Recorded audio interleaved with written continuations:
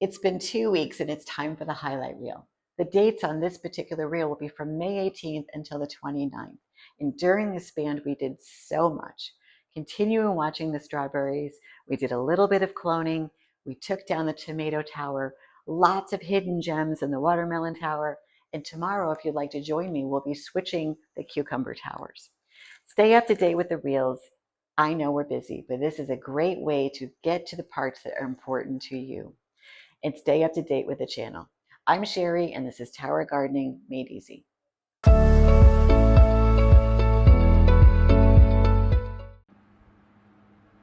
right, so these are all the clones that we did. Oh my gosh, was it Thursday, Wednesday, Thursday, something of that nature.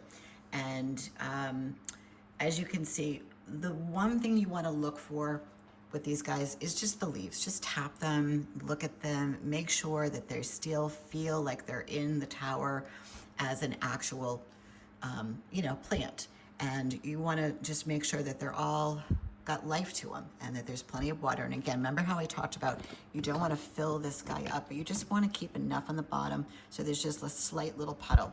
Now, on the warming mat, remember, it's, at least mine anyway, is about 86 degrees. And I leave it on 24/7. So the water is going to be absorbed in the rock wall, but it's also going to be, it's going to evaporate from the heat of the warming mat. So just be aware of that. You need to check this at least once a day. You don't want the rock wall to get dry.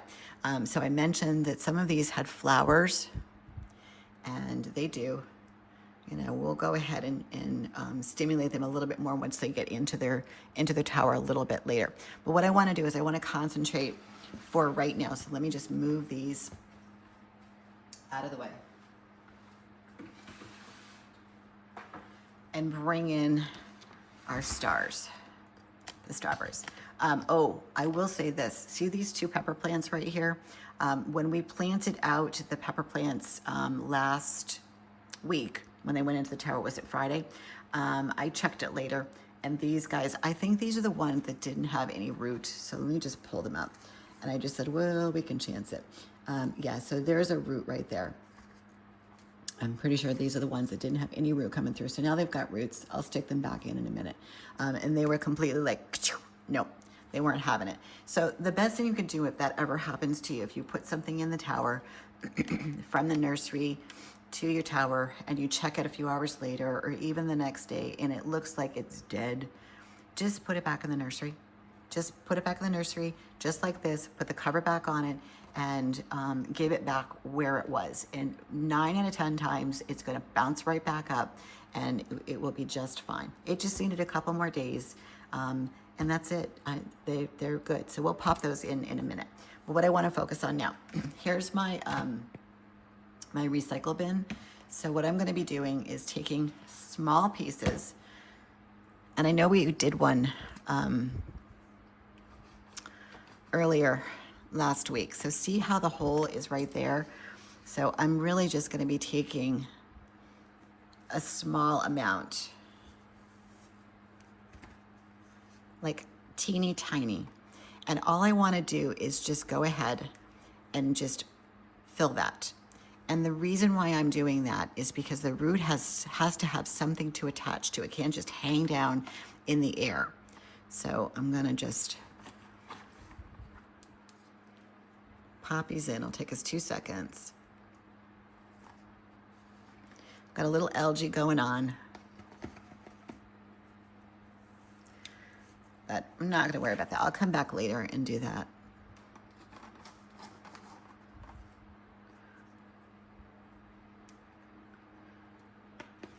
Just a little more.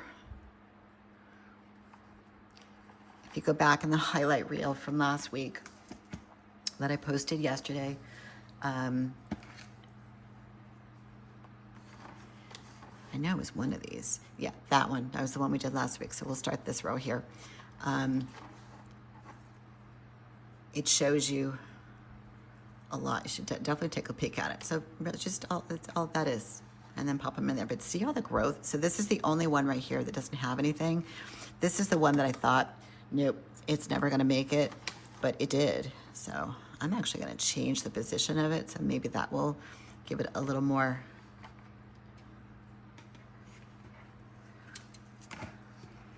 like in the light, maybe that didn't like the area. I'm gonna go ahead and just plug this one just because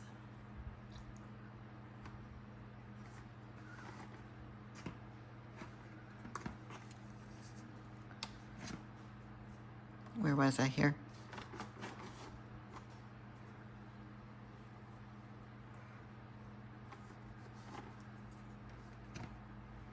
Just little bits. Did I do that one? Yeah. I think there's one right there too. Yeah, right. I can see the seed at the very top.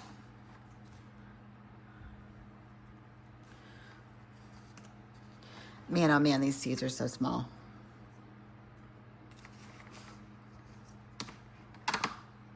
But as you look in, I know really hard kind of there, but on the close-up, there are no, there's no roots coming through. I've got some more pieces. I can hear pitter-patter on my stairs. I think someone's coming to join us. Hi, Lib.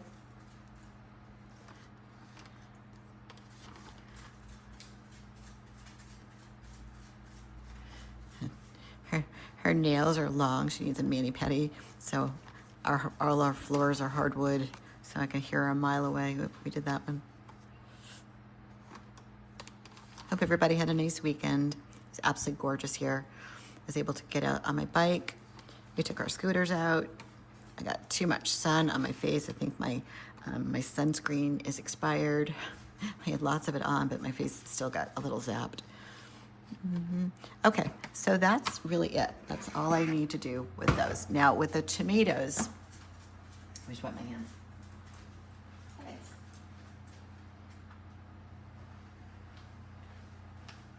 With the tomato seedlings, we did that ahead of time. And just because I know that those will just pop through. But remember, these were just skins. They were just the side of a strawberry that I wasn't sure was gonna happen. And if I get really, really, really close, and of course I put my glasses on, lean in, if you look at my finger, that's a third leaf right there. So there are a bunch of these, and they're everywhere, because these strawberries are so, there's so little. But I can tell you, like, I'm kind of like bonking them a little bit, and the stems they're pretty hardy, but they're not even close to going in the tower. This is something that I wouldn't even trust. Like, remember how I threw these in last week going, oh, they'll be fine. I would not do these with these. This is a seed that I will wait to the golden rule of all roots are coming out of at least 3 sides and the bottom, because they really are super, super sensitive. And think about the nursery. It's warm, you got light, you got moisture, and then you've got a dome that I'm gonna put back on. So it's kind of like the protector, and I'll grab those peppers later. And it's, it's to keep them, nice and tucked in. But when they're in the tower, the water's gonna be a little bit cooler, it's gonna be rushing, you're gonna be having some nutrients. This is just tap water. There are no nutrients in here. It's literally just my water. Now my water in general is 0.6, that's the EC. So when I add nutrients to it, I need to take that in consideration, because there is some nutrient to that water. So is it perfect? No, but then I go ahead and I do the pH as well, and it just works. So, people that talk about the water softeners and things like that, just test your water before you, go and get that stuff, because sometimes it matters and sometimes it doesn't. All right, so why don't we do, I'll change the camera to the start page and then just do a real brief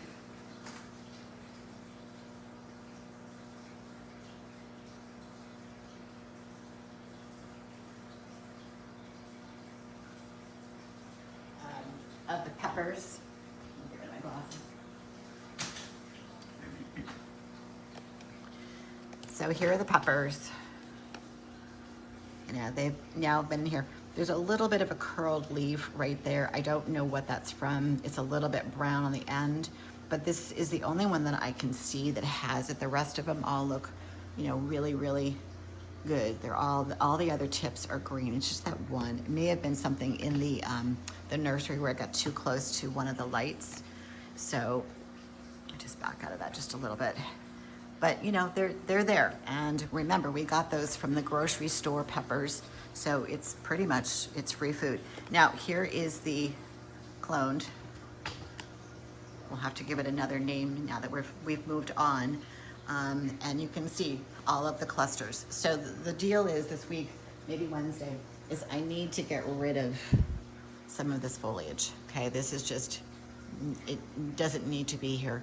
And it's taking up space and blocking the clusters. So look at the lights. See how far out they are? What I want is to get them in again, close to the tomatoes, but I can't because it will burn the foliage. So if we cut back the foliage, get the wands on top of the big green clusters, they will ripen a little bit faster. And it will also send a message, like I said earlier, to the plant to like, go ahead, let's grow some more, while the other, you know, tower gets up and running. I will say with the broccoli,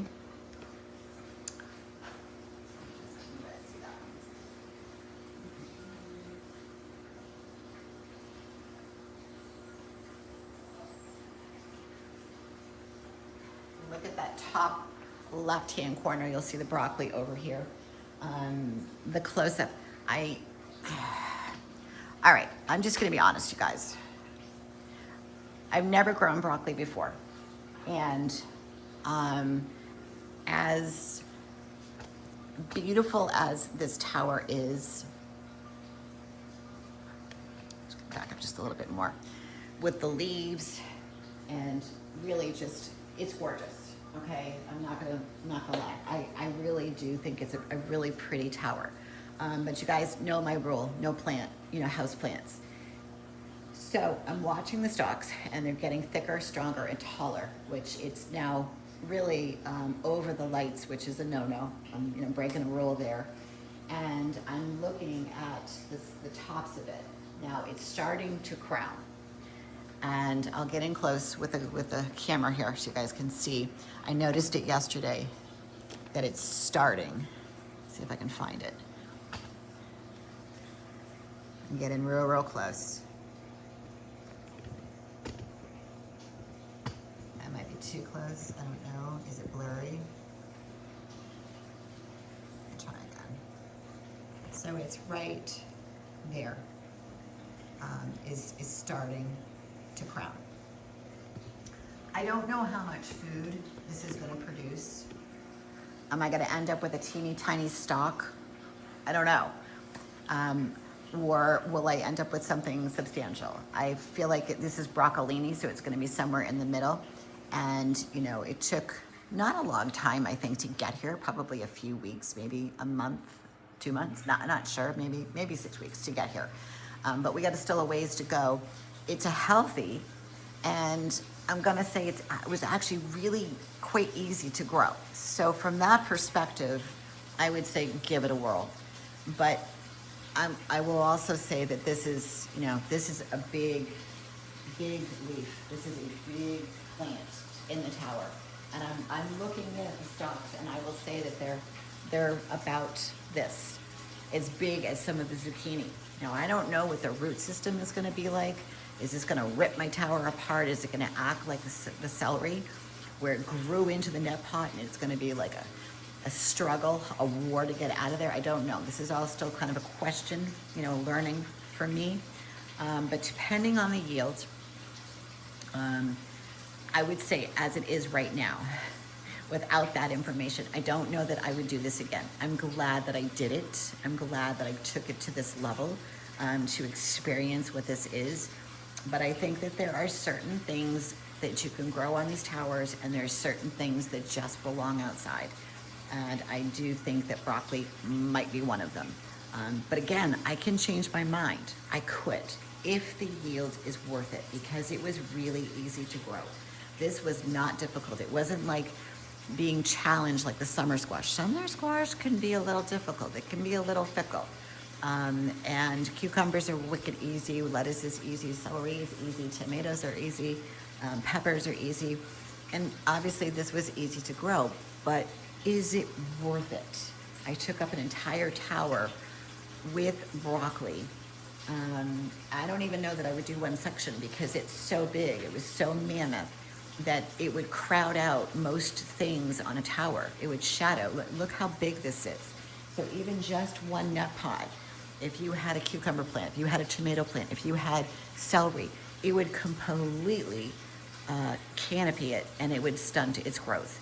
So you could put it on the bottom and let's see what happens, but I just think maybe it belongs outside. Not sure. I could change my mind. I could start throwing me these massive crowns and I'm going, oh my God, this is the best thing since sliced bread.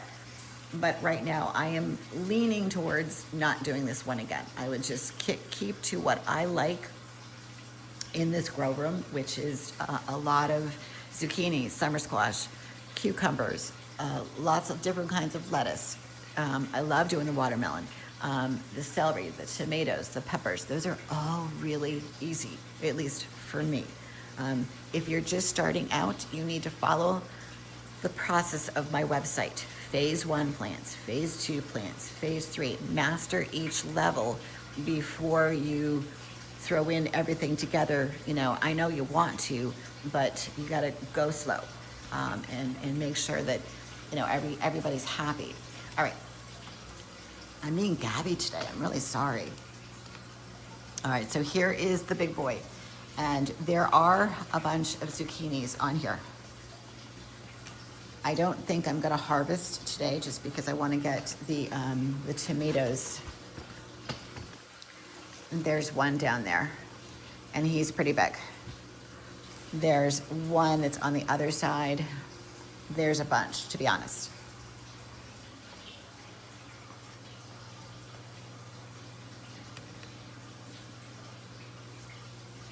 Nothing in the this upper region, not even to pollinate, I think. Hold on. Oh no, there's one little one that got pollinated, but that's just a flower right there. Ooh. Okay, I bumped into the tower. Sorry about that, guys. All right. This is the newer zucchini. And remember how I was just talking about, there's only 3 plants. Look at the size of those. They're huge. And we've got one pollinated zucchini right here. And the flower fell off this morning, but it's going. But look at the size of the stems. Look at the stems and look at the leaves. Look at the leaves. And we're not there yet, but you can, if you look down, you can see the girth of those stems. So we're a little ways away from that, but that's where we're headed with this tower. Okay, I'm not gonna chip on this one again. Same thing with the summer squash. We have lots and lots of summer squash that got pollinated last week. Nothing as of today. Here's one that's ready to come off.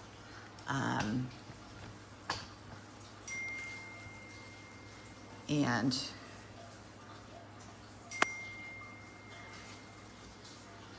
it's a little gourdy, so I think I'm gonna go ahead and harvest that. Remember how I talked about don't let the summer squash get too gourdy, because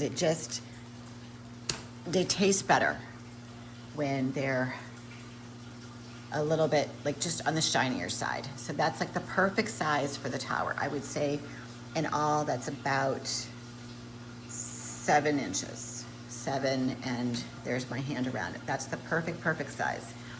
Any, I think, bigger than that on these towers, it just, for the summer squash, you're gonna end up with broken stems. Oh my God, this tower.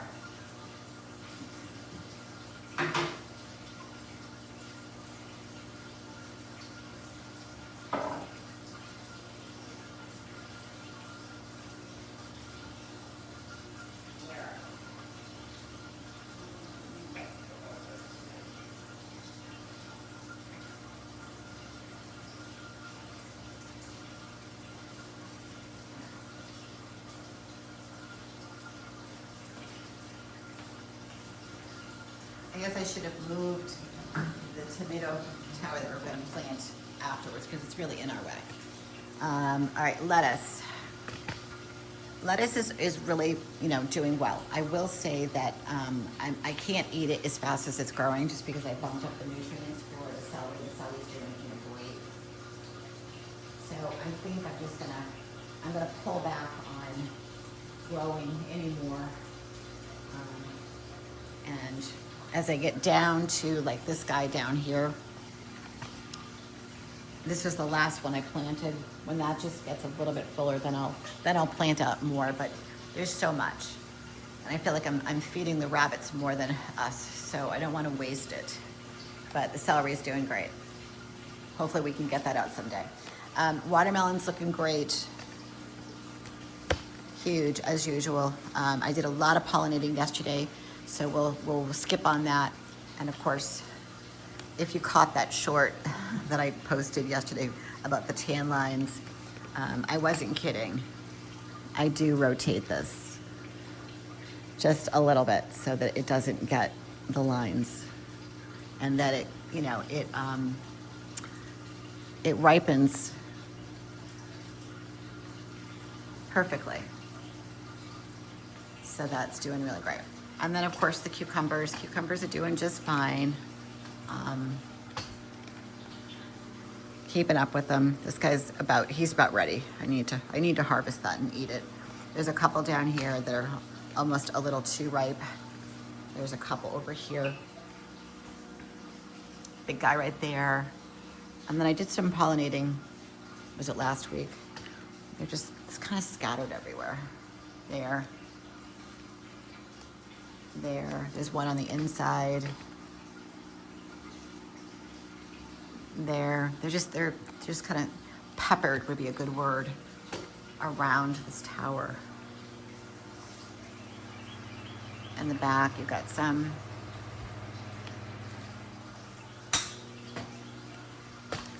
All right, well, what I want to focus on now is let's get these clones. Let's get the clones into the tower. I've gone ahead and I've done the nutrients and the pH already. With these tomatoes, because they're so hardy.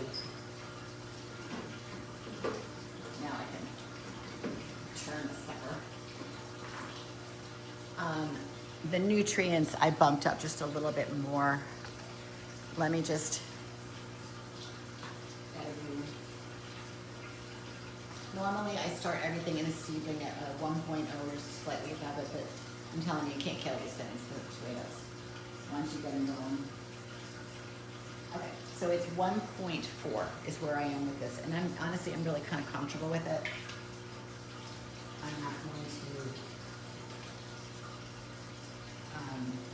to worry about it. If anything, it's just going to get them to grow just a little bit faster. So what I want to do now is just, as you can see, the lights are pushed way up. I'll scan that in a minute. I'm going to go get that tray.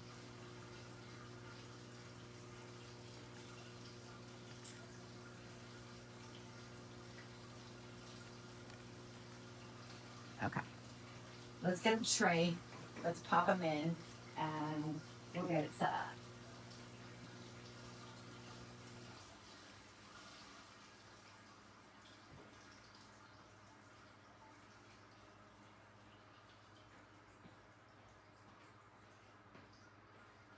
Now remember, we did 10 and 10, so we did 10 yellow and 10 red so that we had them peppered, like that word now, through the tower.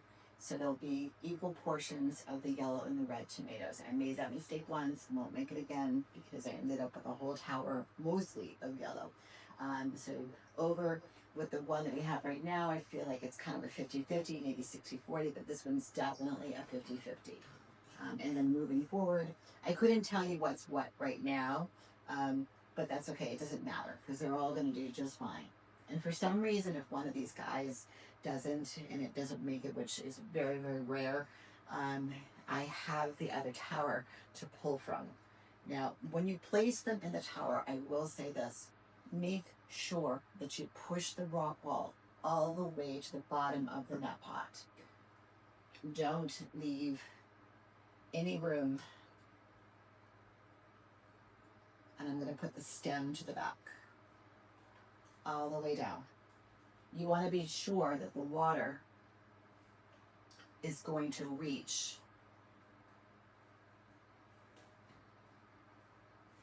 Sometimes it just hits it and it might bounce off of it. So why I'm pushing it down is to make sure that it's down and back so that that little drip of water from the pump hits it. And then of course, once they're in, once anything you put into a new tower, you want to check it. You know, maybe in a couple hours I'll check it. Definitely tonight I'll check it before I go to bed. And then first thing in the morning, I'm usually running down here to make sure that everything is okay. But I just know that these guys they're so hardy. I mean, if you remember, and this goes way back to the end of last summer, I put one of these homes on my front porch with these tomatoes. Okay, same clones from one of the existing. At the end of the summer, I was busy. I stopped putting nutrients in the water.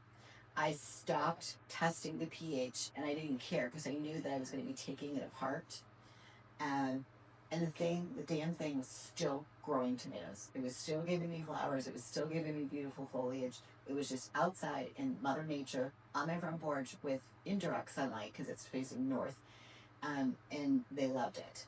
So if you've ever heard me talk about last summer's experience with the tomatoes, it was quite interesting because when I did take it apart, I had a bird living in it. I had a bat living in it. It was crazy. Everybody, the wildlife, there was raccoons that were trying to get up onto my 2 chairs that are on our porch, and they would shake it. They would shake the tower to get tomatoes to fall off because I really wasn't harvesting. It was just pretty. I was just leaving it out there until I had to because I was busy. And so I come out in the morning and it would be like tomato goo, you know, all over my patio or deck or whatever you want to call it, front porch.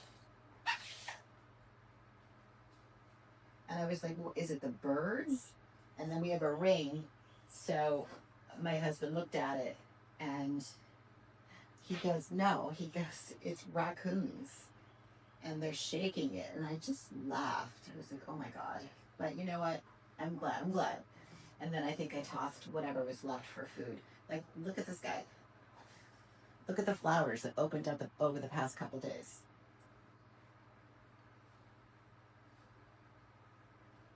I'm telling you, this seed, if you can get through that process, you are going to love this tomato. Love it.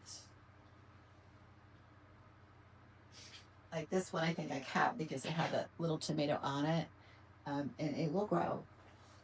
Trust me. I'll put this in a little sweet spot, and it will grow.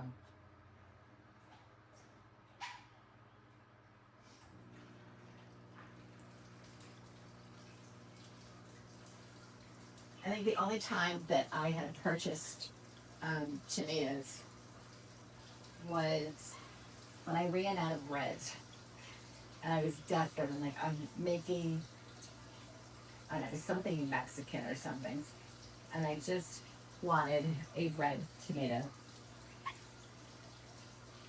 And so I broke down, bought, you know, a red tomato in the grocery store.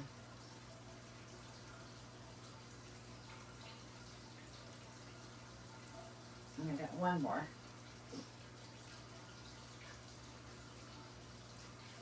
This in the back. There's something about, and you've heard me say this before, there's something about a tower that's new and clean and just at this stage that I just love. It's like a newborn baby, I guess. You know, I love it. I just love this particular variety. And I'm so thankful that I can share it with you guys because it really is dynamite. I will not silk you any longer with I promise. That's it. I want to wipe the blonde for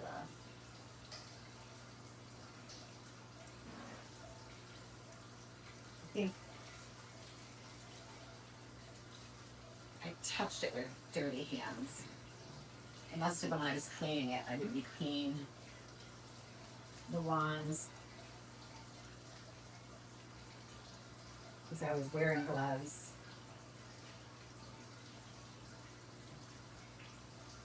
It's almost like I grabbed it with a dirty hand. I like a clean power open today.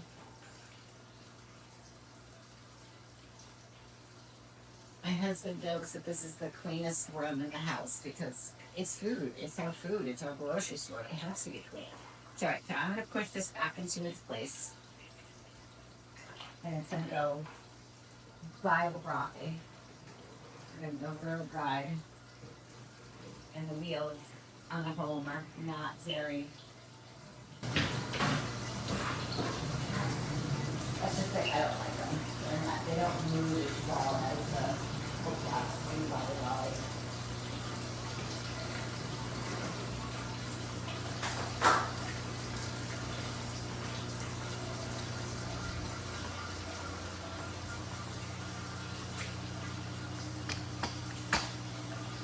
All right, here we go.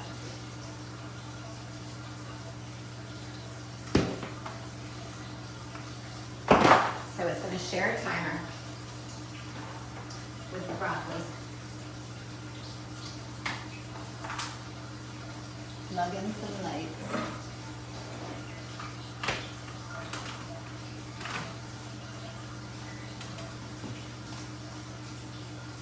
Ooh, it's bright. What are we at? Oh my God, it's so funny. It's like perfect. Perfect time. Now notice, there's one thing I want to point out. I want to make sure that it's close up because it can get this. The top of the lights. Notice how they are arched. They're kind of like a gooseneck because you want these lights to be very close, not touching, just very close to the seedlings.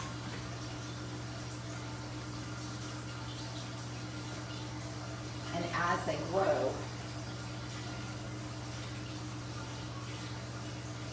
you can adjust them. What you want to look for is very close, and you want to make sure that you're getting from top to bottom, from where the very bottom, okay, you can line it up right here to the very top and very close. So that's why you get this big gooseneck. People just think, pop the lights on, I'm done, that's it. And they're like this, okay, for seedlings. That's incorrect. Get them close. Just think about it. Where did they just come from? Think about this for 1 minute. Where did they just come from? The nursery. The nursery had a warming mat at 96 degrees. It had lights that was right on top of it. Not so much these guys, but other things at a greenhouse. Now these were open, but they still had lights that were very close. So you want to mimic the nursery. So what we did was, when I added the water this morning, I put the cold and the hot together. Now, if you're in an area where all you get is cold water, it's fine. It's fine. It will adjust. But for these guys, it's lukewarm, half and half. I've got the lights that are mimicking now that spider light that's in the nursery because it's very, very close, not too close where you're burning, but I've got it perfectly lined up at levee level, and I've got it so close and arched that it's right on top of it. Now the other thing that I want to do before I'm done, as I said, other people, when they've cloned tomatoes, I know the gentleman, Kevin, I forget his last name from, is it Epic Gardening? He's like, cut all the flowers, cut all the tomatoes, and have them just focus on growing green. With this particular seed, I have found you do not need to do that. So I already have flowers, and so I know these guys just opened up. So I'm gonna go ahead, and if there's any pollen, I'm gonna go ahead and try to get it to release. So these two,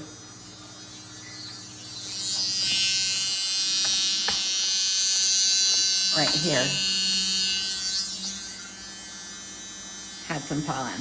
Okay, you can actually see it right there. There's a big dump that came out of that one.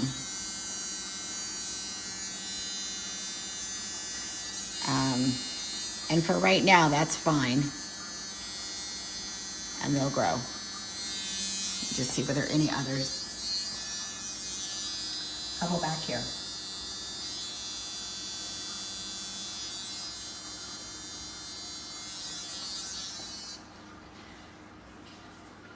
I think that was all of them. And then we'll just keep our eye on this little guy and this little guy right here. And why waste it? That actually looks like a red. I can now determine the reds because they have that little stripe, dark stripe right at the base where the yellow ones do not. I just learned that. So that really is, I guess you could call the fourth segment on growing your forever tomatoes, but if you're going to use the seeds, that is my secret. You know, this is the secret to really mimicking as close as you possibly can to the nursery, and as they grow, we'll pull the light out. But these lights, they get warm, like not hot to the touch, but they definitely get a little warm. This one actually could go up just a smidge and in. That's why I don't use a trellis with these guys, so that I can get really close, and they don't need it. Look at this guy. Look how concentrated they are, and there's not a trellis. It's a very compact dwarf seed that I have used, and it's in its website. And see how the goosenecks, let me just make sure it's up. See how these are no longer goosed? They're now being pulled out because it grew. Clusters are here. Next step is what? Clip the foliage, bring them back close to get them to ripen. Now let's go ahead and add those two little peppers.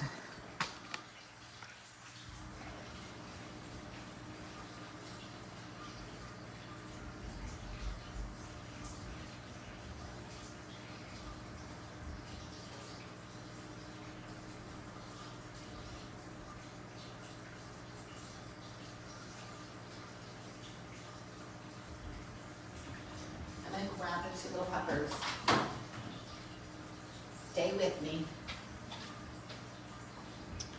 And I'm probably going to put them here and here, right in the front, so I know to check on them a little bit later. Put that guy right there. I'm going to adjust this light just a little bit.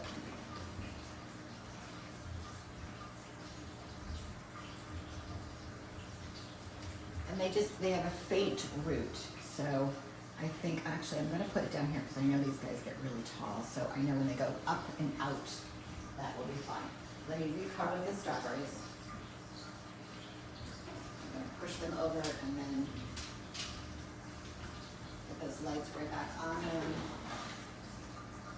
See that on the CPM right there on 180. And now it's just, you know, basically it's a weight game for the peppers. I'll check them. What were they? It was this one and this one. I'll check them a little later. And again, if they wilt, then what I'm going to do is I will pull them back out. I will put them back in the nursery, covered, you know, kind of tuck them in, and then we'll try them again in a couple days. So I pulled them out, was it Friday? So they had Saturday, Sunday, and then this morning in the nursery. And honestly, they popped right up within hours. I wasn't really concerned. So Wednesday's projects will be definitely the foliage. We're going to trim out this a little bit and then bring in the lights so we can get that to, you know, to ripen just a little bit faster. But, you know, you can see right there on the bottom, you know, we got a big cluster right here that's all red. We've got some more down here. We got a ladybug that's just hanging out on top, doing their job. Let me see if I can get him. He's so cute. Oh my God. They're always in the little strange places, just hanging out, Catching some rays. I love them. Doing their job. Hopefully we do not get aphids this year. I won't be so disappointed. We'll just take a little tour here of, this is the new cucumber. And it's doing really great. Got all these leaves, they're all nice and green. Let me just, you know what, while I've got you, I'm gonna take a peek. I did all the water on Saturday. Water nutrients on Saturday. But I don't have one speck on these leaves. So it's really just amazing. All right, so I wish I could show you. Oh, I could, right there. Oh, it just clicked up. 1.7. So 1.7, and I know that the pH was at 6. Cucumbers they're pretty steady, Eddie. They don't really change too much. They're a little bit there, but that just could be a light thing. So why don't we do this? We'll just rotate that just a little bit. But it looks really, really good. I'm very, very pleased with this tower. It's doing great. And soon we'll be pulling some of those old leaves from behind, because our method now is what? Get them away from that pot and get them to trellis out onto the first trellis, and then get them to trellis onto the main trellis to then really grow some good grocery store fruit. So definitely keep an eye on this tower. Okay, so like I said, I tripped over the cord and this whole thing completely just wilted. And I mean, like this, not just, it was completely wilted. And I go, uh-oh, that's not good. But I plugged it back in, so it was me, pilot error versus equipment.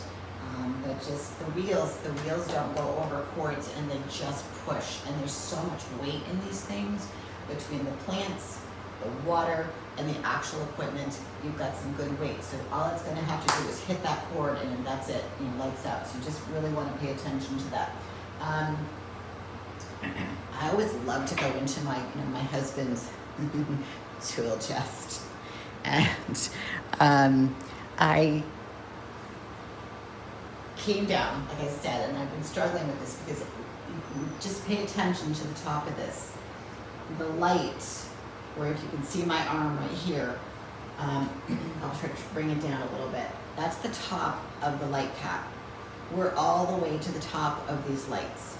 And again, I don't know that this is worth it, and I really hope it doesn't cost me lights, because these are really, really expensive. But this light was doing the blinky, blinky, blinky, and this light was completely off. So I felt like these two lights somehow were connected inside the cap with the wires. So I was like, great. And then so I reached in and I felt the top of the lights, and they're warm. And this room is getting warmer by the day because it's hot here.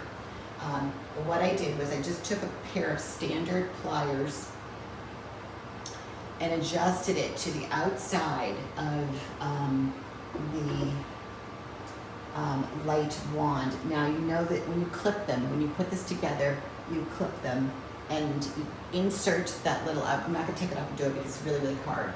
You insert like that little plastic piece, and then you go ahead and you stuff it up there, and then you go ahead and click these two plastic parts.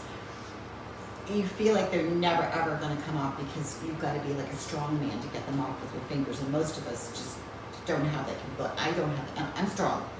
So a standard pair of pliers, and basically what I did was I adjusted it to each side so that it can just grip it, and I gave it a little bit of squeeze, and I just gave it a little twist, and for whatever that was, and then adjusting the wand just a little further out, turn this one back on, and this one stopped blinking.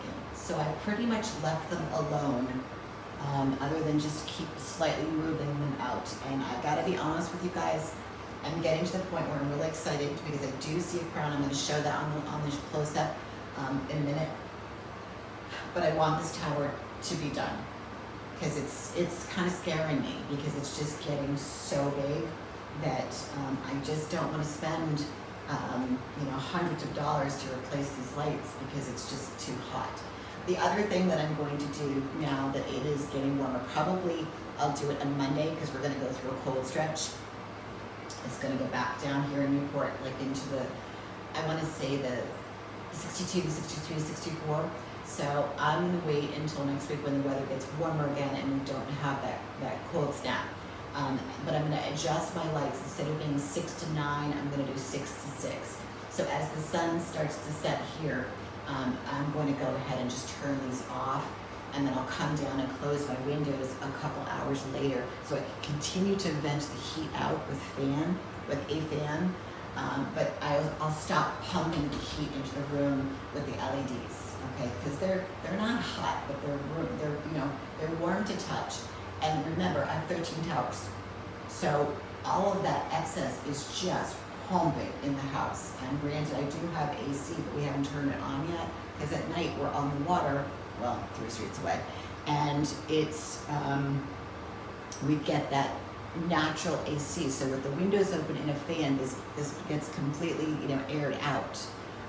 But just be aware that if you're in a warmer climate, those are the things that you need to look for. Just like in winter, we close the windows, we just make sure that everything's nice and warm and tucked in. It's the absolute opposite now that we're going into summer. The other thing that I haven't talked about, because I don't need to do it, but if you're outside, you have your towers outside, and you're in a very warm climate, or even in the Northeast now, you definitely want to have dollies, or you want to raise up your towers with either some stone or wood. Get them off of the concrete or the asphalt, because that is just going to radiate heat up into the water, and it's going to boil it to the point where you're going to burn your roots. The water is going to be so hot that it's going to demolish all of your plants. So now is the time. If you need to turn a tower, build it up. If it's on sand, that's fine. But even if you have it on crushed stone, that stone is going to heat up. Think about walking on pavement or on the ground with bare feet and how hot that is. So imagine putting hot water or water on that. It's just a conductor. So be aware of it. The other thing that people can do is they've added water coolers, where it's a device where you put it into the water and it chills the water. So I don't need to do that here just because I'm indoors. But again, this is another thing that you could do if you're in the southern regions like Florida, Georgia, Texas, down in those areas. They do sell them. They are on Amazon. They're not inexpensive, because if you have multiple towers, you have to run a system for all of them. Not an expert on that, so I would definitely get on Dr. Google and figure that one out. But I have seen people. There was actually a girl that was talking about it the other day. She's got a grow tent, and she's got a water chiller, so she must be in Florida. So, all right, enough with that. But just things to think about as we move through the season. All right, so let me just get up close with the broccoli. We got a little head right here. It's teeny tiny, but I'm very proud of it. She's so cute, right there. Okay, so that's our first one. Now this is broccolini. This isn't the big head broccoli, so I don't know how big it's going to get. But let me just give you a close-up here of what we planted on Monday. These were the clones. And as you can see, we popped them in there. So remember, last week we did the cloning. And then what we did was we put them into the rock wall. If you guys attended the cloning school, you can go to Friday's live when we did that. Was it Friday? No, I think it was Wednesday. And take a peek at that. They stayed in the rock wall for a couple days. And then Monday, as promised, I said, let's get them in the tower. That's all they needed. So they did great. I didn't have to save anybody. I didn't have to pull anybody out. Just tighten that a little bit. And everybody looks good. There's no yellowing, there's no browning, there's no burning. As I've said multiple times, this particular dwarf that we use on this tower and on this tower is bulletproof. So if you want this type of dwarfed cherry tomato, which is perfect, guys, perfect for the towers, this is the seed to use. go to Tower Gardening, go under my website, go to favorite seeds. You're just gonna have to hustle through that seed process, but follow along as I've said to you about the nursery, how to do it. Stay with it, plant them, and I guarantee if you continue to clone, you're going to have your forever tomatoes. I promise. All right, peppers. Let's just take a little look at the peppers. So we planted these out on Friday, and I had to save 2. I had to take them back out. They were not happy. They were kicking and screaming and saying, this isn't going to work for me. So I came down, checked on them a couple hours later, and they decided, okay, I need to go back in the nursery. Let me just turn that back on. So I put them back in the nursery, and then I left them in there for 24 hours, and then I put them back into the pepper tower, and now they're all really great. So if I get up real close, you can see, how close can I get? Right there, we have our 3rd leaves, and one down below it, the 3rd leaf and 4th leaf are a little more developed. So for almost a week, we're doing just fine. All right, a quick little peek on the strawberries. These guys are doing tremendous. I took the cover off this morning. I'm gonna switch over to the seed cam so you guys can take a peek with me.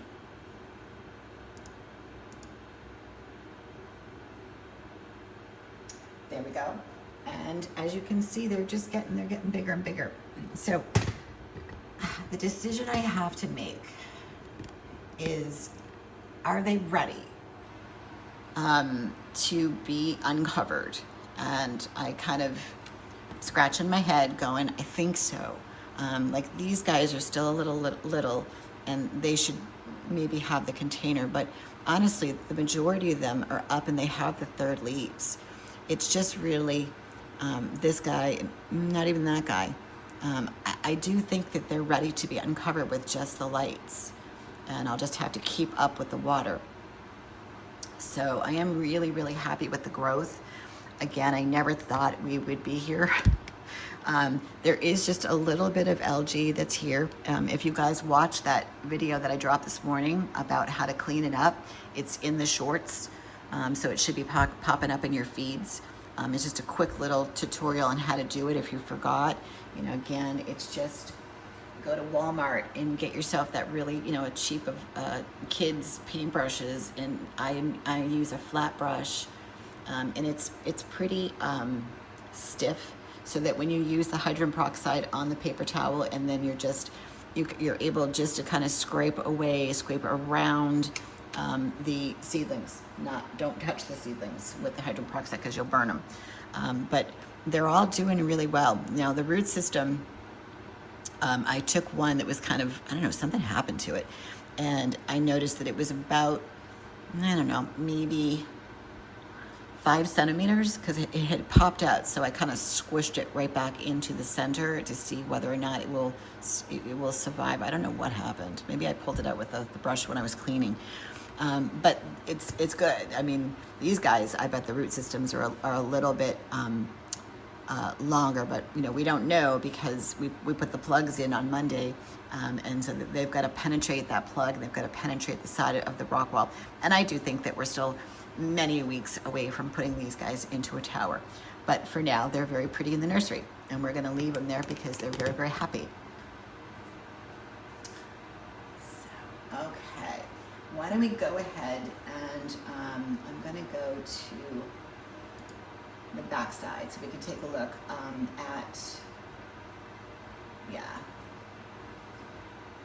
the cucumber. All right, so let's take a little walk over there. What I noticed, because the room is getting warmer, things are growing faster. One, because I keep up with the pH, I keep up with the nutrients, but what I've noticed since Monday is that these guys, this is the new cucumber, they now have this beautiful first stem, and the tentacles are starting to come out. So, you know, this is where you're going to start to see some flowers coming out. So they pretty much all have it, which is, I'm pretty impressed. Don't see any yellowing. I don't see any browning. It's all really healthy foliage. This is when your cucumber, I swear your cucumber plant looks the best. Sorry you guys can't see it in the camera, but you'll see it in the close-up. They're just gorgeous. They're beautiful green, beautiful shape, beautiful symmetry. But then thereafter, when it starts to grow fruit, everything kind of goes to hell in a handbasket, and it starts shriveling up like it's dying, but it's really not. It just has old leaves you have to pick off, and then it continues to grow, you know, new foliage, new flowers, and stuff that you need to keep up with and pollinate. People get really nervous about, why is this leaf turning brown? Why is this leaf doing, you know, this? Why is it doing that? Don't worry about it. You know, worry about it when it stops producing flowers that you can't pollinate. So here's our watermelon. It's huge. Not much I can say other than there's just a lot of foliage. I keep checking this. I've got some browning going on in the center, but I just think that that's just old. And I just reach in and kind of grab a cluster of it. I never use scissors in there because you just never know what you're cutting. You might be cutting a very important stem, so you don't want to do that. So she's just lovely, and I'm looking for, you know, more fruit. I think we have a viable one.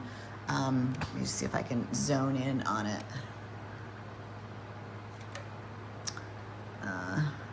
Right there. It looks like it's pollinated.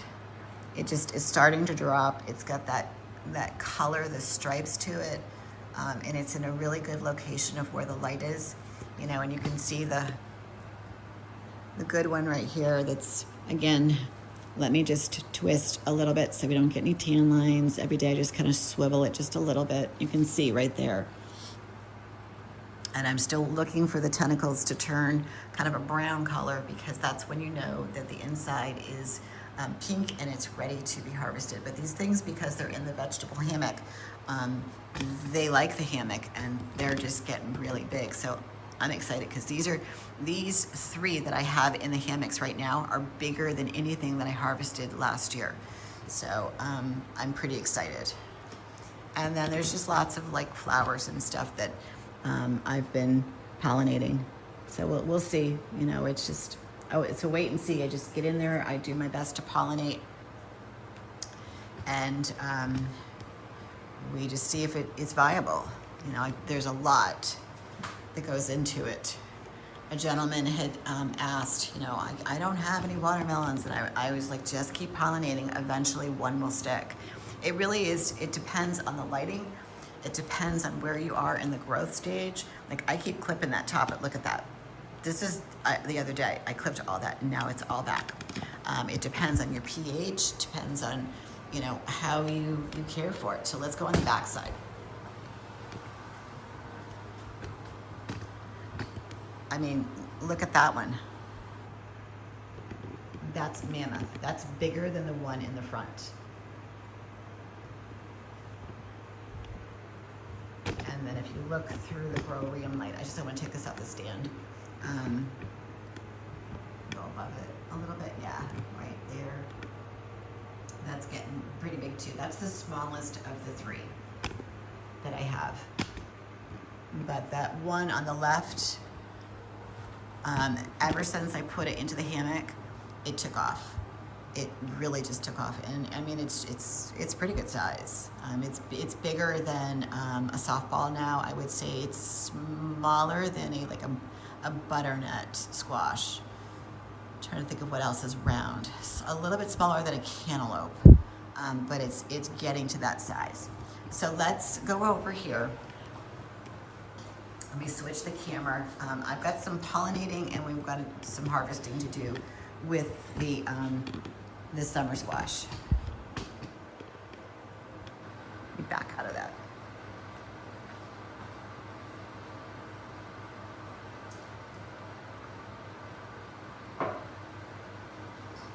Hope everybody has some fun plans for Memorial Day. Let's go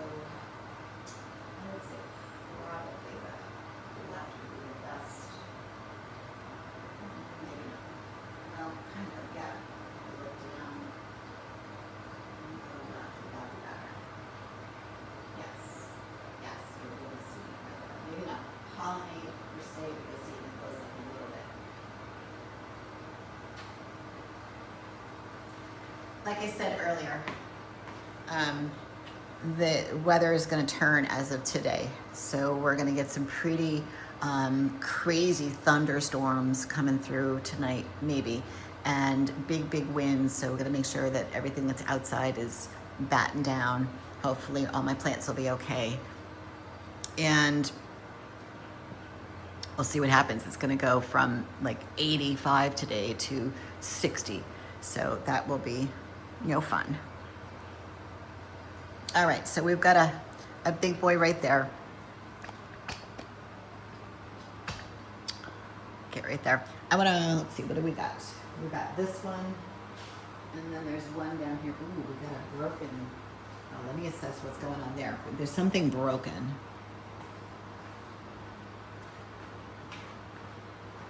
Why don't you guys come on down with me? We can do this together.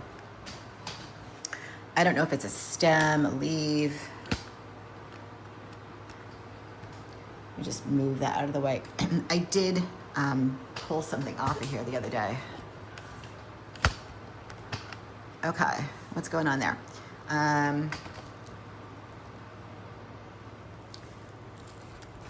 It's right there. So let me just figure out. I think it's just the top of a leaf from the weight of the summer squash. So given that I don't need tons of summer squash, I still have one in the fridge. I'm gonna go ahead, obviously, we harvest that. And let me go ahead and clean this up because I don't want that pulling. Let me just figure out, back up a little bit, where this was. Okay. And again, the summer squash is very crunchy, would be a good way to describe it. Okay, this guy didn't make it, so we'll take him off. We got a little brown spot. So here's a good observation with this. So for some strange reason, this guy, let me move this out of the way and swivel a little bit. If you were to see this, this is a little guy, and you see right there on the flower where it's just a little bit brown, this isn't going to make it. It might grow a little bit, but it's not going to make it. So I'm going to just take it off. So if you see that, go ahead and just remove it and let the plant go ahead and rejuvenate on its own. All right, so there are 3 summer squash I think that we need to pollinate. I'm not going to take off too many of the summer squash because I don't need a ton. But let me put this over on the table.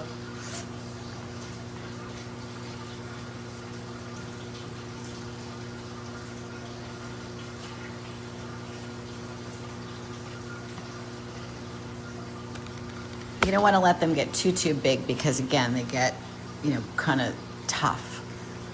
But I think I can let this guy go a day or so. Maybe Friday we'll harvest that one. All right, so the first one, I want to say it's back here, so let me swivel this light. Pull this out. And there's 3. I walked around this morning and I was like, okay, there are a bunch to pollinate.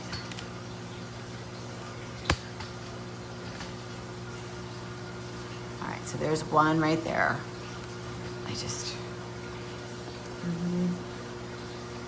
I'm gonna move the light, grab my utensil. It's little, but that doesn't mean that you can't grow. So I've got a flower right below it that's completely open, which is what you want. Whoops.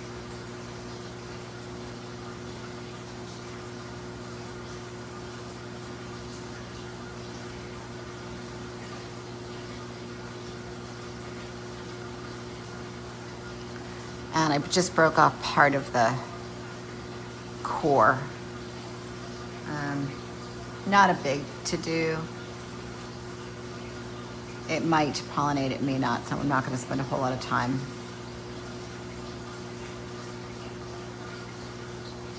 On that one. All right, there's a bigger one that's over here.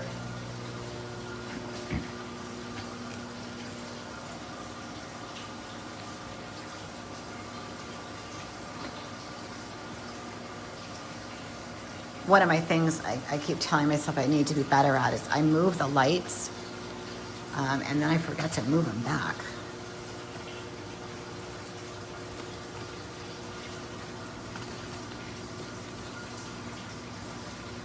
So here's one. Same thing, we've got lots and lots of flowers. So I'm gonna just kind of bend that down for you guys as I'm flinging pollen everywhere.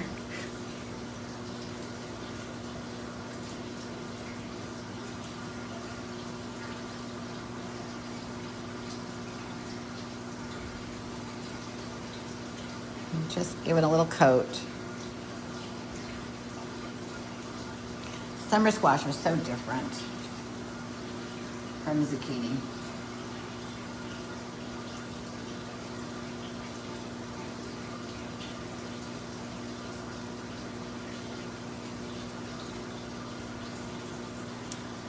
A little more. I've got lots and lots of flowers to grab the pollen. So I'm trying to look for something I can just grab that's, you know, kind of beautiful and billowy like that. Because that's really what pollinates and sticks. Once the flower closes, it's too humid, especially this time of year. So I think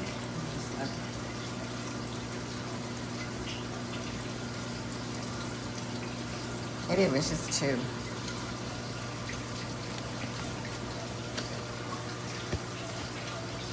I've also learned with this particular summer squash that if there's anything that's on the inside, I'm just gonna let it go because it's just never gonna get enough light. And that if I try to twist the leaves around, this particular variety, for whatever reason, gets very crunchy. And that's, remember, if you go back in my post, you'll see where I had to super glue something. So honestly, that plant is still hanging in there. So, you know, I'm still be able to grow.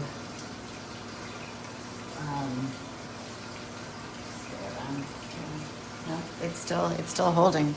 So that's amazing. Get rid of this.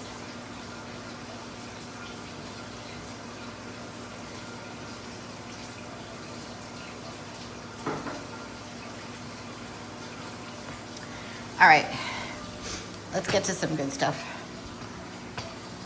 There's all kinds of zucchinis on here, on the big boy, like a lot, more than I need. But I need to get two for the safety of the tower.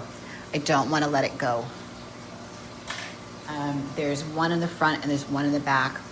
I was gonna do it the other day, and I was like, oh, we'll wait till Wednesday because we just had too much going on. And I like to do it on camera with you guys.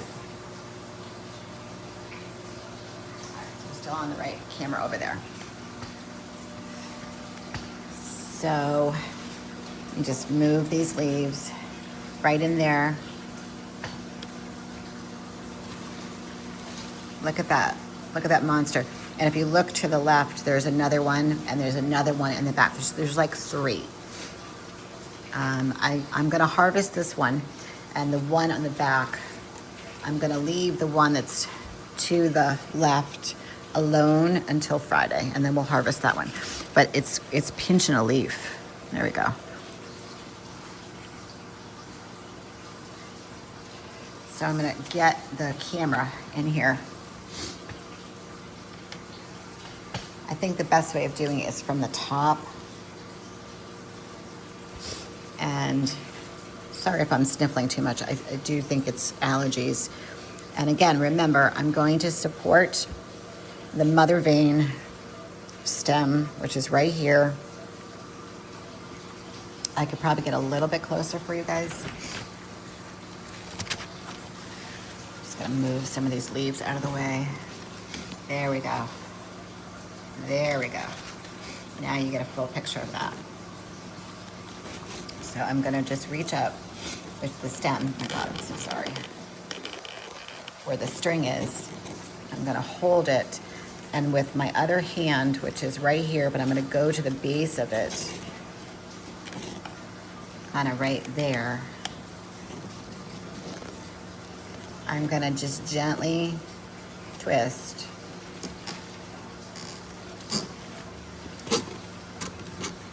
Making some good sound, and that's a pretty good clean cut. So we're gonna come on out of here safely. And there we go. We got another monster right there. My apologies. Now on the back side, we gotta go get that one. So I think the best way of doing it is I'm gonna pull the tower out a little bit.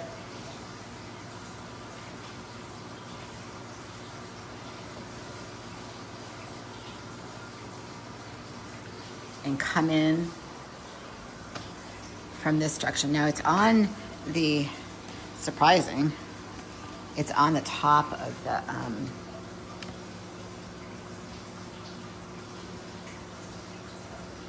the basin, the reservoir. So technically I could let this grow because it's not, it doesn't need the support. You know, it'd be kind of fun to let it go, to be honest with you. I don't need it, but if we just let it continue to grow and see how big it's gonna get, because it is, look at all these flowers that are in here. It is supported. Wouldn't it be funny to get this thing like crazy big? I think we should do it. What do you guys think? Let's grow it. Just as I'm in here, I'm underneath. So here's a thing that I did. So I've got a zucchini that's right here, and it's pushing on the trellis. So I took a paper towel, you can see the paper towel, and I'm letting it, as it grows out, it'll push the paper towel, but it won't grow into the edge of the trellis. That's the one thing with this design. I would have gone flat on here and then just had those little spindles over there. Because the vegetables do grow into the trellis and they leave marks. But okay, I think I've made a decision because this is supported. And if you look straight through here too, there's another one that's kind of supported. So yeah, let's do it. And then you got this little guy down here that's growing. I mean, it's got plenty of nutrients. It's getting the light. Actually, I can kind of move this a little bit, because there's nothing on that side that's growing. So yeah, why don't we, it's gonna be fun. All right, let's do it, let's grow it. Let's get it so you guys can see the edge right here. Mark it, it's Wednesday, and we got about, I don't know, 4 to 5 inches to the edge. Let's get it out here. Let's just grow this stupid thing. Just for fun, why not? I like to amuse myself. Let me just take a peek at this one and see if it's gonna harm the stem. If it's gonna harm the stem, then we gotta get it. I ripped out some of these roots the other day. All right, let me come down. Come all the way down on the ground. And I mean, it's big, but you know, we've harvested bigger. So I think, honestly, just let's let it go for a couple days. It's not ready. That to me it's not big enough. But the other one, oh, let's do it. Let's go crazy.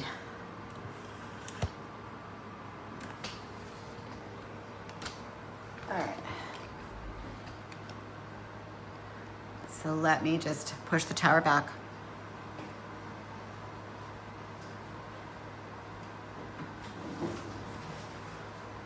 Making sure that I'm being super careful with the cords. It's also getting that natural light too. It's right on the shelf of the reservoir, and as I pushed it back, the natural beam of the sun is right on it, so that will really help it too. All right. Grab my scissors. Push this guy back. Everyone looks good. All right, I'm going to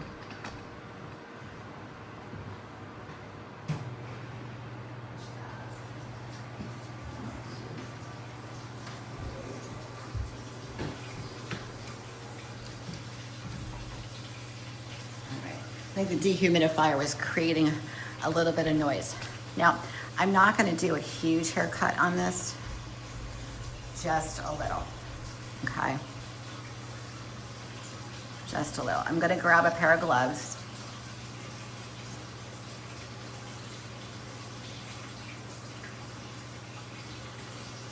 Let's see if I can do, look on any of you guys see if you can see something. It's right in that blind spot.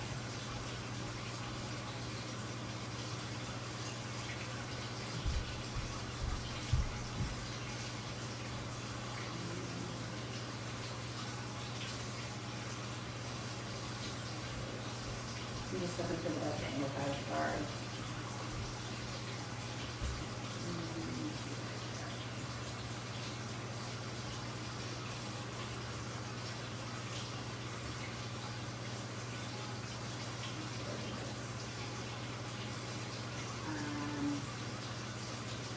Yeah, it's right in that blind spot, so I'll be quick. And then hi, Arrow. There was something, sorry, I can't believe it's too small. Thanks for joining us this morning. Yeah, so I'll be quick with this. I can unplug it and push it. Why don't we do that? Let's go ahead and do that.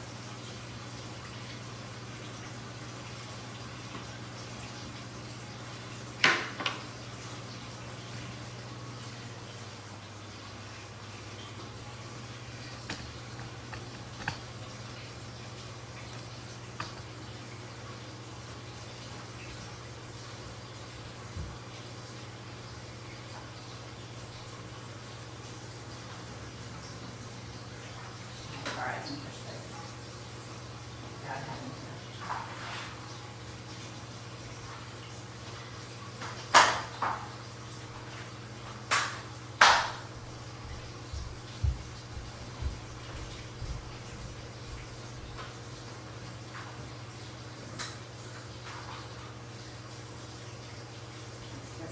These wheels, man. Put it on. Put it on the rod.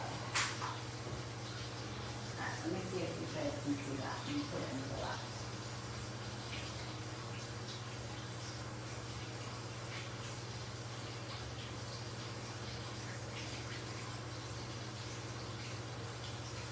It's a little better.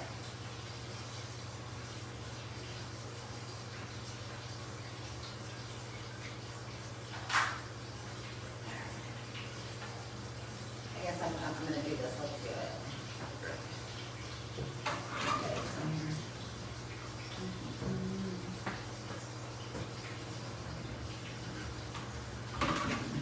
Just kind of twisting it a little bit.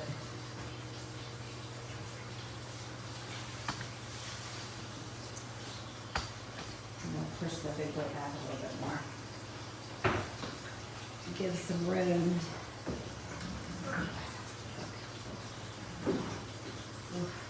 Need to push this guy over a little bit.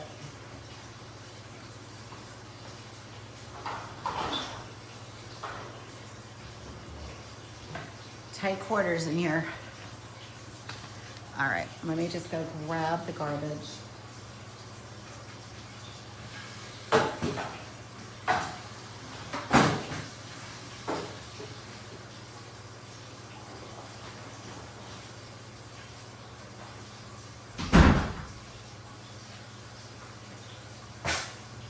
Garbage, we got scissors.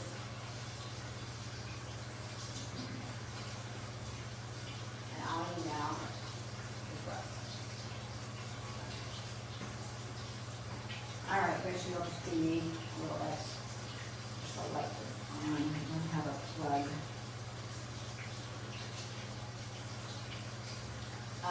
Again, gloves and tomatoes are key.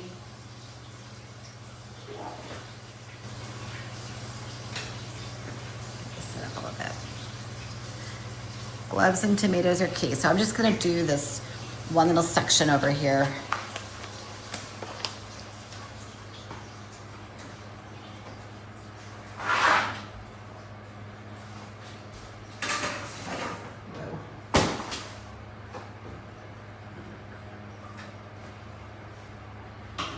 will say the home is very compact and lovely for small spaces, but when it comes to moving around, the little wheels are death traps. All right, so I'm just pulling off. Again, this is just part of the maintenance with this particular, when you've got tomatoes, you've got to get in there and you got to clean them up. Reaching underneath, making sure that there's no brown or powdery mildew. There's just not enough airflow. So I'm just going to cut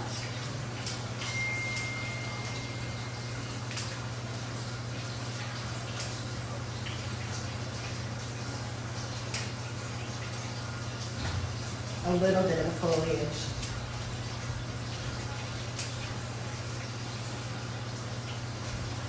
I feel like the lights are more on the sides, and that's part of the problem. I just feel like there's no clusters here.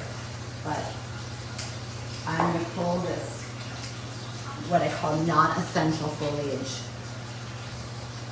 away from the clusters that are there, because if they're hanging over the cluster, they can't ripen. Or they will, but it will just take longer. And you're also spending lots and lots of money on nutrients to keep this alive. You don't need to do that. You want to send a message to the plant to grow more tomatoes. And by doing this light is bothering me. Again, this is just a light little trim. Nothing major like we did a few weeks ago.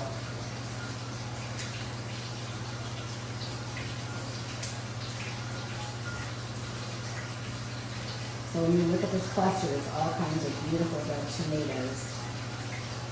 I want to pull away anything that looks like it's mulching down and sitting on the tomato, because that will make the tomato rot.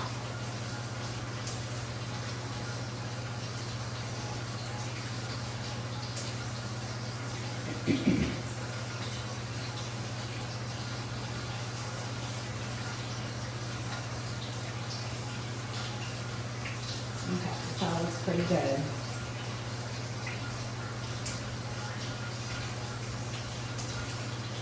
The clusters are also very heavy. So by getting rid of some of the non-essential will lighten the clusters up.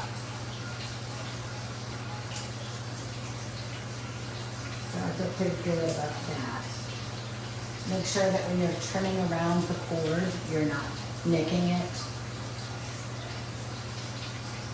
That's why when I go and I do some pulling and weeding, if you will, just pulling out the excess old foliages off the watermelon, I only use my hand.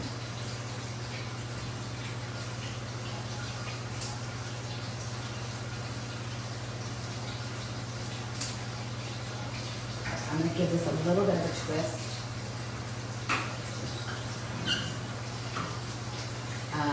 And I'm going to move the light over here. Whoops. Or in the broccoli. Beautiful cluster right here. But what I'm noticing is the wand was too close and the foliage grew out. Oops. Occasionally you might nick a tomato, and that's okay because there's so many.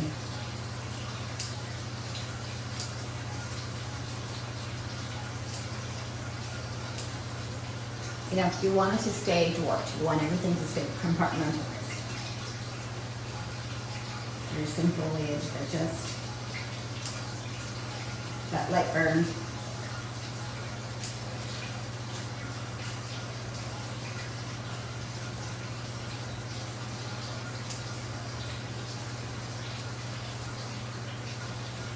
And then now I'm going to reach underneath after I cut that one.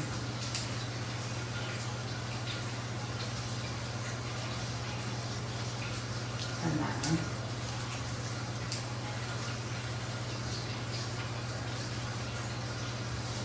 to make sure that everything is nice and healthy in here. Yeah, all looks really good.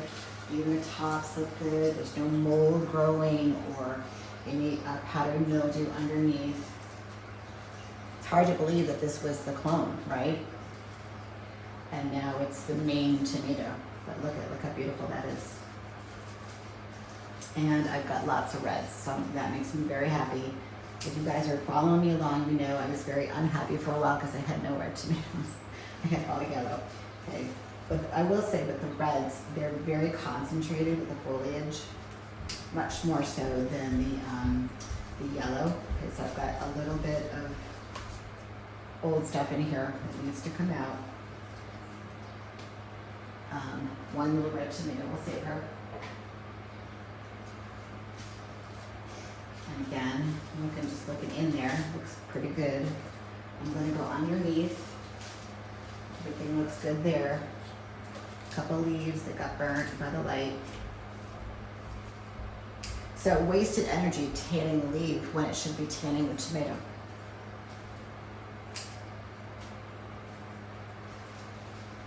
And as you can see, this doesn't take a lot of time. You know, if you were totally focused and I wasn't talking end trimming, it would be like bing, bing, bing, bing, boom, boom, done.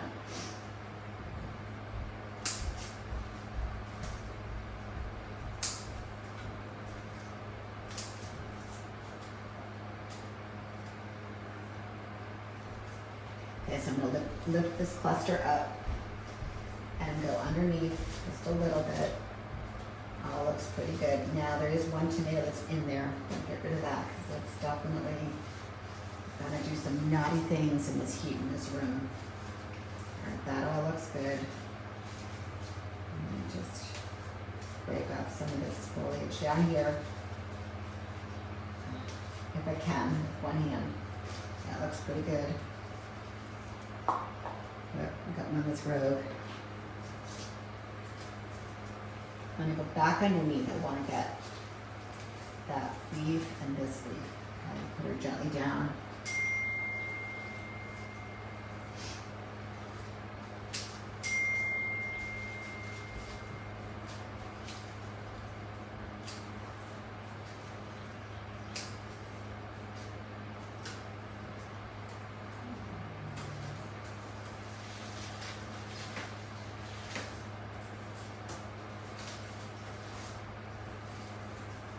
Looks good.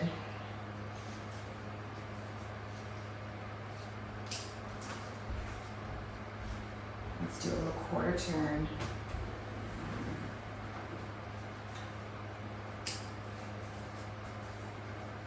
Hold on.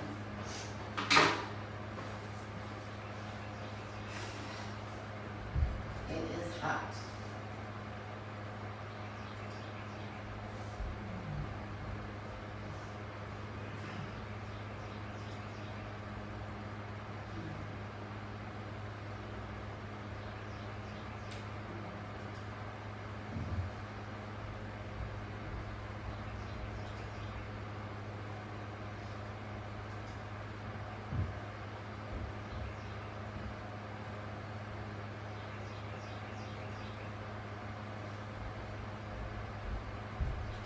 Bear with me. All right.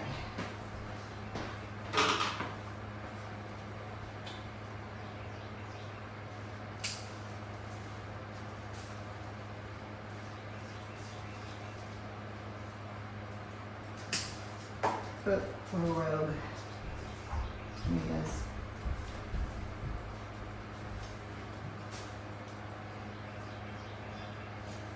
Oh my goodness, we're dropping like flies.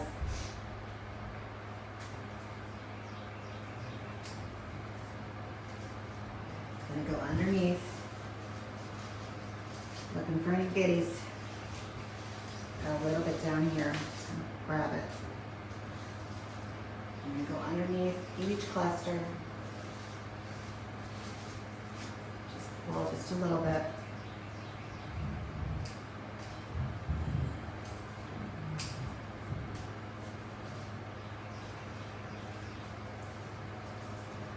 Big stem that doesn't need to be there.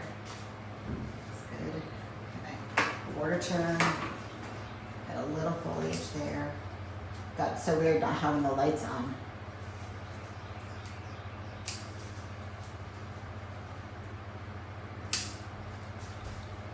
It's so dark.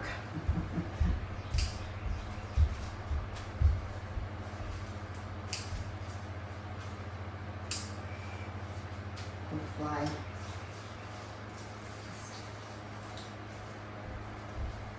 You know, it's really good to do this periodically. I find that it's better if you can do this a couple times versus like a massive haircut. When the tower needs to be turned, that's different. But this is just really trying to clip away the foliage around where clusters are to get them to tan, or ripen, I should say. I got tan in my brain. All right, that all looks good. Let's do another little border turn.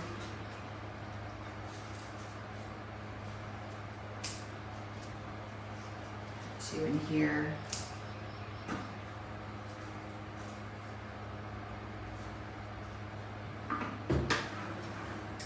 Quarter turn. An eighth of a turn, I should say. Oop. Now I'm throwing these tomatoes away, but you don't have to. You can actually put them on a shelf and they will ripen just fine. But I have so many. I still have the containers from last week upstairs. And you're better off, don't put them in the fridge, just put them out somewhere and they will ripen faster.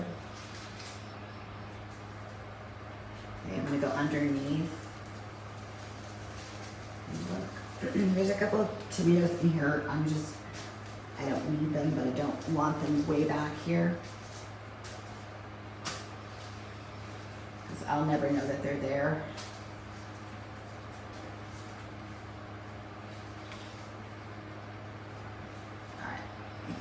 Quarter turn, I got something going on over here. Under this one, something just kind of exploded.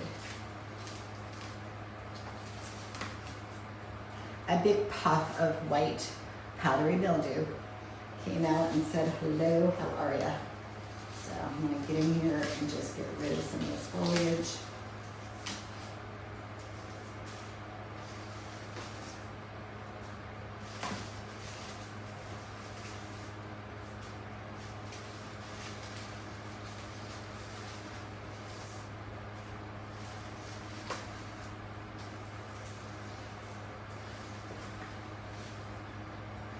It was under this one too. Just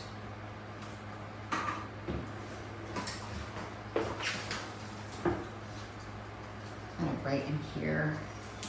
Some foliage where the light was too close.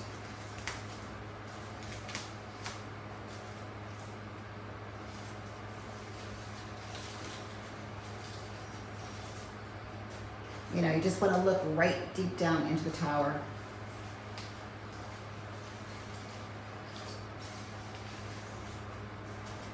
If there are tomatoes that are right there next to the net pot, assess them whether, you can see those are bad.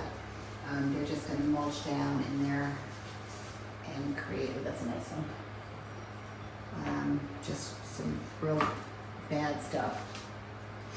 Okay, so I feel pretty good. I mean, I could spend another hour really just ripping this thing apart, but I don't want to do that.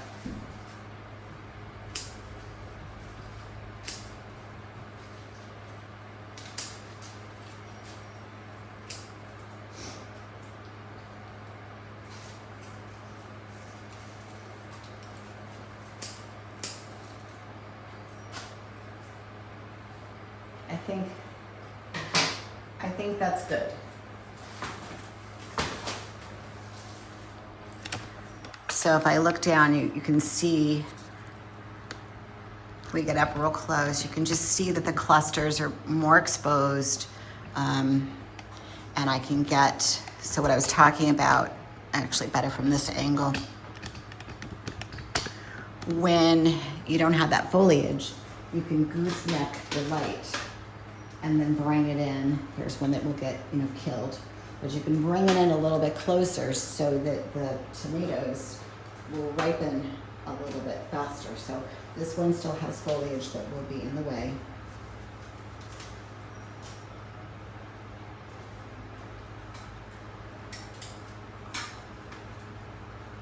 I mean, it's okay if you burn it. It's not the end of the world. But it also, just for sake of space, okay, just for that, to go ahead and bring them in a little bit so that you're not, if you've got 2 towers, 3 towers, or like me, space is a very important thing. All right, so I'm gonna take the cords and I'm gonna try to back her up a little bit. There's a lot of water in here, so it's really heavy.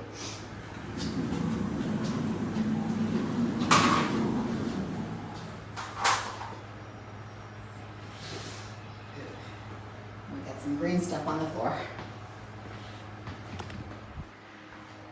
But just from a distance, just looks a little bit better.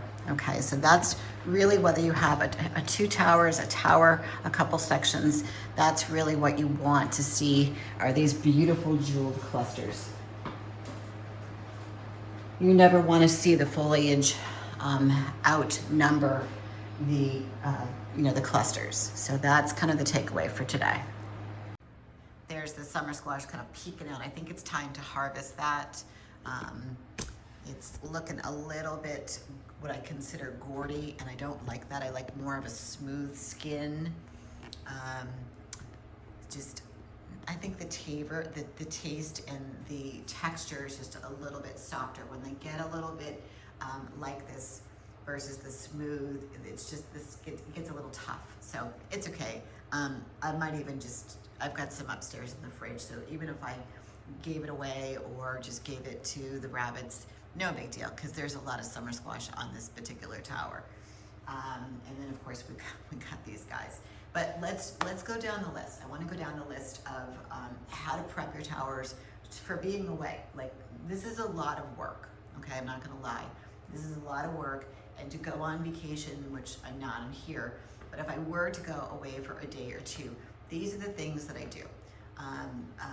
Like, let's just look at this weekend. And what I would do, I would top off all my waters. Okay, I would start with that, top off all my waters, and I would do my nutrients and my pH. That is number 1. That's gonna get you at least, I would say, 3 days. Like, I can see changes in my towers after day 4. Like right now we're headed into Saturday, which is when I started to do, I changed it about a week or 2, Saturday mornings, doing the water and the nutrients. I can see a change in the development of the towers. They're not as robust as they are, like, say, come Monday. I've done the change on Saturday. Sunday's kind of more of the transition, and I'll start to see growth or just change come the beginning of the week. Now, when does it start to turn? Probably Tuesday, Wednesday, Thursday, it starts to go downhill. That means that the pH could be rising, could mean that you've got excessive roots in the basins that you need to clean out. That is key. Do not let these big guys, zucchinis, summer squash, cucumbers are the worst, get those roots in the basin, because all they're doing is they're sitting in the water and they're just drinking the nutrients. So if you cut them or just pull them out and then strain the water and get rid of them, what you're doing is you're going back to what these towers were meant for, hydroponics, which is the water is cascading through the roots, giving it what it needs on a timed system. If it's just sitting in water, yes, it's still hydroponic, but you're allowing the roots to suck out the nutrients, and there may be one plant that's more advanced or aggressive than another, which is robbing the other guys of its nutrients. So if you give it an even, play, which is level it and try to take as much as you possibly can that's in the water. I know once you're underneath and you're trying to get them, get as much as you can. You just want them floating. The other thing too is to protect the pump, okay? You really want to protect the pump so it's not sucking in the roots, because you could be asleep one night and all of a sudden your pump just shuts off, and then you come downstairs or you go into your kitchen or wherever your towers are, and the next thing you know, your pump is dead because it sucked in all the roots. So just be aware of that. Okay, so another thing you can do, make sure that you inspect your towers. Really look at them, make sure that your lights are good. Next, check all your cords. Make sure that nothing came unplugged. Everything is stable.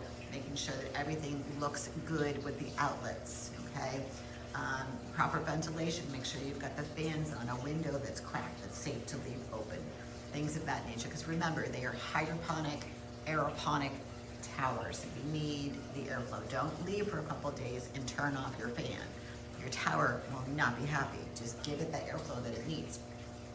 Now, that is the basics, all right? That is really, really the basic of what you could be doing. The next thing is optional, and I will, I know you guys are just, kind of watching this on the close-up as I talk here. I'll give you a different view. Here we go. Stare at that just for a quick second. The last thing that I'll point out, we all are in the digital world, all right? And ring cameras are very, very inexpensive. You could go to Costco, BJ's, Home Depot, and get a ring camera. We do it for our pets. We can do it for the towers. Set one up on a table staring like a tower so that when you're away for a day or two, give you another little view over here. You can stare at the cucumber for a minute while we finish up. Is set it right in front of your tower so that when you're away, you can literally click on it and you can see it, you can talk to it, you can sing to it if you want. But my point being is that you can check to see that the leaves still look perky, that there's no water leaking. You don't want to go away and have a big leak. I saw somebody do that in a school. They took off for a vacation. I think it may have been Christmas or spring or one of those weeks. They came back and there was water everywhere and everything was dead. So a little inexpensive ring camera. Obviously my system is a little bit more advanced. I can get angles and whatnot, and I have night lights, so I can really kind of zoom in and check on these guys anytime that I want. So be vigilant. That's something that I would do. All right, let's head on over, switch the camera setting, and just check on the strawberries and the peppers. So those are my pro tips, guys. The camera is key if you can afford to do it. You put a lot of time and effort into your towers, and to go away, which we all need, that is important, but you definitely want to have a system, and if you've got a friend or a family member that can, pop in and check on your towers too, that would be great, and teach them. I'm going to be spending a lot of time over the next week or two kind of traveling back and forth, north to south. And I was chatting with my husband just on the seed thing about, hey, listen, if I run into a problem, are you able to help me out? And of course, this isn't his thing, this is mine. So we have kind of, talked about him coming down and doing a video of, oh, good morning, Cindy. Of helping me, like maybe he does some harvesting and pick some lettuce, pick some some tomatoes and whatnot, but I just he's still like, I don't know if I want to do that, but I'm like, I need to know that you got my back. I don't know why this isn't working. So he's thinking about it, but how cool would it be if we do a little video of my husband doing a harvest? Oh my God, that would be the best. Good morning, everyone. Happy Friday.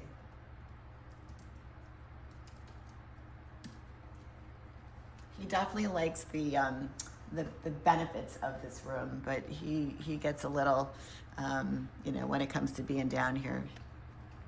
He's funny. Okay, kids, let's get up close and look at some strawberries. So we can see in the close-up, this will be loaded in a little bit. I'll try to get as close as I possibly can. You can see that these guys have got their third. Let me just grab glasses.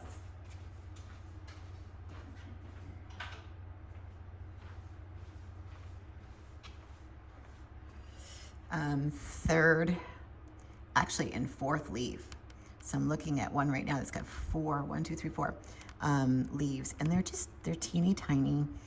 And my dear friend Cindy, I think she's watching, she actually has strawberries. So she did some bare roots and she sent me a video, and I just looked at those beautiful, scrumptious, yummy red strawberries hanging from her tower, and I just had amazing strawberry envy, and I'm so excited to get to that stage. It's gonna be a little while because these guys are not even close. We're just at the point where I'm probably gonna turn down this warming mat because I don't want to fry them, but we're taking them off the cover, but there's no roots yet. We're ways away. We're doing pretty well with the algae. I think the algae is under control at this point. And got a few more little seedlings that are trying to pop up, like right there, right there. Oh, I do have two. I thought it was just one, so I've got, we'll just call it 80%. We got 3, 5, 6, 7, 8, 9, 10, 11, 12. So we got 12. So think of it like this. If I did a home tower and I do it short, I'm gonna have 20 spots in the tower, and I'll have, 2 that won't be filled. But that's okay. I'm all right with that. But these guys they're so cute. They're cute. But we're a ways. I mean, this is now, I think Monday is gonna be what, 6 weeks that they've been here? And they haven't penetrated the wall. So we got a ways to go. All right, let's move on. I'm gonna switch the camera. I'm gonna put this over on the peppers. Take off my glasses because I'm completely blinded. And we're gonna back up and switch the camera to the 180. And hopefully you guys can see a little bit. We should kind of catch the close-up now for a little while.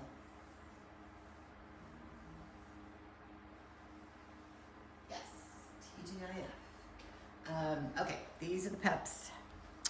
And I'm gonna get up close on these guys. We've got our 4th leaf.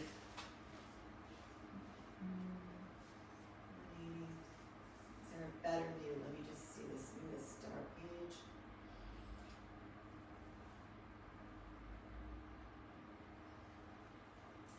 Not really, it's kind of in that hidden spot, but it'll be on the close-up in a minute. All right, so these have got the 4 and 5 leaves, and they're doing okay. Like, I don't feel like I had to take anybody out of the tower to go back to the nursery. They're growing towards the light, so they're getting taller and then leaning towards the light, which is just fine. They're gonna do their thing. Again, my dear friend Cindy, she was showing me the pepper flowers, and it's such a cool process with the peppers because their flower, once you shake out that pollen, the pepper actually grows right there from the just like the tomatoes, from that flower, and it actually smells really, really good. So I know these guys are going to be just fine. I'm not too concerned. So we'll bop over to our tomato, our cherry tomato. And remember, on Wednesday I gave it a little haircut, and then probably showed you guys the after. Look what happened. So by moving these lights in just a little bit closer, look at all of the clusters that came into play, and they got a little more light, like this guy down here. You can just see they're ripening faster. And I got all this beautiful reds on the bottom. Let me just get down just a little bit down here. I mean, look at that. Nice and dark and juicy. So lots of great clusters. They almost look like, little jewels. They really, really do. I just love this tomato. I know we've been talking about it, but it really is perfect for the tower. And we were discussing, should we do them on the flex or do them on the home? And honestly, do them on the home because you can switch that tower over much, much faster. And the flex is just a little bit bigger, and that's a lot of tomatoes, a lot of tomatoes. So I've done it on the flex before.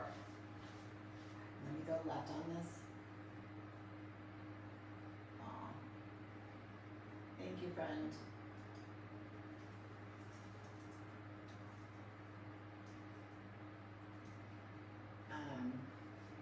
Let me just switch over to the left side. Yeah.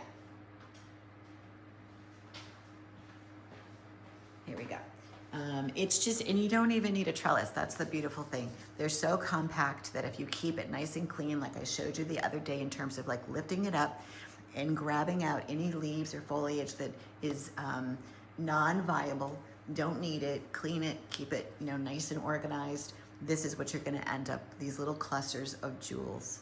And then, you know, to start it, remember the clone, if you watch that live, it shows you step by step on what to do. Now, I'm gonna chop that up, to be honest with you, that, that live, and I'm actually going to make a long form video, and we're gonna call it Tower Gardening Cloning School, okay? So that everybody can just click on it. It was kind of like the water nutrients. If you guys remember that video, a lot of people have commented saying, thank you so much. You know, it was very, very easy to explain. They got it. So the same thing with the clones. Now, there are other things that you can clone, but tomato really is amazing to grow on the tower, and it's super, super easy. And then once you process, you know, go through this process, you'll never have to start from seed again. You just follow my method and you'll have your forever tomatoes. You've got one tower that's relatively ready and ripe, and you can harvest daily. And then when it gets to the point where it's, you know, getting kind of gooey, and this tower gets up and running, and you've got at least 2 or 3 sections that you can harvest from, then it's time to turn the other tower over. And some people might think like, that's crazy, why are you doing that? But that, it really, honestly, it takes a couple months to get to this stage, you know, to get to the jewels. All right, so you can use this video, this live, if you want, as a mark it as a favorite, and then you can see how long it takes. But I never have to do seeds, ever. And honestly, you know, if we go into this one right here, these little guys, these were flowers last week when we cut these last Wednesday, and then we put them into the tower on Friday. Look at, there's already little formed tomatoes right there and right there. And then I remember this guy had one too. So, and that I think is a red. And then up there too. So remember how I talked about, and I think maybe in the school I mentioned it too, that Epic Gardening had said you really want to pull any flowers and any existing fruit off before you clone it. You don't have to do that. As long as it's relatively small, in the flowers are fine. Just leave it on. Just trim around any excess foliage that doesn't need to be there. Keep it short, keep it tight, keep it compact, and then go ahead and put it just like this. No trellis. It's bulletproof, and then you just get your nutrients. Remember, I started this, it's 1.0 or 1.1. This week, I'll bump it up to probably 1.4, 1.5, and then once we get it a little bit bigger, it will just go to full strength, which is around 2.2. Summertime, keep it a little bit lower, so you could go 2.0 to 2.2. You don't need all that excess nutrient in the summertime, just because I think it's because of the heat. I don't know the science behind that, but I just know that I lower mine. And let's just check on the little broccoli. I got a little broccoli head. Cindy, look at my broccoli. Broccolini, I should say. So it's doing. I don't know how much I'm gonna get because I have so much on this tower, but you are my inspiration if you're watching this, to do the broccoli, and it looks pretty good. Hopefully it doesn't, kill my lights, because look at, it's grown up and above. But, we're okay. We're okay for right now. So let's take a peek at the big boy. I did trim a few of the flowers, leaves off this morning. And just, trying to keep it nice and neat and organized. And the couple zucchinis on there, they're ready to come off. It doesn't take long. So we've got one right in the front. Let's go ahead and get that guy. So we'll come down. He's like right behind that flower. So I have to get kind of on the floor to do this. I'm gonna take that one off. So he's hanging, so that's why I wanna get this off. The one on the back, and I'll show you that in a minute, we're just gonna let that one go, because that sucker's, I want it to get huge. Just, I don't know, I guess for shock and awe factor, just for fun. to prove to everybody, you really can grow this, and it is in my basement, in my home. It's not outside. I know outside you can do it, it's super easy. But my nutrients, oh, that's the other thing. With nutrients on this guy, I tested the EC this morning and it was 2.5. So that's too high. And that's why I think I was getting a little brown on the edge of a few of the leaves. So I'm going to go ahead. I'm going to show you real quick once we harvest this. Let me just see if I move this, what this looks like. Yeah, that's good. How to quickly adjust it to bring it down. I'm going to be doing the water tomorrow, but I just figured I would do this. Let's harvest first. So again, you guys have seen me do this several times now. Oh, look at that one. That's not going to make it. Let me pull that guy off while I'm right here. It's just a little, that's not going to make it. All right, so I'm going to move the flower, move the leaf, and you'll see this on the close-up a little later. I'm going to hold the bottom. What's that gooiness? Hold on. I'm finding all this stuff back here, and I'm like, what's that gooiness? Blech. All right, we got that. I think that was just a leaf or something. And I'm going to hold the bottom, and I'm going to twist away. There we go. And we'll go ahead and pull this out. All right, that's what we got, this monster.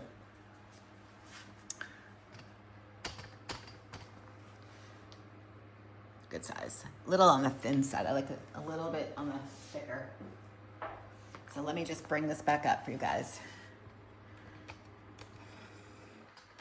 I need to wipe my hand because that was really gooey. I think it was a stem. That's what it was. It was a stem that maybe I didn't cut all the way and it just mulched down. And I touched it and it was like, ugh, gross. All right. So we'll go back onto the table and take a peek. So that's pretty good size. Let's measure. 11 inches, but it's not as, you know, the girth of it isn't that big. But that's okay.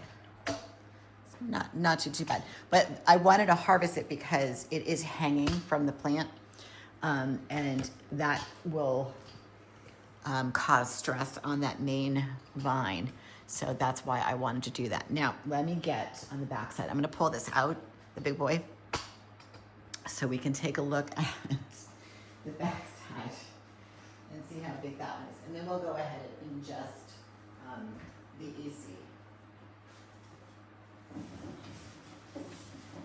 All right, I know you guys can't see this close, but you'll see it in a little bit. So he's right there, massive.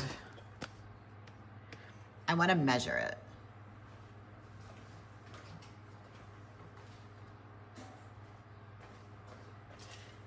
And the only reason I'm doing this is because he's resting on top of the reservoir. If he wasn't, then I would have to pull it because it would be causing too much stress on the main vine. So I'm gonna go all the way over that to the top. All right, we're at 12 inches and we got, I wanna go to the edge. So 13, 14, we have 3 inches to go. I think we can do it. I'm just gonna leave it. All right, I'm gonna back out. And then let's put the tower back and adjust. Okay, give me a sec.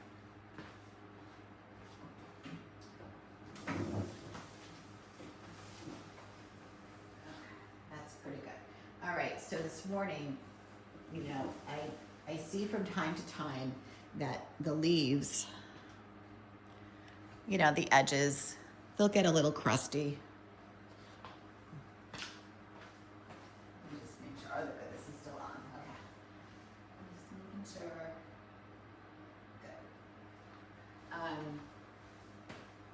Some of the leaves will get a little crusty or a little edgy, and that's just, it's an indicator that something's off. The nutrients are too high, too low, pH is off. I haven't done the pH yet. I'm doing everything tomorrow, but all I really want to do at this point is just lower the EC. It was 2.5, and that's just a little too high Zucchinis really want to be, the highest is really 2.4. And it's reading 2.5. All right, so the easiest way of doing this is just taking a gallon,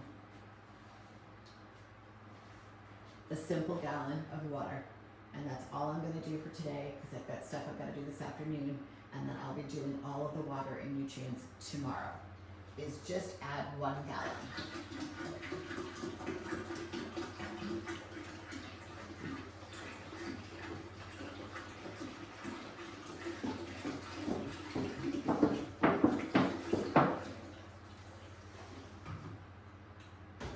I'm gonna give this just a little bit of a stir.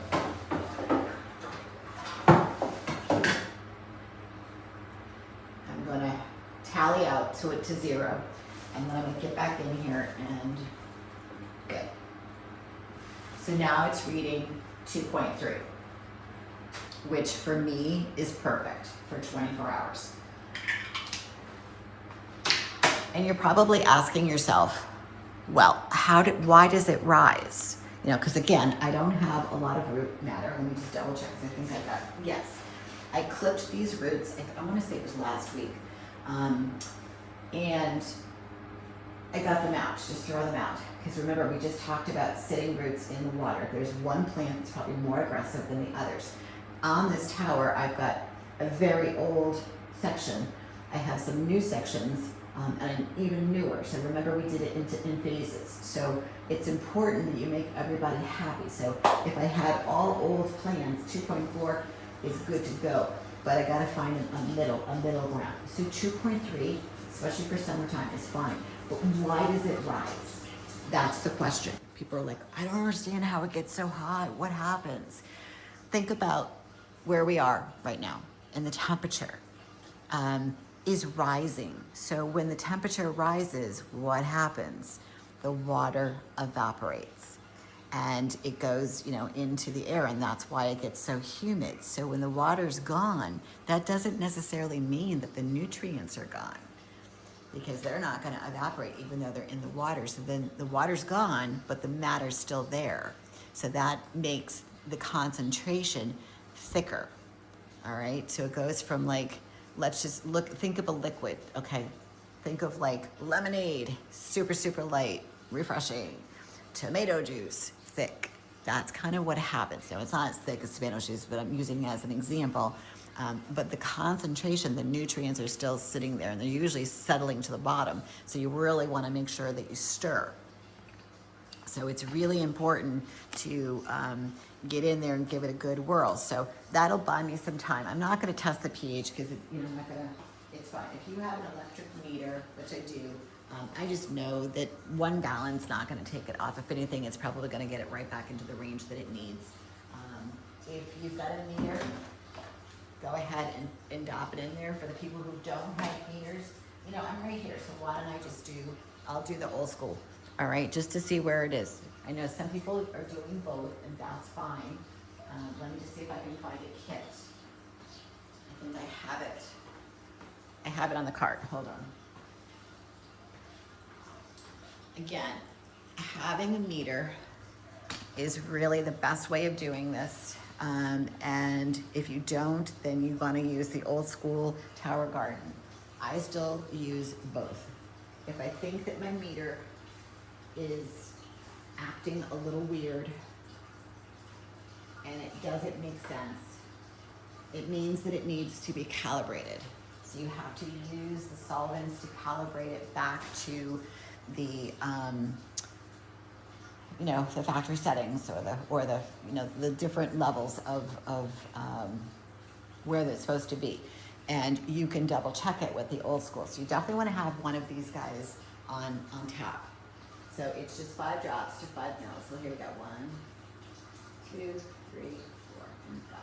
All right, so 1 gallon brought me to this kind of a light greenish color. And again, let me see if I can find a paper.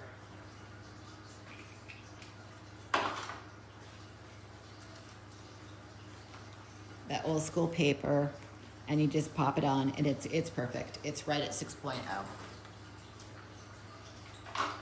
And And the meter this morning was reading about the same, but I just want to show you both so that you can see that you can do it with either, whatever you're most comfortable with.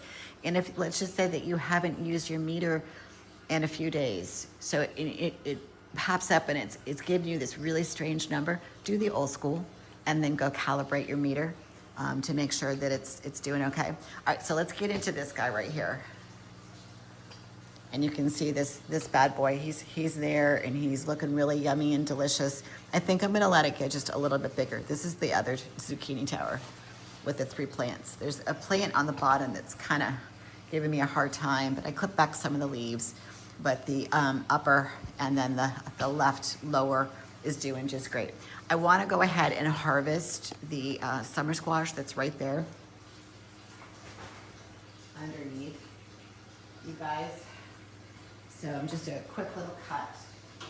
I don't need to pollinate. Oh, no, actually I do. There's 2 over there we can pollinate.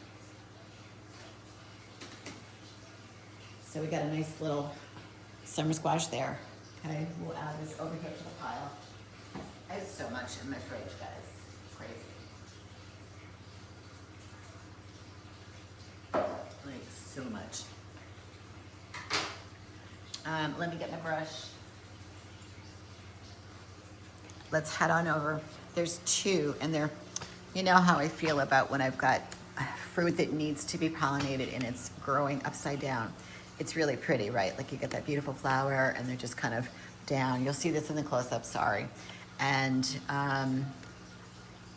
when they're upside down like that, they're really hard to pollinate, but we'll do it. And sometimes they pollinate, sometimes they don't. So I'm gonna have you guys look up. I am gonna pull a flower just because we'll have to be upside down doing this. I don't know. I don't have great success when they're upside down.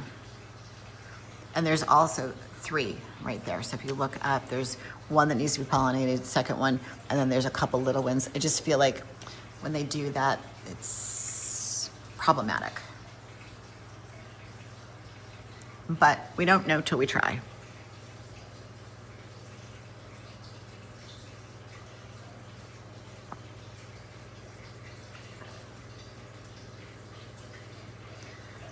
So we'll give it a little paint.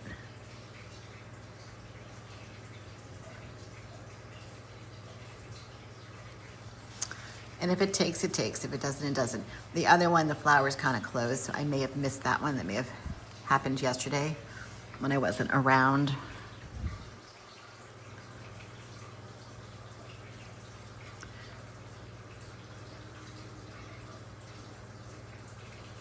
Sometimes it will take, sometimes it won't. You just grab a little more pollen from over here.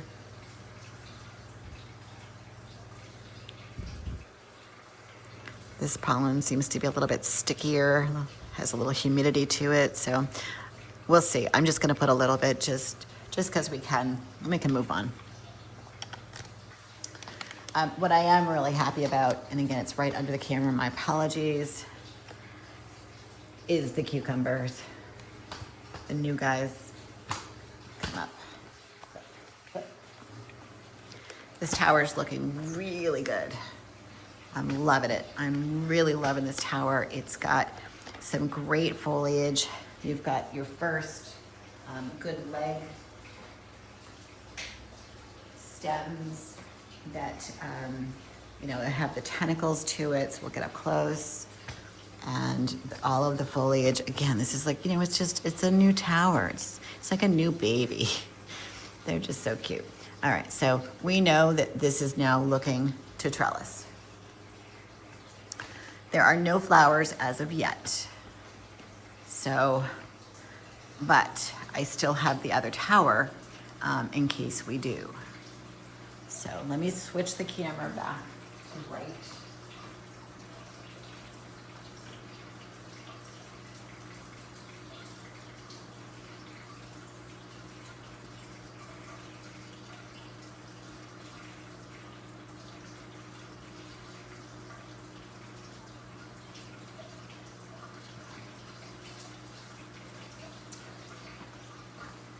So once we get flowers on this guy, I can still keep the other one up for a little while and use those. But I will tell you, every time I look at the old cucumber tower, I do get a little discouraged because it's really looking kind of, you know, not so pretty anymore. So I do have a lot of pollinating to do on the watermelon tower. Lots of little bits, but I thought we'd spend a minute just kind of giving a little bit of love to the cucumbers over here because it just looks not so pretty. I do have new clusters of flowers, but it's just looking a little haggard would be a good word. So I'm gonna get in here and just clean up. Some of these leaves are just, they're old, they're crinkled. I don't really expect a whole lot, but I probably need to harvest this because it's getting pale, so, which means it's over, it's too ripe. I think that's what I'm gonna get for size, and it still feels pretty hard, so I'll put it over on the shelf.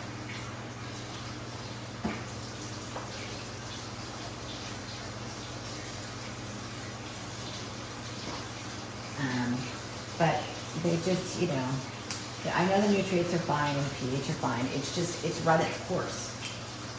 It's kind of like, think of it like that with green beans. Once your green beans have gone through the flowering stage, you're gonna get the bean. That's just the way that it is. And then you're gonna go through a few harvests, and that's it. You might as well just take it down, clean out that section, and move on. And that's kind of what's going on with this tower. I've reached the maximum of having it, and it just needs to, you know, and I'm probably gonna take this one. This guy's, he's a little bit yellow, he's smaller, but between the two, that will make a nice salad for later.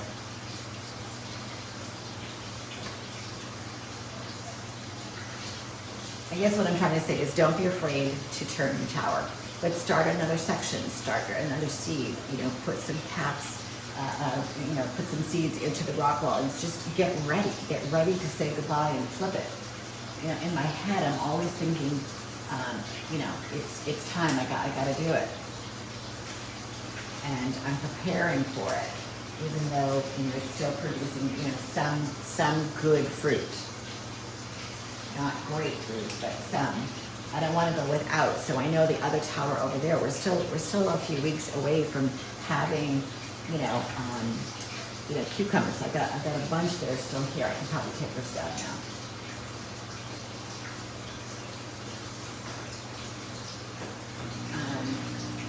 They're still, you know, developing. So that's why I started that, and I did it better this time, knowing I'm going to be using this trellis again.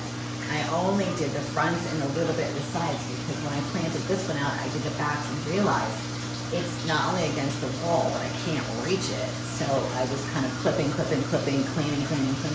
So this time I'm not going to do it. So when you look at this tower right here, this is all new growth. And that's great. I'm happy to see that because I'm kind of both. And what I'll do is maybe drape it this way. And it will get light.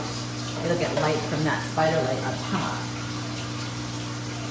So I will say that, remember we talked about with the towers how the leaves are very congealed, or, you know, very tight to the net port. As it grows away from it, it's really important to get all of that foliage away so that you don't get the root rot. And then go ahead and put one of those covers, you guys, on top of the rock wall so that you don't get the algae. You know, algae itself, like the color, is not scary, but what it does is it robs your plant of the nutrients. So therefore, it's not going to grow and it's not going to produce fruit. So that's why you need these covers. You can get them on my towergardeningmadeeasy.com under the essentials. They're not expensive, but it's really important. Don't use tin foil. I've seen people do that. They cut sheets, squares, and then they slice it and put it around it. Don't do that. Aluminum then is now getting wet and it's leaking into the rock wall. And it will also disrupt your pH in the reservoir. So just go ahead and get these. They're plastic on one side and it's got a coating on the other that will reflect the light away from the plant and back to the other leaves.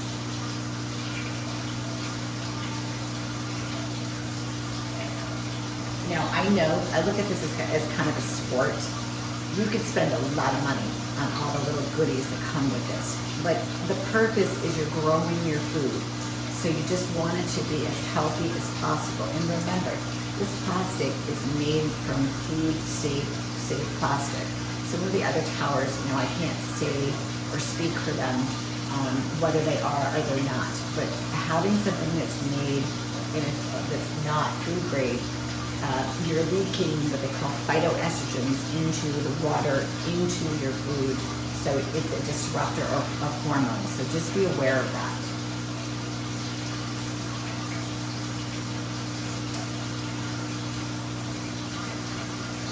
All right, there was just, a couple leaves here and there, but mostly, if you want to get up and see, it's just, and she's just not very pretty. Like the inside is just like, when it comes to towers, it's, like there's just a lot of like dead little flowers. You could spend hours pruning it if you want. As long as it doesn't have the powdery mildew, I just kind of leave it alone at this point. Otherwise, I'd be here all day. And I've got to look at other towers, like, this guy. I got to get in here. There's like tons of watermelons that I need to pollinate. So I just wanted to come over and show you guys that, there are some still, really good, viable cucumbers. Like this guy right here. We got one right here. There was one on there's one right there. So they're still here. They're still producing. It's just not pretty to look at. Like all those dead flowers up there. There's no powdery mildew, so I'm just leaving it alone. And I'm still getting some new growth like on the top. It's still producing, so if I see a leaf that really looks disturbing, I just go ahead and pull it and just keep up with keeping it clean.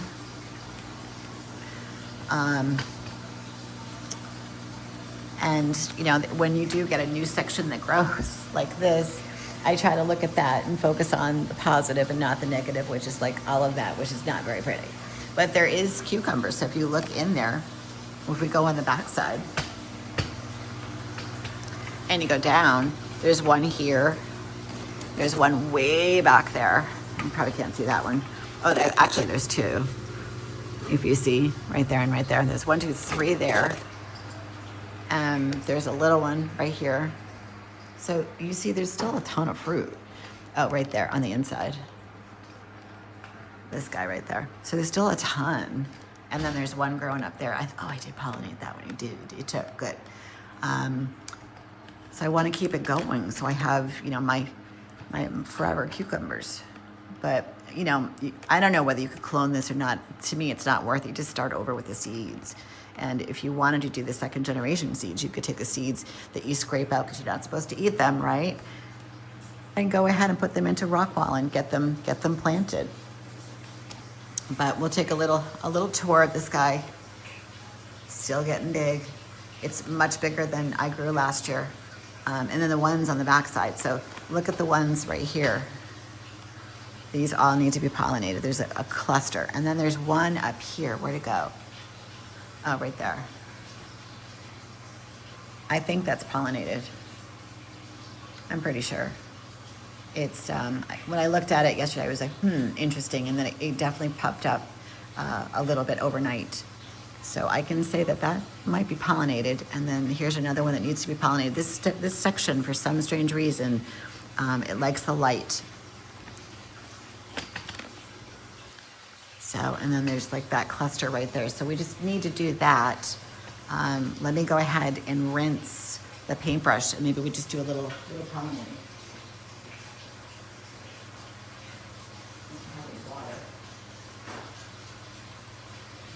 I shouldn't say that. I just dip the paintbrush in the reservoir and then just clean it. I should go get another set of these and then just, you know, put a label, you know, squash, watermelon, versus having to clean it every 2 seconds. But this is the one that works the best. And then just like a makeup brush, just keep doing that. It's starting to get really worn down.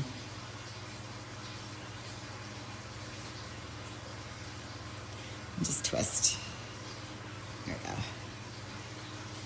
All right, so while I've got you, I'm just gonna get in there. And yeah, there's like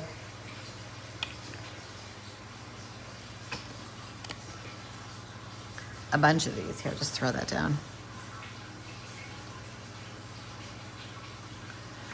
And you can't really see the pollen. It's kind of like when you pollinate the cucumbers. You just, you know, kind of hope and pray that you got what you needed.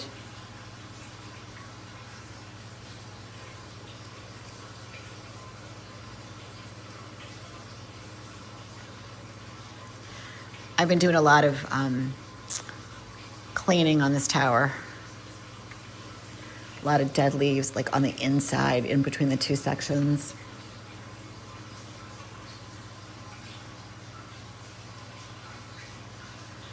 And then there's one down here we gotta do. Oops. Try not to break the petals, Sherry. That's kind of key. I keep hoping that I'll find one that I pollinated and forgot about.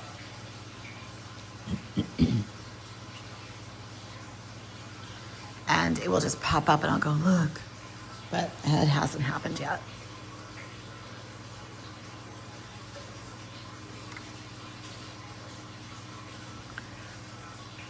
All right, let's back out. Let's do these. Excuse me.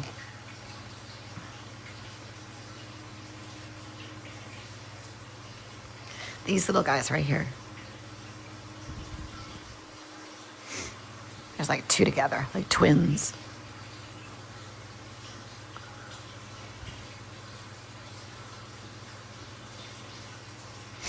Oh my God, there's three. 1, 2, and 3 all together. It'd be great if we get one of those.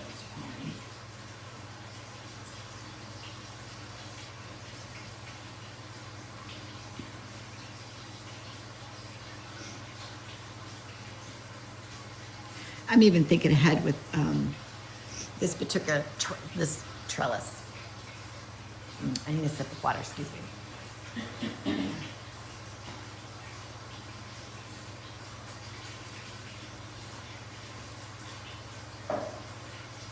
Eventually, this is gonna get to the point where we need to take it down, and what's gonna go here next? I don't know. But it'll probably happen July, harvest what we have, and then start fresh. I'd love to give pumpkins another whirl, but I think I started them too late. If I'm gonna do it, I gotta start, you know, really, honestly, in July. And I think I started too late.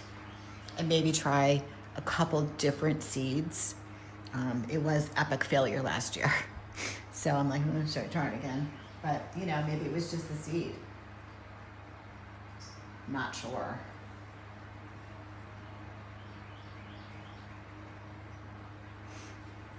I'm just grabbing pollen from different flowers to kind of get in here. How cool would that be if we had all 3 of these pollinated?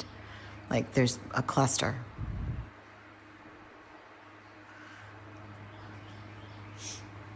That would be very whimsical.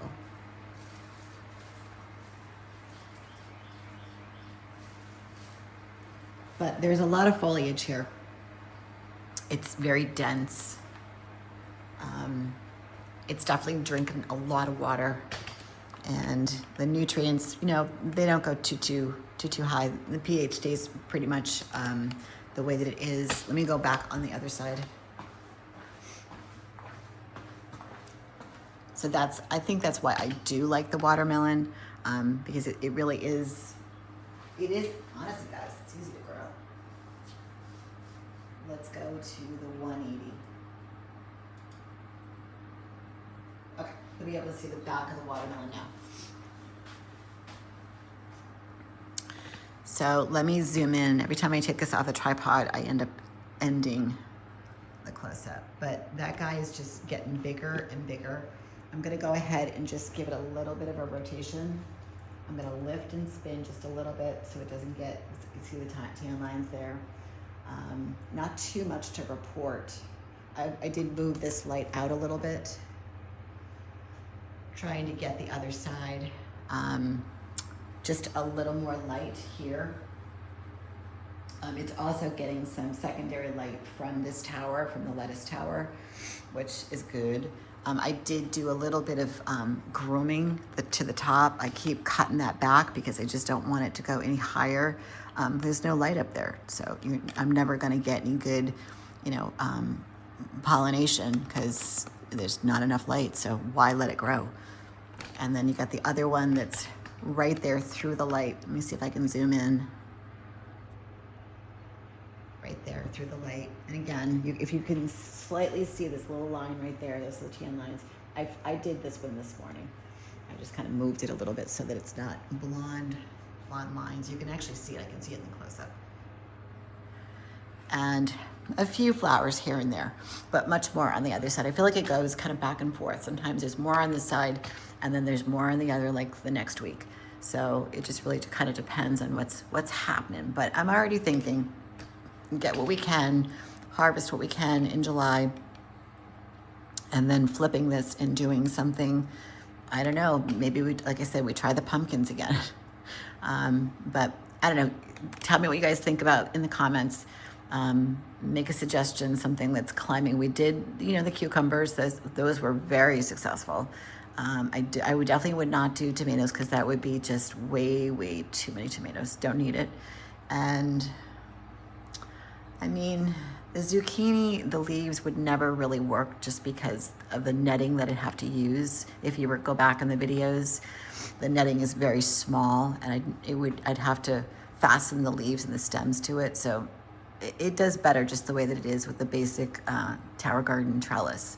But watermelon, something that's viney, that vines like cucumbers, watermelon, I'll have to look. I mean, pumpkins are kind of like the squash, so that may not work. I know, I'll keep looking. Maybe we do cantaloupe, something like that. Change up the melons versus sugar baby. We'll do cantaloupe. I gotta just check to see whether that vines or not. I'll look into that over the weekend. I'll have time to search around because that could be kind of cool, just to mix it up a little bit.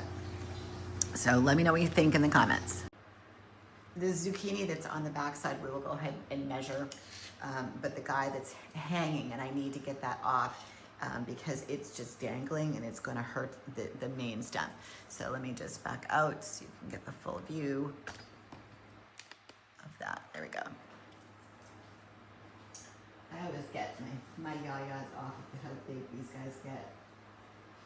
All right, so this one is, it's showing at about 11 inches. So we'll go ahead, we'll pull it off, I'll show you, and it will definitely be in the close-up.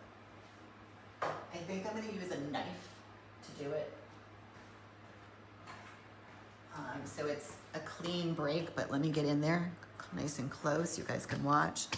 And then we'll go take a look at the big one on the back side. All right, so bear with me. You can see right there how big that is. And you can see where it's hanging. And I'm gonna peek over here. I wanna look at the top of the stem and make sure it's still no cracks yet. There's a little zucchini that's right here.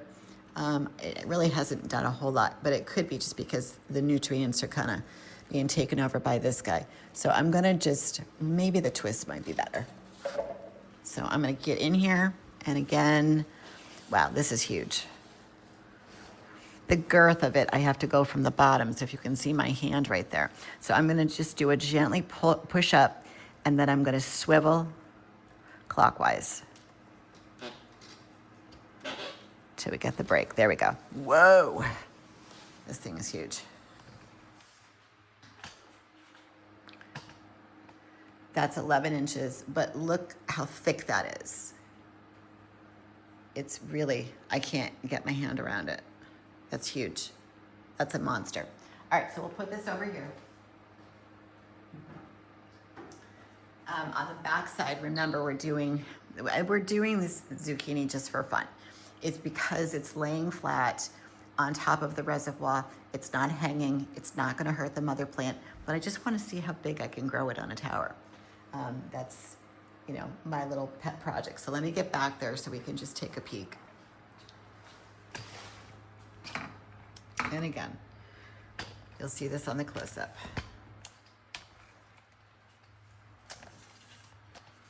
All right, so let me just move that leaf, and you can see some dead flowers. We will get a measurement and a weight when it's time to, let me just get down a little bit further. There we go. Let me lift the leaf again. And you can see right there that that's, let me get the measuring tape. Let's measure it today.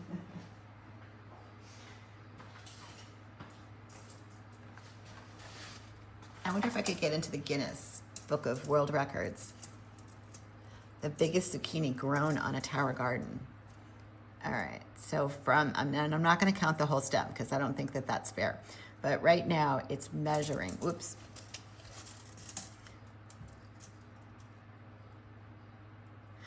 Almost 14 inches. And the bottom of it is massive. So let me take you guys out. So the goal is to get it to the edge of the reservoir before it hangs over. And honestly, probably by the end of the week, we will be there. What I will do with this monster, I have no idea. Probably feed it to the bunnies. I don't know. It's a lot of zucchini, and I have tons in my fridge, so I'm kind of sharing it. Maybe I'll bring it north. All right, so right ahead, we've got some summer squash. And again, my apologies, you're right under the main camera right there. And so we got some little baby ones. Not much to report there, but just from this side, you can see how beautiful and how big these zucchini plants are. And again, this is that survival seed that I've been using. You can find it in the Tower Gardening website right now. Go under your favorite seeds. And this guy, remember, we had an issue a couple of weeks back, but look at it. Look at the leaves. So remember, if you go back in my videos and I talk about bigger is better, it's the truth. The bigger the stem, the bigger the leaves, the bigger the fruit. And I'm showing you guys, I'm showing you the proof that once you only plant 1, 2, maybe even 3 on your tower, let them do their thing, you will get bigger produce. When you jam them up, kind of like what's going on right now with the zucchini, and again, it's under the camera, you'll see it in a moment. We'll have to weed that out. We're gonna have to take some of those leaves. That is gonna be probably a project for Wednesday, where I will pull that tower and we will bring it over to the spot right here. And I'm gonna show you by getting underneath of the foliage, by lifting up. The leaves are so concentrated, and it's already happening, okay? It's already happening. This is a brand new tower, but because there's very little airflow and very little light on the inside, what happens is your leaves are gonna turn yellow and brown, and they're not gonna be very happy. And it has nothing to do with the nutrients. It has nothing to do with the pH. It's just they're on top of each other. They cannot breathe, and they're the first leaves. So when that happens to you, don't freak out. Just pull them off. It really is very that simple. But what's going to happen is if you don't clean them off, they will mulch down. As you heard me mention in other lives, that this type of fruit that you can grow on the tower is very problematic to powdery mildew, and you don't want that. So here's another leaf right here that I just pulled. But on Wednesday, this will be our project for the day, where we will pull this and we will start stripping, because it's big enough now where we've got lots of leaves, and then we've got the tentacles that are on the top right there and on the bottom. So they're looking to grow, they're looking to flower, and they're looking to potentially very soon grow some fruit. And that means that we're almost ready to go ahead and break down the other tower, which means we've got to harvest, that bad boy down there, what's on there, and go ahead and shift this tower over to where the old one is, and then go ahead and clean that out, and then I think that's going to be the strawberry tower. I'm not 100% sure. I don't know that I want the full strawberries on a flex. It would, obviously be this tower, but it's going to be in this spot right here. I don't know that I need to do that because they just don't get that big. I have to make that decision about whether or not I get another home, see if I can find one on the marketplace. I've got tons of components. I might even just try to call Tower Garden and see if I can't get a bottom and a top. I've got tons of rods, so I can just kind of MacGyver it, and obviously a set of lights. So it definitely is an investment to add one more in here. We can do it. There is a little more space as we go ahead through the summer and continuously turn things over. I mean, there is a shelf life to everything. So, I'm already thinking ahead on the watermelon, and we're gonna get there in a minute too. I've got a surprise for you that, what am I gonna grow? What's gonna go in that spot? I don't know yet. I was circling around about pumpkins again, but again, they're more of a squash, and I don't think the moon gate would be appropriate. So I might think of doing, somebody had put into the comments, honeydew. So maybe we do, there's a little fly, the cantaloupes instead of watermelon. That's fine. I'd be happy to do that. That's cool. I'll learn to like cantaloupe. But it would be fun to try something a little bit different, and then we'll go back and forth. But we know we can do it. We did it once, we did it twice, and we can definitely set that up. So let me get rid of these gross leaves. I'm going to switch the camera so you guys can see that. Ooh, just turned off. The right side, which would be the watermelon tower. There we go. And we got a couple surprises. We got a couple surprises there. So let me just get in here. With the humidity in this room, I was just like, come on. There's gotta be more watermelon that is pollinating. I have been pollinating like a mad person. Literally, not so much like when we're in the live, but off camera, getting down here and really just doing my job, which is to be a bee, unfortunately. All right, so here's one right here that's right next to the light, right here. I do think that that's pollinating. It's starting to drop like a pear, so we're gonna keep our eye on it. I would say I'm 90% sure. I am 100% sure that we've got another one in the same location as our first one, which is right here. And that is right there, okay? You can see it's round, it has the perfect lines. It's just super, super gorgeous. And it's happy. I don't see any browning, and each day it just gets a little bigger and a little bigger. And then of course we've got lots and lots of little flowers, so I've got to get back down here and continue to pollinate. So we've got a total of 3, 4, and this guy right here, if he makes it and it doesn't turn any brown or black spots, that would be our 5th one. So that's really exciting. I don't see any others. I was looking this morning. They just, once they pollinate, it's kind of like, the zucchini, they start to grow, maybe not at the same level, or the speed that they grow, but they do. They just start to get a little swollen, and then they start taking on a shape of an actual piece of fruit. All right, so here's this is gonna be my new old girl here. We got cucumbers for days. We got one there, we got one in the hammock, we got one back there. There's a couple up there that are pollinated. There's one that's still in the swing and he's growing. We got one there, one on top. We got one there. I'll tell you what though, when I did the water with the cucumbers on Saturday, I was blown away because then you've heard me talk about the heat, right? And when the heat starts to go up, whether you're inside or outside, it doesn't really matter, okay? It just, your water is going to evaporate at a faster rate. And what's gonna happen is the nutrients are not going to evaporate. They're gonna stay for the most part, unless you get a lot of roots that are in the bottom of the reservoir. And what will happen is the water's gonna leave, okay, it's gonna go into the air, you know, it's gonna get super humid obviously in here.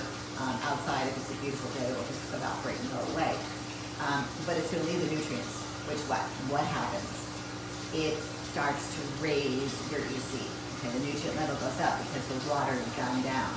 So when I did the initial test with the meter on Saturday, this was 2.8. And so I've got a lot of browning, I've got a lot of, you know, discoloration on the leaves, which is a shame, but it's still going to produce flowers. It's still giving me new clusters. When it gets to this stage and it gets a little bit older, you can kind of abuse it a little bit. But know that, you know, eventually you have to flip it, and that's what's going to happen with the new tower. We're almost there. I would say probably another week, maybe 2 weeks. It will be time to turn and take and harvest, and you know, say goodbye, and then get the new guy over here, get him to trellis.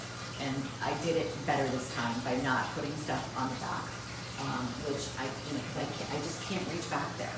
So I take the lights, as you can see there, and wing them out, and there'll be nothing in the back on the new tower. And then we'll just focus on the front and growing up and out so that we've got this beautiful fruit that's there. And the same thing, I don't think that I would do anything different with the watermelon. I think we kind of nailed it this time because remember last summer when I got the Moongate, we did cucumbers on this. And the one thing that I did was I used string. If you go back in the videos, kind of like a spider web. And it did work, but I definitely lost a lot of stems. But doing what I did this time with that netting, which was, 4 inches, 6 inches, and I just attached it to the top and stretched it out and then doubled it over, it was like a no-brainer. And look at it now. I mean, it's just a solid wall of green growing watermelon. I wish there was more. I wish this thing was jam-packed, but I get it. We are indoors on a hydroponic, aeroponic tower. This is, you know, trying to recreate Mother Nature, but I mean, look at, you know, we are growing a big watermelon, and to me, this is the biggest that I've grown so far.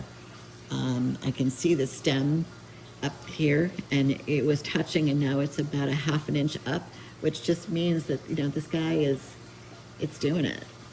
And I keep rotating it just a little bit so that it doesn't get the tan lines. And I had to clear away. There's actually one back there. What's going on with that one? Some of the leaves because they were dying because it wasn't getting any light. So I just took away some of that old foliage.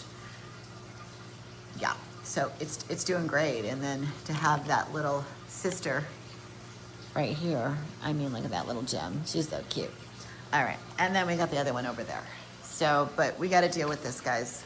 This is the problem. And let me just get up close so you guys can see what's going on here. So look at, this is what I was talking about. This is the last tower piece, and this is the shower cap before the lights go on. Look at the gap. Look at that gap. And this guy, look at the roots. It's pushing. So there's no way that I could get this net pot out right now. There's no way. I'm not even gonna try. I'm just gonna take it apart. And then when you look on this side, okay, this side is fine. Okay, it's closed. Surprised I don't have a water leak.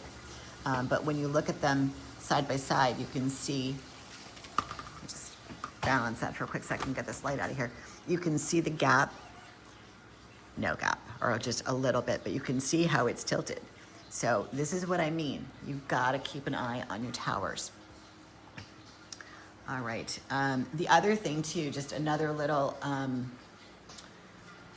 a little thing I wanna mention, and we'll probably, I'll switch it back at some point, but not right now. If you guys are growing indoors and you have an area where it's not going to bother you, I don't know where your towers are set up, but I have changed my clocks. I'm actually going to stand right here.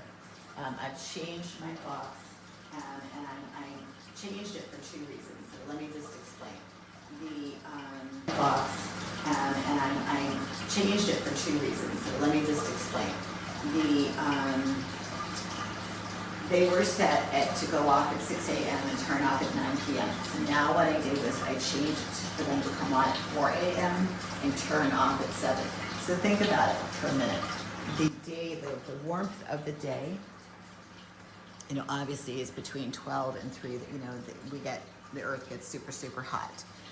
So by taking and turning these towers off at 7, leaving my windows open, venting out the room, and I want to talk about the windows for 1 second. Actually, we'll use this one, and I'll point it out. I'm venting out the heat, and then I'm going to close the windows for the night. And that's important. Then they come on at 4, which is the coolest part before the day starts to heat up. Again, I'm not up at 4 a.m., so when I do get up, I, open the windows, try to vent it out, turn on the dehumidifier if I need to, but it's just because it's a little warm because they've already been, cooking and growing for a few hours. But if you look at the windows, remember I talked about that netting last week? You can kind of see like the knots at the top. I took the netting and I cut it in half and I wrapped my screens. So there's 2 screens on each of these windows, and I took them out and I wrapped them, almost double wrapped them.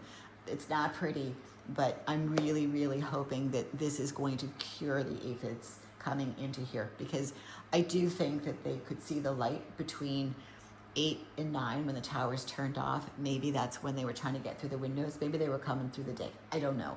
But they are small and they can get through small spaces. And I do think that they could definitely get through that screen.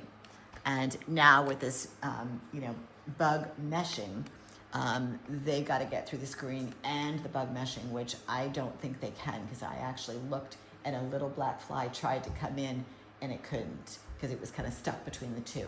So unfortunately, that was a bummer. All right, I want to get over here. I'm going to turn over on the seeds. Let me just put the seed cam on for you guys. All right, so let's take a peek at the strawberries. They're doing great. I have it tilted up because all of the water was kind of flat, and I wanted it to drain to where the rock wall is, and now I can lay it back down and just make sure that they're nice and wet. And they are. So by day, I keep the cover off right now, and then just have the lights a little bit up so they'll grow up, and you can just see that they're getting taller. I'm going to zoom in there for you. They're getting taller, they're getting fuller. You can see there's one that's nice and big. And again, I thought I saw something over here the other day, but it just seemed to kind of peter out. Nothing over here. So I really kind of have 3 that aren't doing a whole lot, but the rest of them look great. So again, they're going to be here for a while. And at night, I just put the cover on them and kind of tuck them in, and the lights will turn out. All right, so real quick, I know this is probably not the most exciting part of, I mean, maybe, I don't know if you're trying to grow lettuce. For me, this is just a maintenance thing that we need to do so that I have lettuce. Lettuce is super, super easy, but for the people who are beginners, definitely want to pay attention. But for the guys out there, guys and gals that are,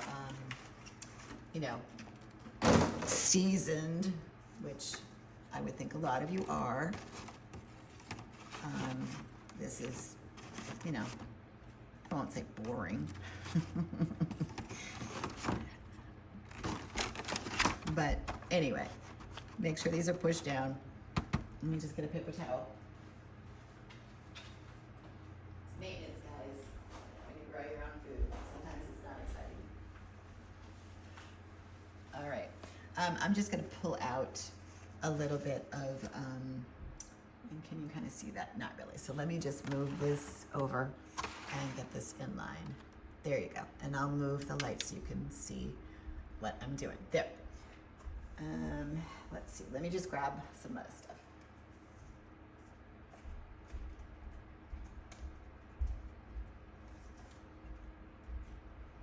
I think I have one arugula that's on the tower that we're gonna save. I think that's there. Okay. Let's just do, we'll do two kinds. We're gonna do the little gem, that guy, and then we'll do the black seeded Simpson, so 3 of each. Oops. There we go. And again, I know people will try to just put 1 or 2 with, you know, tweezers, because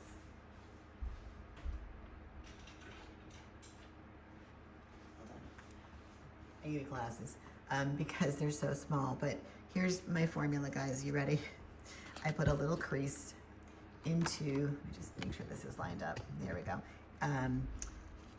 Into the packet, and I just honestly try to get it down to the bottom. There we go. And I just fill it, not all the way, but just, you know, give it a good sprinkle. So we'll do the black Simpson on the bottom.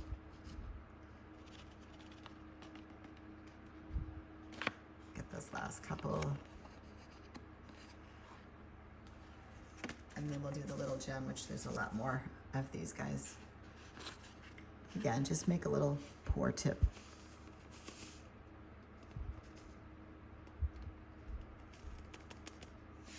Give it a little tap. Let me just grab, I think that one's empty, yep. A little scotchy of the vermiculite. Again, if you're using these trays from, is it Viosun? They come with these little tools, which are awesome. Use the back of the spoon and dump in just a scotchy of vermiculite. Not a lot, just, you can see what I'm putting in, just enough. Put that back in the big bag. That's garbage. And then just go ahead and cover. Use the strawberry cover, it's fine. And then vents closed for 2 days. And then we'll have to share the lights now. Ooh. Between the two, which is fine. I feel pretty confident with the strawberries. But again, lettuce is a phase 1 plant, and it's very, very easy to grow. I'm just growing this with tap water. I don't do any nutrients or pH, worry about any of that stuff until it gets into the tower. And that will probably go in, I would say, I mean, potentially because of the heat in the room, maybe later this week or definitely the beginning of next week, we'll pop it in. I don't like to start this in the tower. I know some people can say that you can do that. I don't recommend it. I don't deviate from my process of growing seeds to seedlings in the nursery, because I just think that this environment on the warming mat under the lights with a top is the perfect way to start seeds. And you know, then you can really kind of have a good judge as to what's going on. If you put them in the tower, you're dealing with cold water, or, you know, I will say, you know, room temperature, or even too hot if you're outside. Lettuce doesn't like to be hot. And you don't really have a lot of control. And you're also putting nutrients into a, you know, a seed, and they don't need that. They just need this formula: warming mat, tray, top, light, and water, obviously in the rock wall. And in no time you will have your phase 1. Phase 1 obviously is lettuce, herbs, you know, even cucumbers. I would almost put them in there, but phase 2 would be your tomatoes, your cucumbers, peppers. I put in phase 2. Phase 3 obviously is your big squashes, things of that nature. Obviously strawberries, if I could put a phase 4, that would be a phase 4. They are difficult because they stay in the nursery for so long. I mean, today's Monday. This is 6 weeks. And remember, if you go back and you look at the best way to do it is either go back in the lives or go back in the highlight reels. And you'll see from when I took the strawberry sides of a real strawberry, and I just carved out, hollowed out the bottom of one of these guys, just a little divot. And I mean, so if you're thinking about doing it, all I did was just make a little divot in the bottom of the rock wall like this, not a hole. I cut the skin. I placed, obviously this is wet. I placed the skin side up. I put it into, you know, the trays with this on it, and it took 2 weeks, 14 days to get your first seedling. We're at 6 weeks now. I didn't think anything was going to happen with this. You know, I was calling it, if you look back in the highlight reels, I was calling it fear factor, because it was just gross. But when you speed up through the highlight reel, you'll see that there was the first couple, and then there was more, and then there was more, and then this is where we are today, which is, I want to say today's a Monday, so it would be 6 to 7 weeks. This is where we are. You're also going to want to just pay attention to when you have the rock wall in here for too long. You can also catch up. There, I think I made a short where some of this has some algae, and taking a paper towel and a little bit of hydrogen peroxide, and then just disturbing the process. Be careful not to get the hydrogen peroxide on the seedlings because you'll burn them and kill them. But you want to disturb it so that it doesn't rob the nutrients that are coming from the water. All of our water contains just a little bit of nutrient. Mine is 0.6, so it's high for nutrients, surprisingly for Newport. And so you want to know what it is. So you want to make sure you've got a nutrient meter. That's important. And then you guys see me with all these dang brushes. I bought these all at Walmart in the kids section, the paints section. This brush is flat and it's super, it's great for scraping, okay, for what I was doing.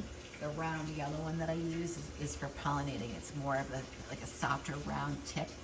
So do yourself a favor. I think it was $5. And I use pretty much every single brush for something. So that was a really good find. I found that just on a whim. You might be able to get them on Amazon, but I don't know, just if you get bored because it's raining, go to Walmart. They got everything. Pick yourself up a industrial size bottle of hydrogen peroxide. I use a lot of that in the room. And then of course, here's your alcohol that I use for cleaning, sterilizing.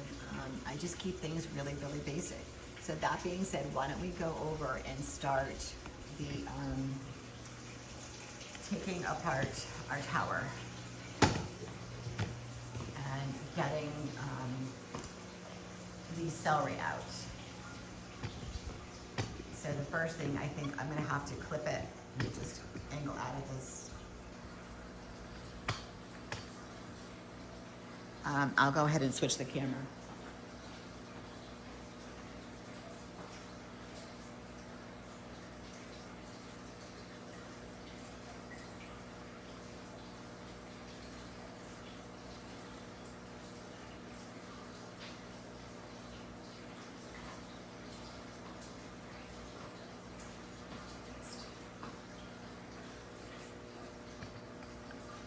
Back out of this just a little bit so you can see me.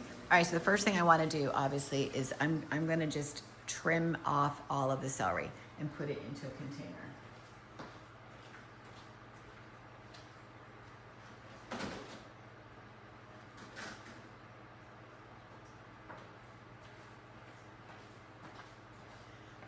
Because the second step will be taking the lights off. And I can't do that with with all of this. Okay, they're the old school lights.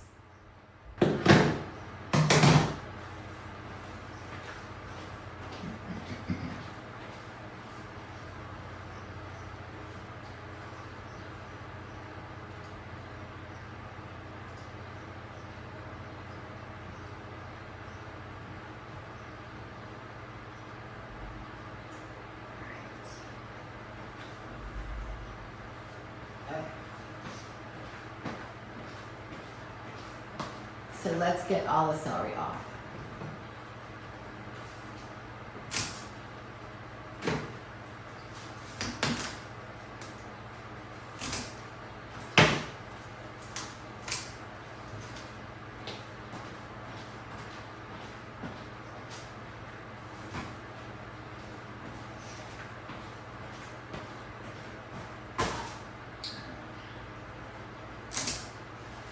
saving as much as I can.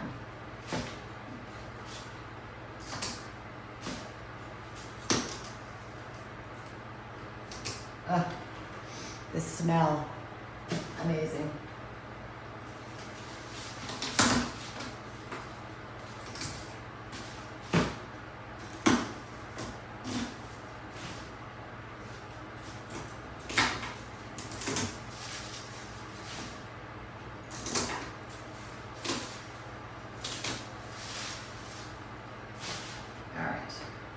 That's that one. Let's get this big boy.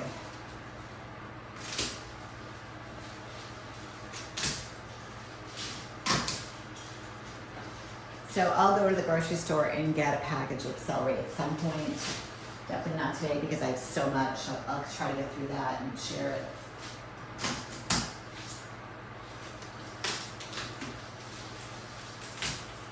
If you are going to do that, I highly suggest getting the, I think it's Amy's, the organic.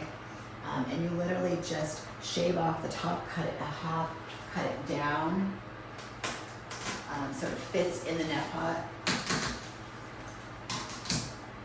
And like, look at that stalk, it's beautiful. But, you know, you're gonna see in the end, I don't, you know, that's a lot of celery for just 2 people.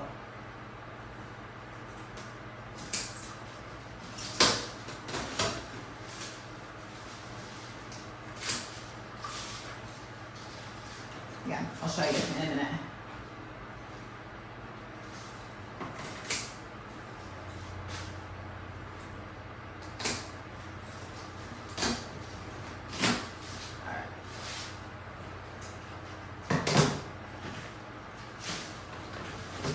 All right, so look at that.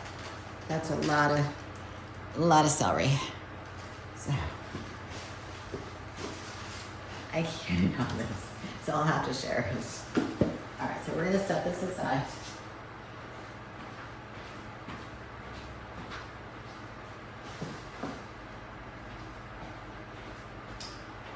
And now we can get a really good, look at how much it's pushing up on the lights in the shower cap. I'm just amazed because I know that I tightened those wing nuts in the shower cap down so I don't get water leaks, but man, oh man, I'm impressed at the strength of the root ball.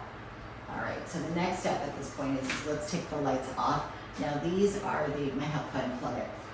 The old school lights, so they screw down, which I don't have them screwed on, so they can't come apart. So let me just unplug.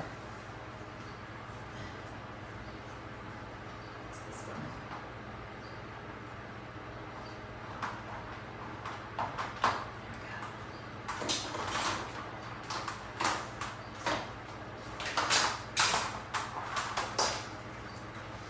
And then,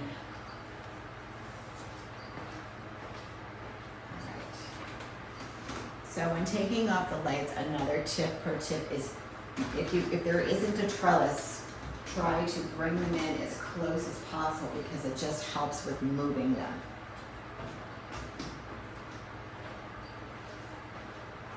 If they're, if they're flared out and you're trying to move them like a big octopus, it gets really difficult. So this should be relatively, let's say this and then, so again, these are the old ones, they come apart, so I gotta be really careful. You just need one hand to push up and then just kind of squeeze it up a little bit. There we go.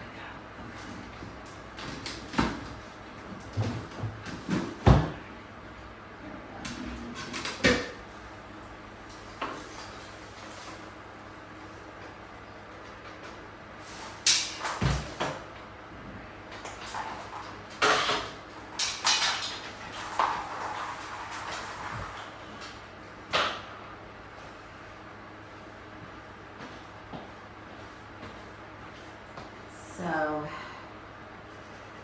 yeah, it's definitely a little gooey. Not bad, but just a little. So let me go ahead and take the wing nuts off. This is the only way the celery is going to come out. There's no way then I'd be able to do that, like pop it out. Not gonna happen.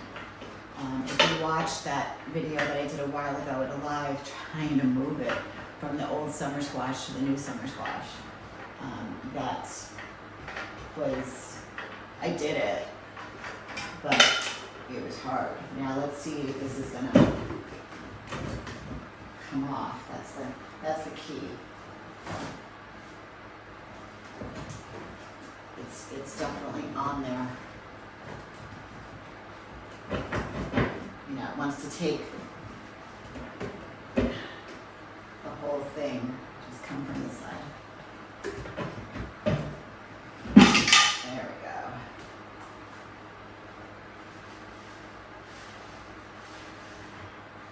So it's a little dirty.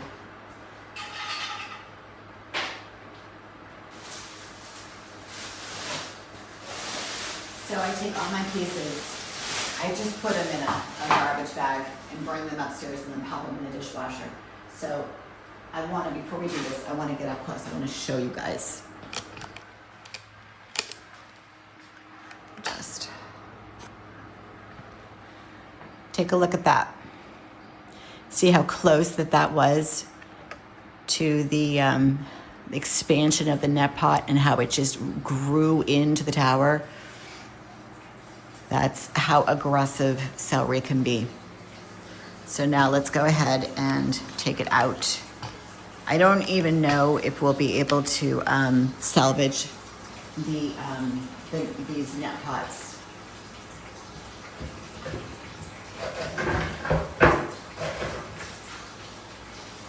And it grew into the lettuce. I don't know if I can say that, hold on. This is the one that was kind of gooey. So I'm gonna just try to save this net pot. All right, we got one. That's good. Let me put this over here.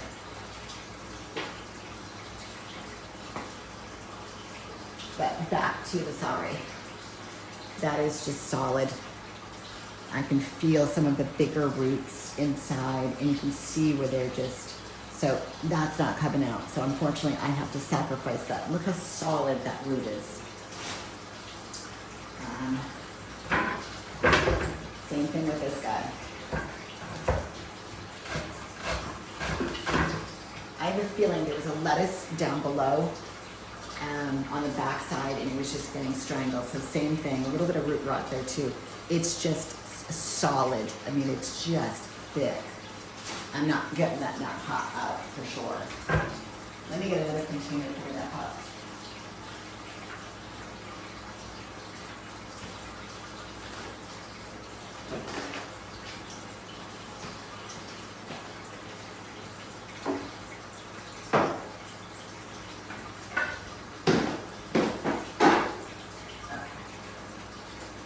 Okay, so the first piece.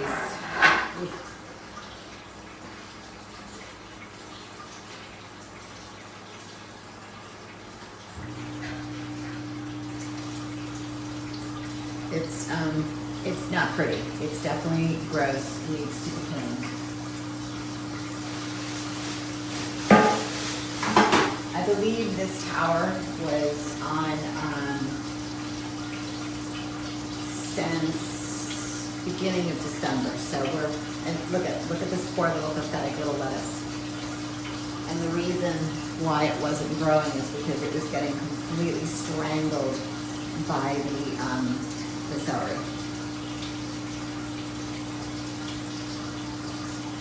So I'll go ahead and,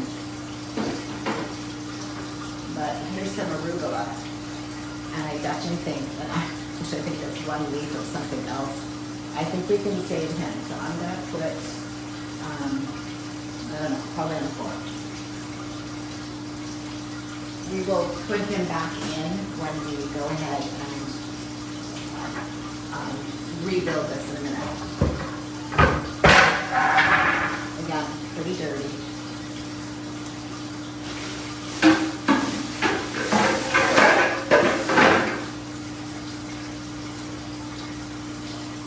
I think not having a tower here permanently will be a great spot so you guys can see what I'm doing in the live and the close-up. So we're going to squeeze this on the wall somewhere. Maybe I'll move my Peloton.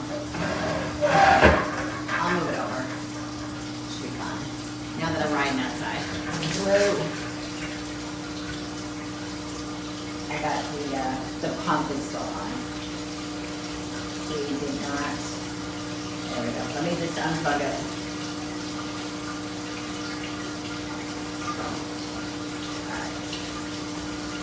Pro tip, unplug the pump.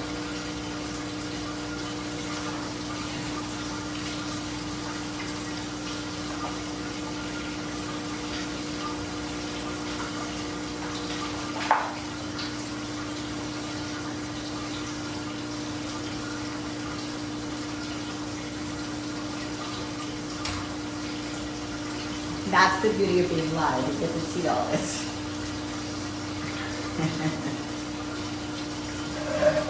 We caught it though. We caught it.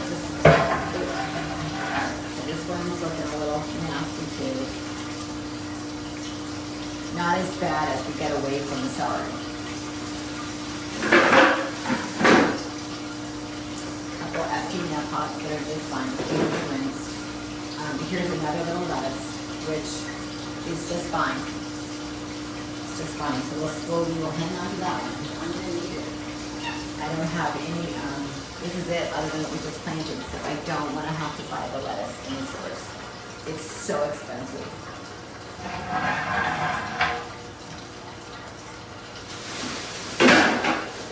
So I feel like as we get away from the celery, the bottom pieces are just cleaner and cleaner. So it was time for that celery to go. And this is the last lettuce, and this actually looks pretty good. So we're gonna save her too. We got three. We have three available.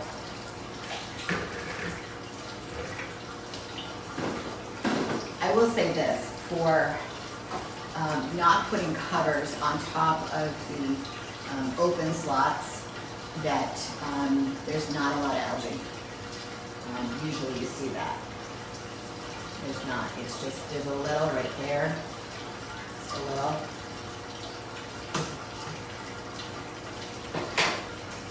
And we'll put a cover. We have a chunky lettuce. And then the next thing really is just, and again, I just filled the water on top of it. So this one I am gonna take the rods off because they need to be cleaned.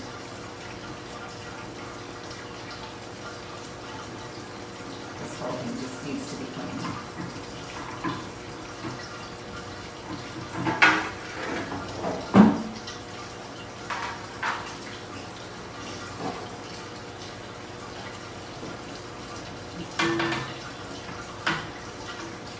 Wearing white today may have not been a good choice.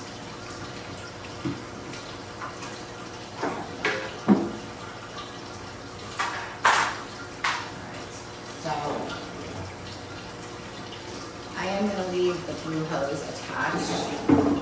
I think that I can clean with this in the water that's in there. I just filled it up and added, so we'll get some alcohol and a scrubby and scrub that bottom, and then I've got new pieces ready to go. So why don't we do this? Where are we with time? All right, we're at 45. We'll let it go. We'll just, in the close-up it'll be a little bit longer before I can load that, just because anything over 45 minutes, yes. I don't know, the internet doesn't like it. There we go, let me get this done.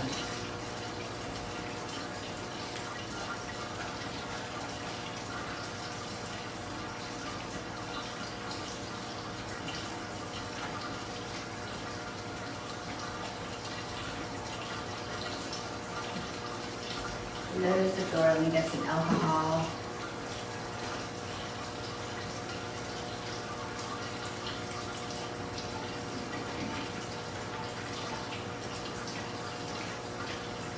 Just gonna sprinkle a little bit on the top. Let me just make sure you guys can see this because I'm gonna be working down.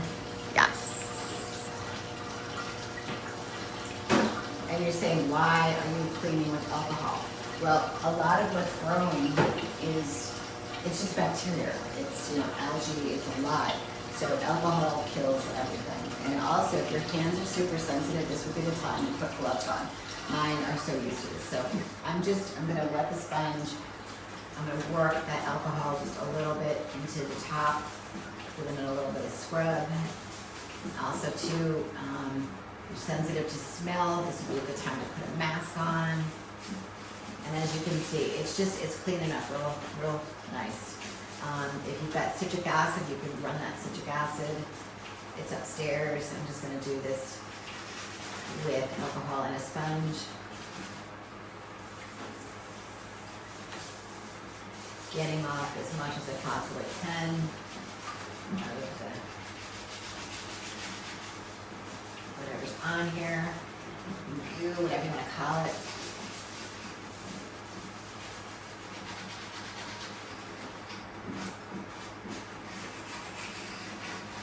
Just FYI guys, so I think through the summer for right now, unless there's something really important going on, I'll be live Monday, Wednesday, Friday. I think I mentioned last week I got some stuff going on, and on the off days. So, and also too, we get to do more. I feel like when you go every day, you run out of projects. I mean, yes and no. So, I mean, I can tell you that on Wednesday, just kind of give you guys a heads up if you want to see me prune back the new cucumber, how I'm going to do that to get the foliage away from the net pot as it starts to grow out. That, you definitely want to tune in for that. That's definitely going to be our project. And I knew today, when I found this last night, this would be, a really good opportunity for you guys to see. If you're going to grow celery, okay, that's, you just want to be aware. Not saying you can't. I'm not going to stop, but just be aware that it's an aggressive thing to grow in a tower. Just keep an eye on it. Also too, with the fixed piece on the bottom, you are going to get some seepage, which then with the light will grow some algae. So the best way to get rid of it, honestly, is just squirt some alcohol and kills it instantly. Some people have asked me with the dishwasher, how do you get this piece in there? You don't. You can take a power washer to it if you want, with some citric acid, but I just find that the alcohol just, unless you haven't cleaned your towers, again, I go back to that girl, 2 years, I'm like, what? I was really just like, what do you mean you haven't cleaned your towers in 2 years? Like, I don't understand that. Here's something funny. So we all scroll, we get bored, right? We're on TikTok, we're on Facebook, we're on social media. And I'm always amazed at people in sheets. I have this thing with sheets and blankets. I just like my sleeping environment to be cozy and soft. You give me a rough sheet, I can't sleep. So there was this thing, I forget, I think it was on Facebook. And it said, how often do you change your sheets? And I was like, I wonder how people will respond to that. So in the comments, you guys, tell me how often you change your sheets. The answer, according to this person who put that post up, said every 2 to 3 days. I was like, what? Like, who has time for that? Like once a week, pick a day, and then I will definitely stir up the bed, and once a week, that's it, unless something happens, unless there was, Libby sleeps with us, so if Libby threw up, then yeah, of course we're gonna change everything. But just normal wear and tear.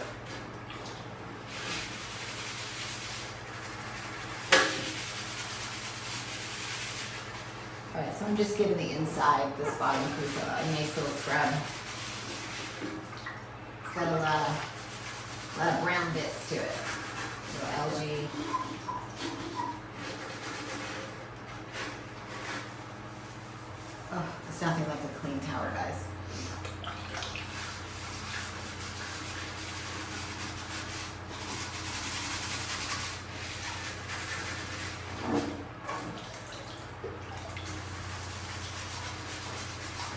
You can unscrew this bottom part. There are 2 screws in the bottom, so if you wanted to take it out, you could.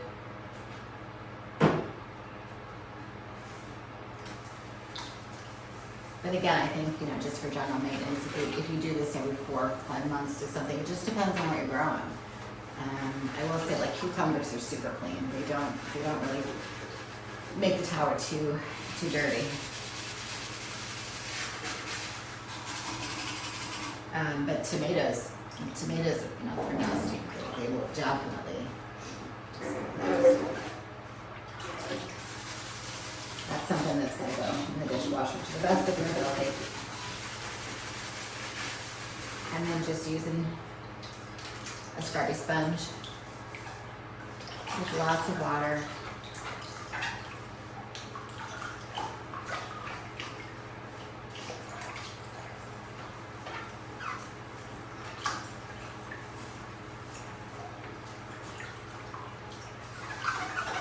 Social media is fun, I will say.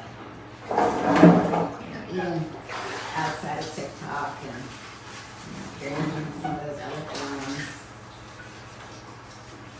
I will say I'm having a heck of a time. So if anybody goes to the store on Amazon, I don't know, I've got a support ticket in right now trying to get this YouTube channel connected, you know, so it shows, you know, my Facebook, the TikTok, all the different platforms I post to on there. But of course, you know, my main channel, which is YouTube, it's not connecting. So, you know, all weekend I've been kind of fighting with them, going, come on. And then you can't connect it. And then they're like, try this, try that. I'm like, it doesn't work. I'm like, you have to put some type of a support ticket for some kid in a room that's, you know, probably, you know, 18 years old. It just goes bing, bing, bing, bing, bing, and it's done. So there's just something that's not connecting the dots.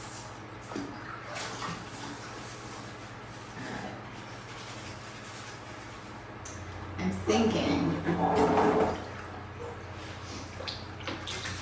thinking I want a little citric acid.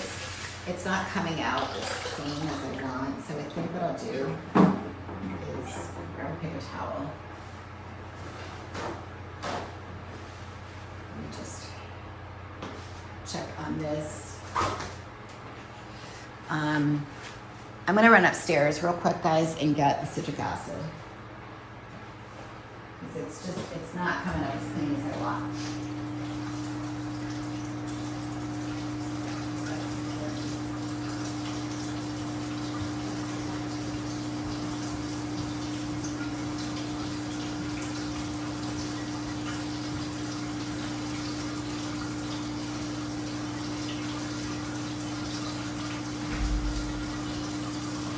All right, this will get the job done.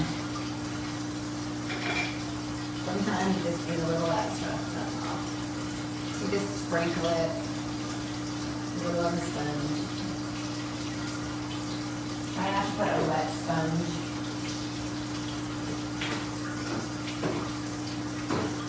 Into the jar, because it will make it completely rock hard.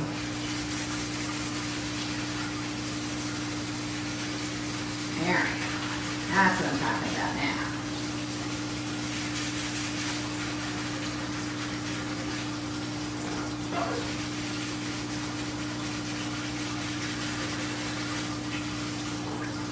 Turn. Wait, I should have just done this to start with.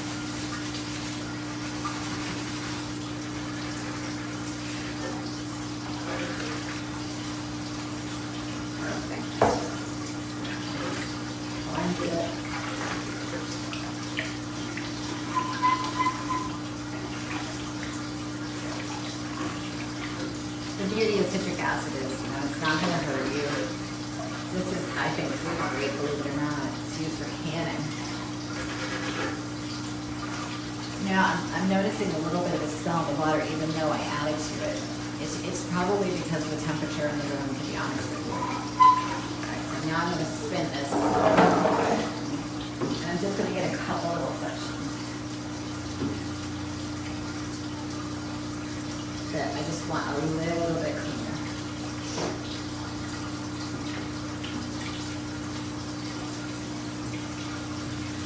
And it just removes it. It removes it so much faster. Look at that. Look.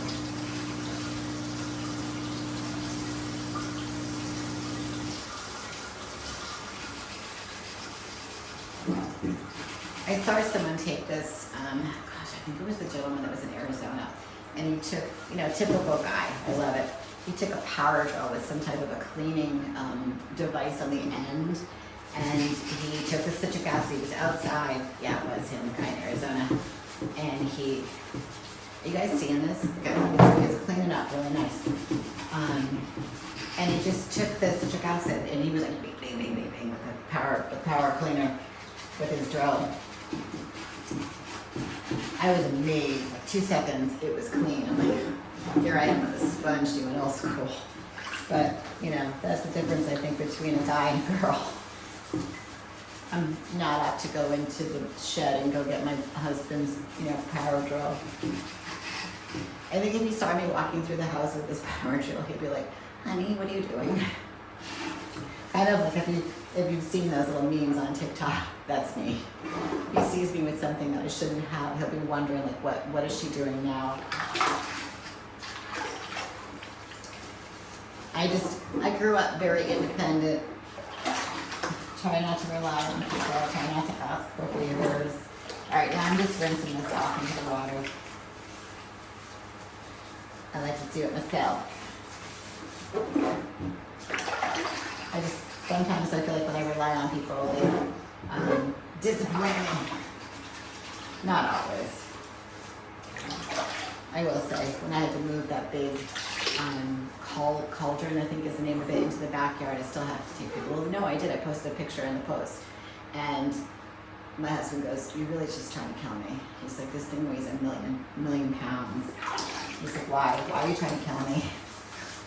I'm like, "I'm really not, honey. I'm sorry." I just, us girls and you guys out there too, I don't want to leave you out there. You just get these ideas. And if you're doing this, you're kind of a little bit of an artist, don't you think? You just get that vision of what it's going to look like, what it's going to be like, and nothing's going to stop you. You're just going to do it.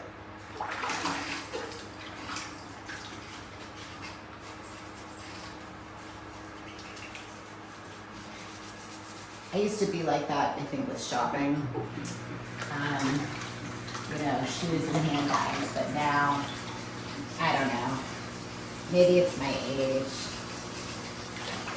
Alright, I think this is pretty good.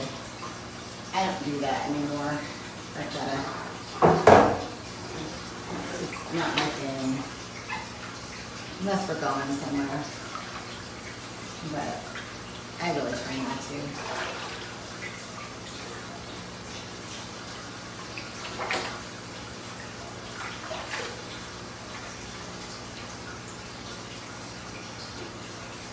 I had someone say to me a long time ago that, in your 30s, you get your first big job, making lots of money, you start buying some presents for yourself, making you feel good about it, as you should. And then in your 40s, you're still collecting. You got a lot of stuff to show for it. I'm gonna let this flip over once and just wash the tongue. And then by the end of your 40s, and you get into your 50s, you're like, why do I need this stuff? And it was so true. So I sold a lot of it.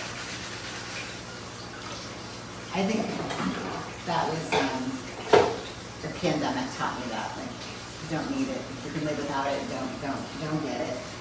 Don't need it.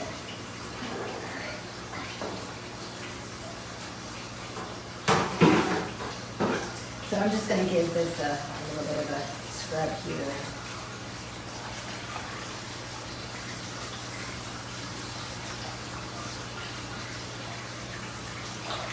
Definitely got some, big brown bits in here.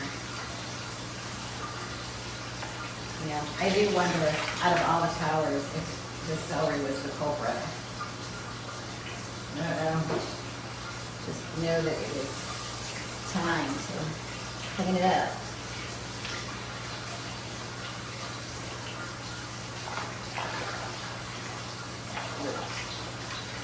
I can see the bottom. I can see my hand, you know, it's kind of scrubbing. And it's definitely got a good scum line going.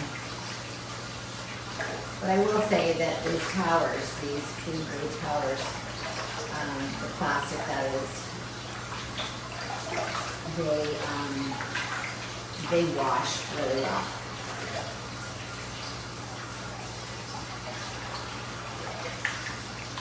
I wish I hadn't done the water on Saturday. This is like full of water and nutrients. What a waste. Alright. Okay.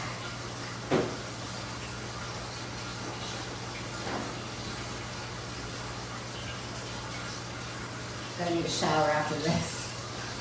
Smell like a pond.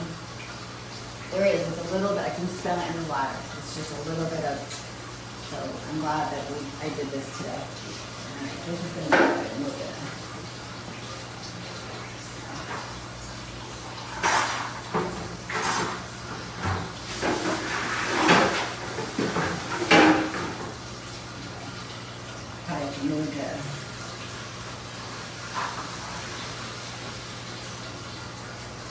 Alright, time to drain this.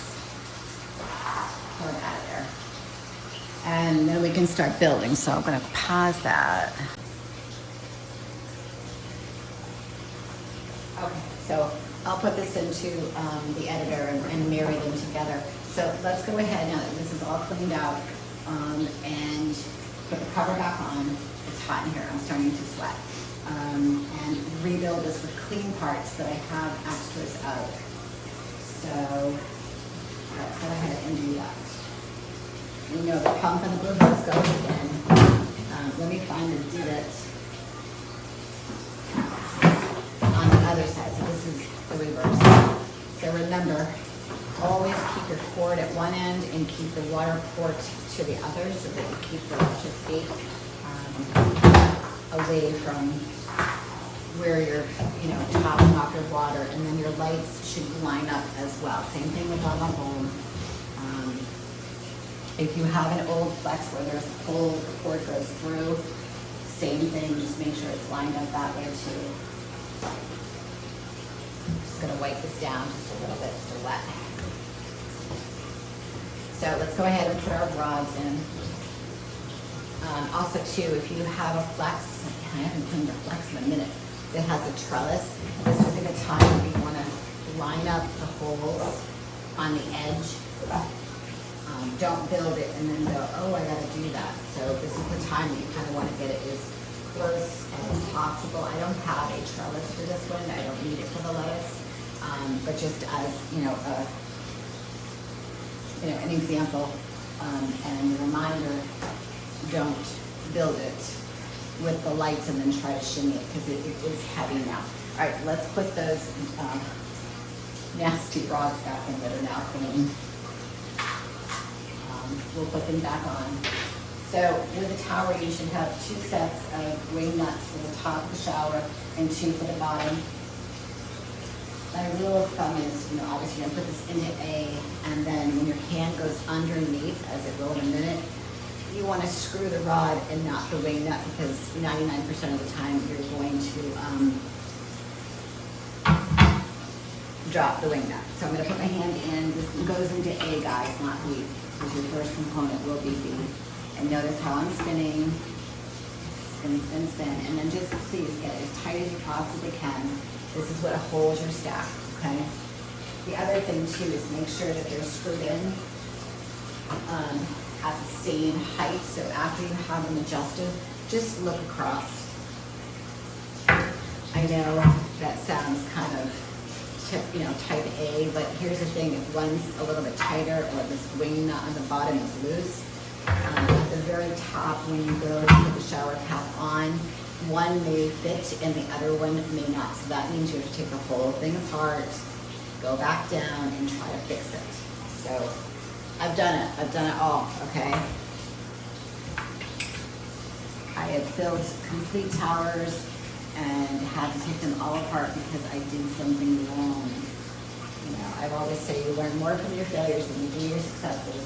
So that's A. So now the first piece, I think it should be good. I have a really hard time seeing the letters, so I put my fingers on the bottom.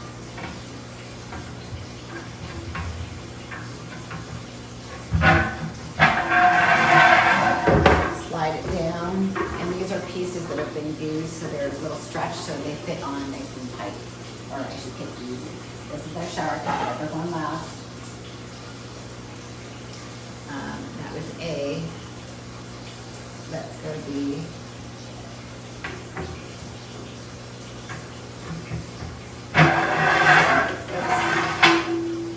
Oh, that was B.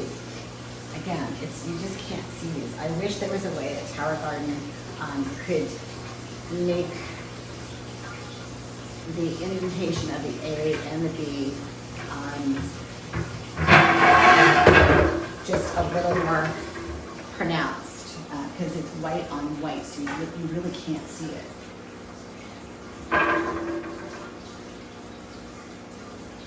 So that's why I have adopted my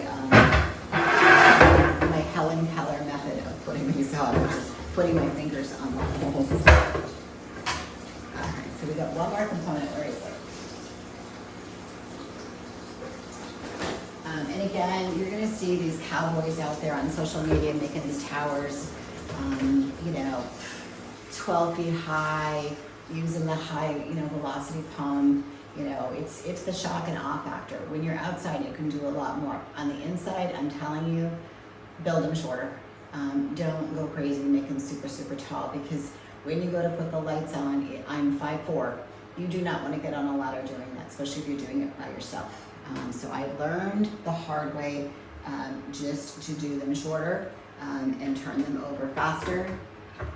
All of my towers, hold on, there we go. That's the fixed piece, so 1, 2, 3, and 4 pieces. I do not use baby green sections anymore. I have obviously a lot more towers than the average person, unless you've got a farm, and then you probably get it. But I just grow my lettuce because I like it to be spread out because it gets bigger. You can use that cut and come method again to just keep it going for a little while. You don't want it to bolt, because when it gets hot, it will bolt. What does that mean, you say? Just means that it's going to grow to seed. And then you'll go to pull it one day, you'll go to harvest, and you'll notice that you go to bite the lettuce and it's really bitter. So yeah, that's when you know that your lettuce it's done, it's cooked. Come on. So it doesn't wanna go on for me. There we go. Got one side. Let me just see if I can keep that one. Another reason, look at me, I'm standing on my toes, trying to get this guy to click.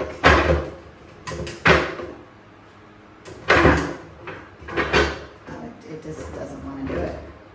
You're not happy. Let me try. I had another one.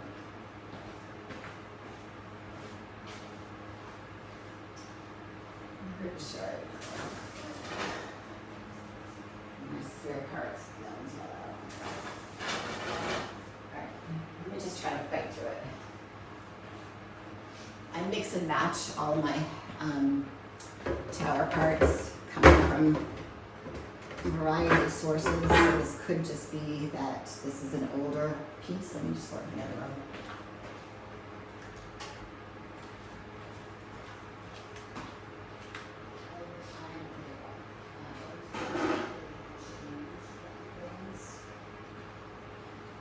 I've noticed. And you know, and that's okay. That's something has happened. And so it made that, you know, the opportunity to go ahead and change it. There we go, that's what I want. You know, for whatever reason. Now say right now that both of these are just a little bit off, not by much. So I like to put one screw on, and then I like to put the other one on, so go back and forth until you hear everything clicking together. Just, you know, really just crank it back and forth. This is where you're gonna have water issues, okay? When you build a tower, and this top part is not on, if you don't hear that clicking sound where all of the pieces are like, you don't hear that, then it's not tight enough. Look around, maybe there's a piece that's just not, like even just give it a real push. So I can still get a little more on this right side. That way you don't get the nutrient buildup, you don't get any algae kind of coming through. It's in a good spot. So now what I'm gonna do is, I'm not gonna put the lights on right away. I'm gonna go ahead and do that later because I need to put water in it. But I definitely do wanna put the lettuce that's there back in here. It'll be okay with no water for a little bit. So I just wanna flip it and trim off that part that looks a little gross. And go ahead. The rock wall is still wet. There we go. All right. She's so much prettier, don't you think? Not being squished to death. I'll put the arugula maybe over here where it was. And again, this tower is going to now go on that wall because I like this spot for the demonstration. I really do think this is the best spot in the room for you guys to watch when we're doing a project. So versus trying to squeeze between the two towers. I know the vocal I have to adjust in the editing if I'm doing a project because it's never loud enough. Especially when the water turns on. Right, in the last one, I'm gonna clip some of the roots. And everything looks, really fresh. I'll do this one over here. And then just give it a little, hi, how are you? There we go. And then we'll put the new stuff in here in a little bit. All right, so now what I'll do is, I'm gonna go upstairs, take a little break, okay, and I need to put water in this. I'll be back to do that in a little bit. And then put the close-up on for you guys in the loop. Then you'll be able to see me as you're watching the close-up. Finish this up by adding the water, putting the lights on. I gotta clean them a little bit, so we'll do that as well, okay? There we go. Yeah, I mean, I think on Amazon there's a way to do the packaging. It's like, I don't know, it's like, think of like something you buy, like scissors. It's impacted in plastic. So I did find them where you could put, like, I think it was 3 seedlings, 3 rock walls, and it would be protected. So I just have to make sure that the actual seedling is small and not, too tall. It would have to fit right in there. And then, honestly, just, ship them to people that are in climates that can handle it. I wouldn't ship them in the middle of the winter. But I mean, I guess they do that. I don't know. I'll do some more research for you guys. All right, so here we go. Here's some strawberries. And let me just push the lights out of the way just a little bit more. Something's in the way. Did the cord get pushed? I think so. Better. Okay, so you just get up real close here in the close-up. I'm gonna just do one light so we have a better view. And then, of course, I'm gonna put my glasses on. So I'm gonna get in here. And remember, I talked about these two here and here were total duds. And I was like, I'm never ever gonna get a seed. Well, there's one right there, little sprout and a little sprout there. And I think this one had it, but it died. So really, we're I would say we're 99%. This is the only one that I don't see anything happening, but I see something there and I see something there, and you can see that they're all doing really, really well. I've been covering them at night, and during the day I just leave the cover off. I don't know what's going on with those. Those seem like a little leggy. Just a little leggy. They're very fragile. I want to get a tool and flip one up.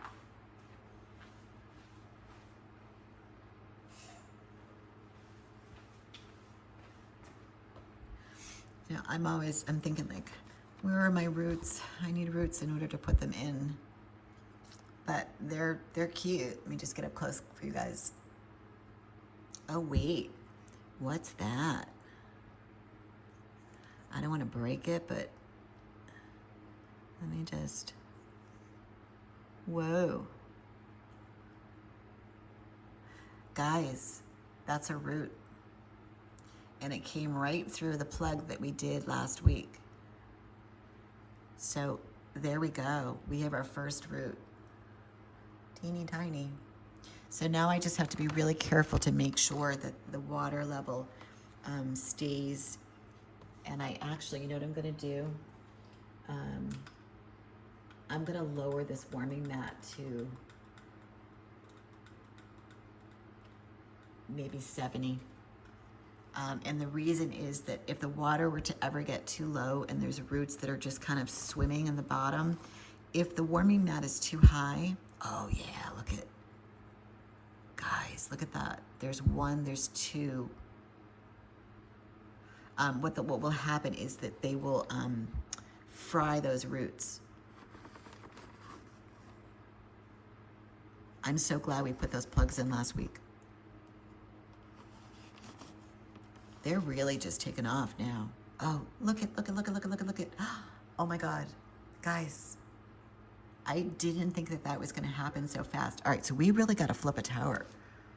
I need a tower. I may have to do the cucumber faster. I mean, I don't know that I wanna put them in the tower just yet, but again, this grow room just, every day, I didn't think that was gonna happen like that so fast.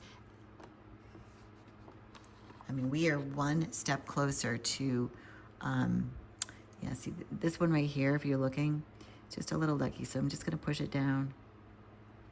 It popped up somehow.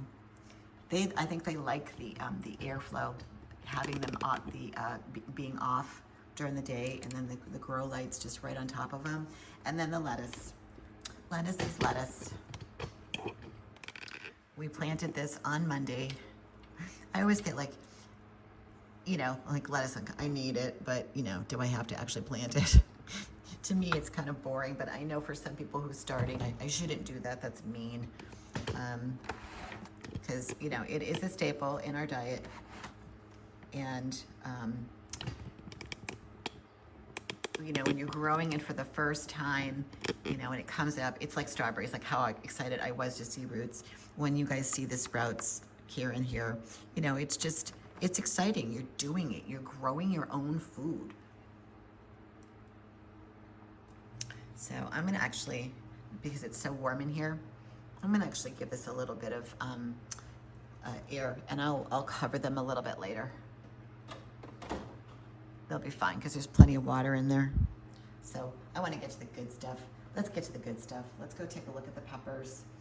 I'll do the 180. I know they're right under the camera, so you won't be able to see it too well, but you'll see it in the close-up in a little bit. They're doing great. I mean, they're getting really big. But again, it's because the grow room is just hot. And my dear friend down in Florida, I'm jealous because you've got this, you know, perfect conditions to grow year round. Up here, you know, it's dry. And, you know, with the water, it still stays pretty moist in here. But, you know, the growing, I think, now that the weather's turned here in Newport, this room just takes off. So there's one. And so you can see I put the covers that we're gonna do with the tomatoes. Okay, they're all doing really, really wonderful. Like even the one on the bottom, I'll just go like this. There we go, you can see it.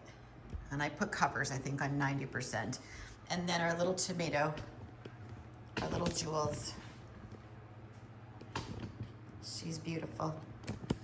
I've been harvesting like crazy off of this. A lot of the reds, a lot of salads. This is super, super yummy. I bring a bunch up and leave them in a bowl sometimes on the island. And my husband, he's so cute. He's like, can I have these?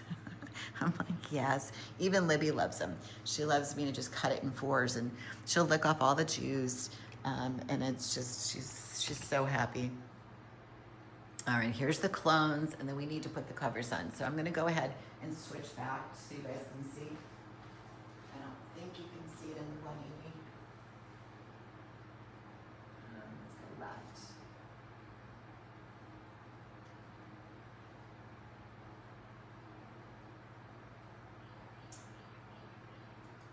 When you say that you're a newbie, my dear friend, have you can grow lettuce, right? And if you can grow your lettuce and you can grow some herbs, you know, that's your phase 1. And then the phase 2 would be like cucumbers and tomatoes, things of that nature. Peppers would be like, I think, phase 2. The phase 3 is kind of like, you know, the big guns, the squashes, things like that, watermelon. You can see, okay, yeah, you can see up there.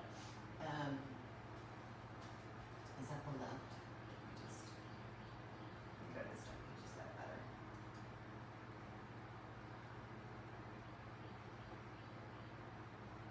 Yeah, I think it's just a little bit better left-hand corner.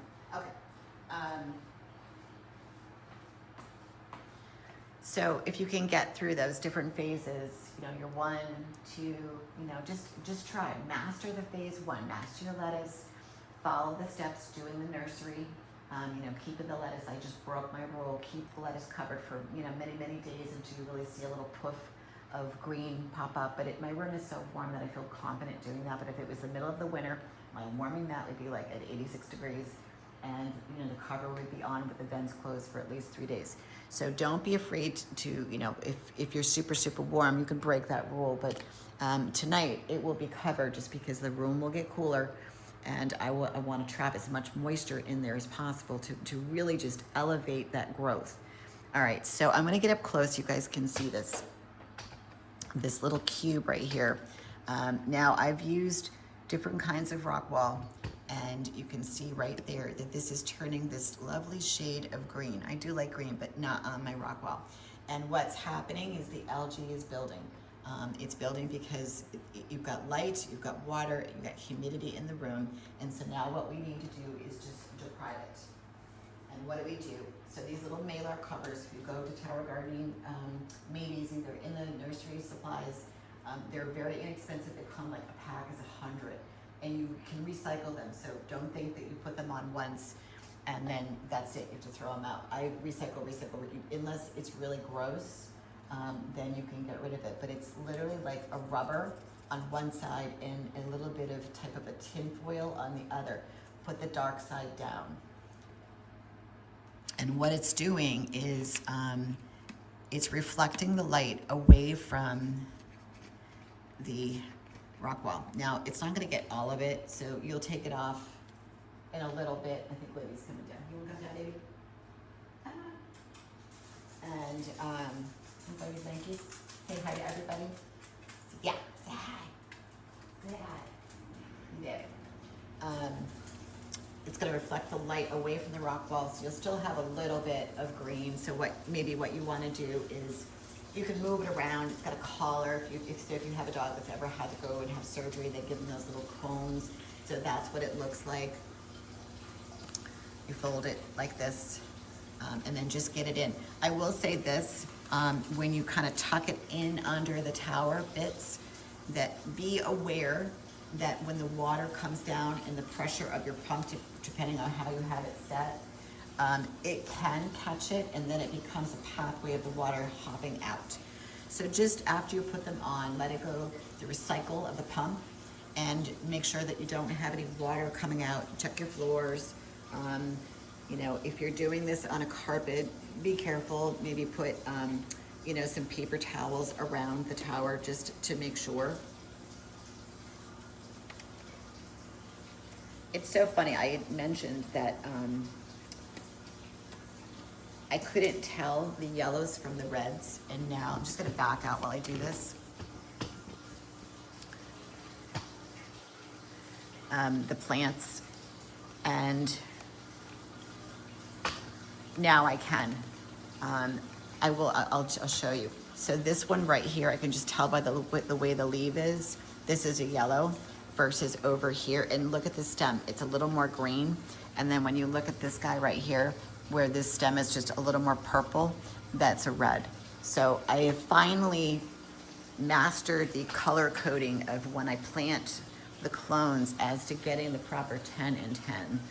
She's so cute. Like, she's got this blanket down here, and she just needs to be with me. I'm like her person.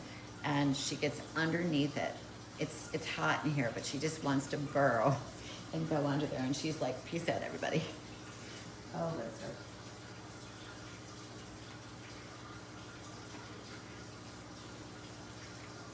I was gone most of the day yesterday, and so she was with my husband, and she just gets so upset when I'm gone all day. Like, she refused to eat her breakfast. Of course, you know, she'll eat a couple cookies, but, you know, until I got home, she would not eat. She was so upset. I am her person. That one's actually okay. And then you guys can remove these covers, like I said, as they start to grow out. So let me just show you what I mean. So these are, obviously they're clones, but then when it gets to be like this, the net pot is, it's closed. It's, you know, the greens have grown over it. So that is your natural, you know, space or cover. So you can take these off and then put them on another tower. But I don't think these were very expensive. Maybe like, you know, under $10. And I've only bought one bag in a year, and I still probably have 75, 80 in my little nursery over there. So let me get the rest of them. Or just the ones that are green. You don't have to do all of them, but I'm noticing just how I'm coning. Okay, look at the tomatoes on this one. I wasn't kidding. When you clone, you don't have to cut off the tomatoes or the flowers. Just gotta cut off.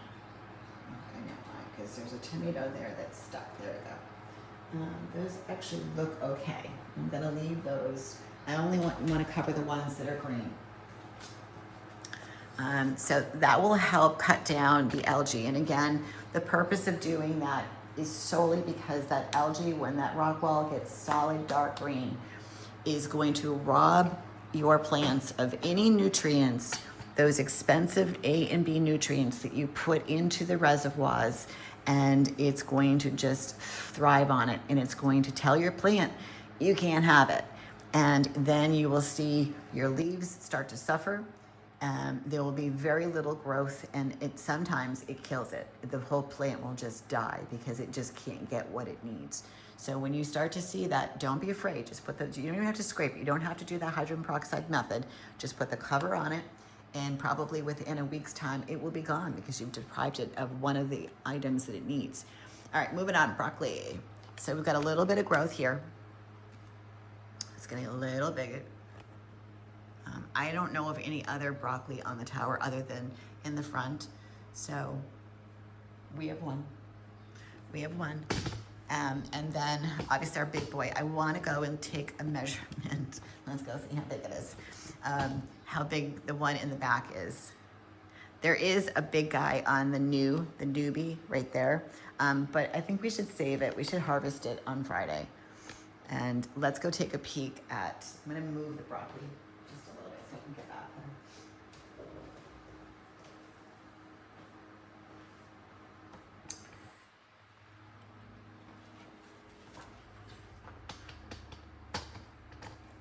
I mean, this thing is huge. I'm just doing this just so you guys know, just for fun. Like to show you, you know, that your towers, you can grow indoors and you can still grow these mammoth, I mean, it's huge. I would say we got, what do you guys think? Probably 3.5 inches to the end. And they grow so fast. that I would say if I leave it till next week, it will be off the edge of the reservoir. That's the goal. Just to say that I did it. I like to kind of poke fun at this one person that you can't grow those on the tower. Yes, you can. And then she got so mad I got booted out of one of the groups. I'm just like, whatever, I'll start my own. All right, so let me get in. I'm gonna go from the other side. That was funny when she did that. I was like, okay.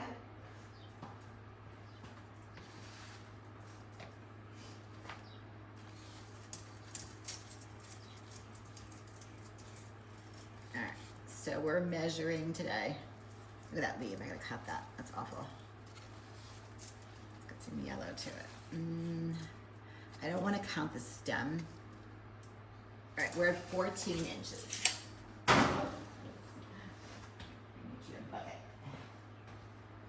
It's at 14 inches.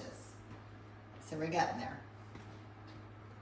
And I'm gonna bring down, when we do harvest, I'm gonna bring down my food scale and we're gonna weigh it. I don't know what I'm gonna do with it. Probably feed the rabbits. All right, so summer squash is looking just fine. I got lots and lots of blooms over there. Lots of blooms. I did a little bit of pollinating. I cheated this morning. There's the flower that I found on the new cucumber tower. And again, I'm gonna pull this tower out in just a second. I just kind of wanna go through the room with you guys on a close-up. And then, all right, so remember on Monday, that guy, I was like, I think it's 80% pollinated. I can say it's 100% because now it really is growing. And then the other one, look at this little baby. Oh my God, I can't. They're so cute when they're little like this. I just can't. They're so darn cute. So it's pollinated, it's growing. So the one thing with this particular watermelon, I'm gonna turn the camera so you guys can see.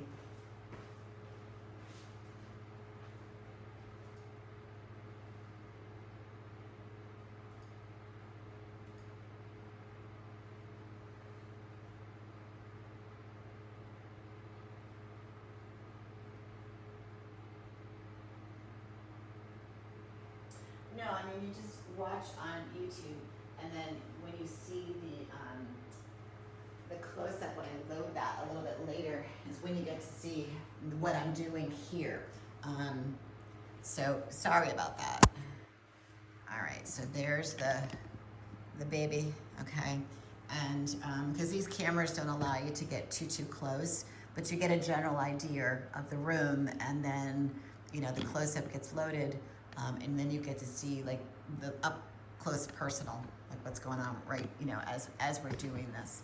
So yeah, we got 2 others. So we got 3, we got 5 that are completely pollinated. And then we got this little girl with the cucumbers. And you know, I do see some new shoots and some new fruit. I actually pollinated something this morning, but given now that the strawberries are starting to really take off, I think that, you know, we got to make that decision on, you know, getting a tower ready. I kind of wanted a home, believe it or not. I'm just gonna bring this up just a little bit. I don't have one available. I mean, I do, but I use it for the water. And I'm just gonna switch it out to the other camera now. So I lost the train top. All right, oh, the strawberries. Oop, here, baby bud. I got 2 flying around today. Yeah, so I've got a home that I use for the water when I do the fill-outs, you know, the fill-ups on Saturday. But I need that for the water because it gets into that bathroom area where I want it. So, I mean, I could build a tower, but then I would not have a source of water to fill these guys up, so that would be a problem. So, and I don't really want to buy another one, so I'm going to go ahead and just, I think, use the old cucumber. And when we clean that out, how far can I go with this? Let's see. I'm going to do this. I'm going to unplug the pump.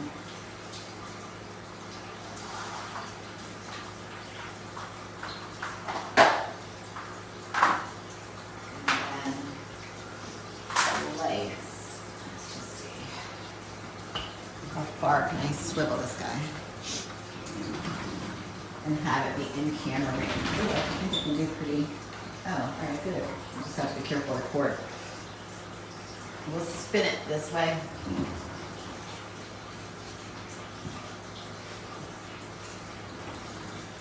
think that's as far as it's gonna let me go. Let me just see what that looks like. Yeah, all right, that's pretty good. Hang in there. You can see me now. And then I've got my trash. Let me just set up the close-up.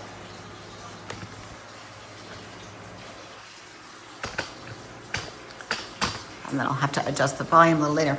All right, so the goal for this, how I made the cucumber tower that we're gonna break down at some point successful, is when these are obviously growing out of the net pot. You've got your first leaves, your second leaves, your third leaves, whatnot.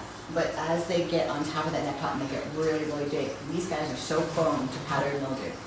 Big time, big time. So I learned in the other tower is as they're growing, and as you can see, look at, we got vine, right? We've got some vines. And then there is a one flower. So it's time, I'm gonna use this one as an example. You want to get any foliage, oh geez, I'm gonna kill myself today, away from the net pots so that you don't get yellowing leaves. And I'm sure if I lift this guy, there's going to be some because it's deprived of light, and I can see them already. So, and the good thing is, when they're young like this, they're very easy and soft to pull off with your thumb. So you're not in there blindly cutting with scissors, you're cutting the tips of your fingers. So this big leaf, believe it or not, I'm going to go ahead and get rid of it. As these guys progress, as you can see right here, that's what you want to focus on. The foliage that's near the net pot, get rid of. Okay, once you get to this stage, and that's kind of yellow. This has nothing to do with nutrients. This has nothing to do with pH. It's sheer, did not get the light that it needed because the bigger leaves were covering it. So now that I got rid of that big leaf that's holding everything up, I can start to see another little, sprout here. So I'm gonna go on this side, and I'm just gonna look for flowers. Now you don't need to do it all at once. And what do I mean by that? So each plant that I have in here, and I only planted out the front, just do a one leaf here, one leaf there. Take a look at it. You don't want to stunt it. You don't want to send it into like, what is this person doing to me? All you want to do is just assess the tower of how can I give it a better opportunity to grow. And that is just to look and put away things that, don't need to be there. And I know when I planted this out, I planted 2 seeds in the rock wall. So I know I've got, for the majority of these guys, I got 2 plants. And that means that I just need to look at both stems coming out of the net pot and go, how can I be better? And all it is just getting in there and cleaning it out. Here's a really big leaf, and underneath there is more flowers. So I'm gonna get it close so you guys can see.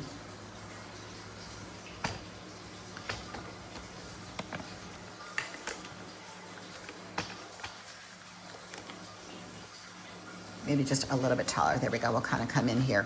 So when I lift this leaf, and I know you can see, but not a push, you'll see in a little bit.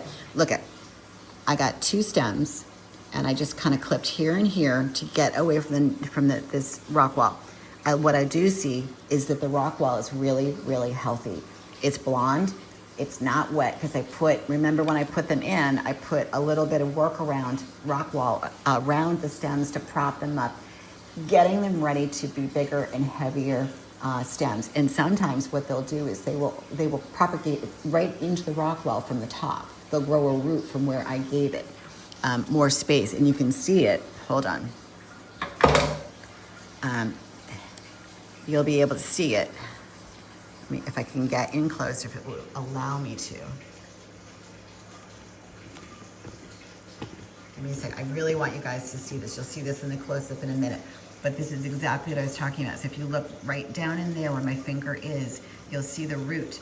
So that extra piece of rock wall, the root, the actual stem of the cucumber propagated, and now it's growing into the new section of the rock wall.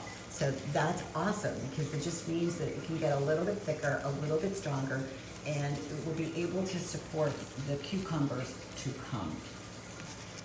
All right, so I'm really happy with this. And you can see where the baby leaves down here, look at, like these guys, you don't need that. Just pull it, because you know what's gonna happen to that? It's in a dark area, and it's going to not have light. It has moisture, and it has heat, and it's gonna grow powdery mildew. So if you just get rid of it, it's not a big deal. The other thing too is when you start to get, and we're there, like we need to get that trellis, we need to get on this. I'm gonna go ahead, and it's already started to attach. I'm gonna break the tentacle, and I'm gonna go ahead and I'm gonna reroute it. Like I'm gonna be its own little navigation system, and I'm gonna reroute it away from the other plants and have it come out. And the reason being is I don't want it to canopy or cascade onto another seedling, because I'll just be multiplying my issue, which is you don't want an area that's so suffocating that it can't get in there. So look, there's some big leaves in here, so I'm just gonna go ahead and pick them. Okay, look at, it's relatively healthy, it's just not getting any light, and I can feel some moisture down here. I'm gonna come at it from this angle. Let me just take a peek. I got some real big leaves, so I'm just gonna cut a couple that don't need to be there, and just give the vines an opportunity to just come on out, you know? I actually love that phrase. You need to be their GPS, okay? You need to guide where they're going to go and how they're going to grow. And when you do that, you're gonna be really, really successful. I'm just looking, I'm just gonna trim a little bit back here. I see a first leaf I can pick off. I'm gonna come down here, just tilt that down just a little bit. And we're gonna get rid of this leaf. And then that little, ooh, you can't see from my angle. And then I love the fact that it's coming out of the edge. So being its GPS, it has climbed onto here. It's coming out there. And I got a big leaf here, so I'm gonna go ahead and get rid of it, because I just think that it needs a little bit of airflow. I'm gonna get rid of these guys. If you can't snap it off with your finger easily, don't pull it, because you'll be chancing breaking something, so you don't want to do that. And then I got a leaf up here that just looks like, you know, problematic. And as these grow, and you can see deep down, there's a malar cover. See if you guys can see that we put on there. So I'm gonna leave that, because we're gonna try to vine these away, just like we did over there, so that we get it onto the larger trellis to get more room, which means more fruit.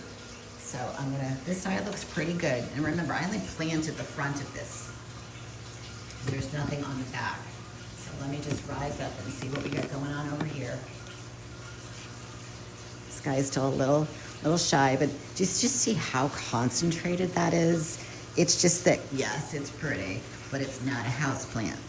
It's gonna give us, you know, it's gonna grow some cucumbers for us. So we gotta do our job, which is just get it healthy. So I'm just gonna get rid of one leaf in the center, and that you can just see in another week that would have been problematic. Ever since I bumped the nutrients up, I can say that, you know, this guy really took off. But you want to make sure that the main part of the plant is ready for it. Like if you slam it with nutrients and it's just not ready, you're gonna burn it. It's just gonna be like, no thank you, can't do it.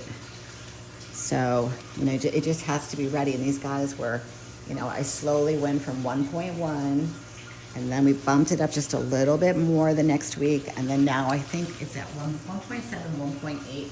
And honestly, This tower looks amazing, so I'm really gonna kind of keep it right there until a little bit later. Until these leaves get to the point where they start sticking me, I'm gonna leave it on the lower side just because it's summertime and it's getting warm and I don't need all that nutrient.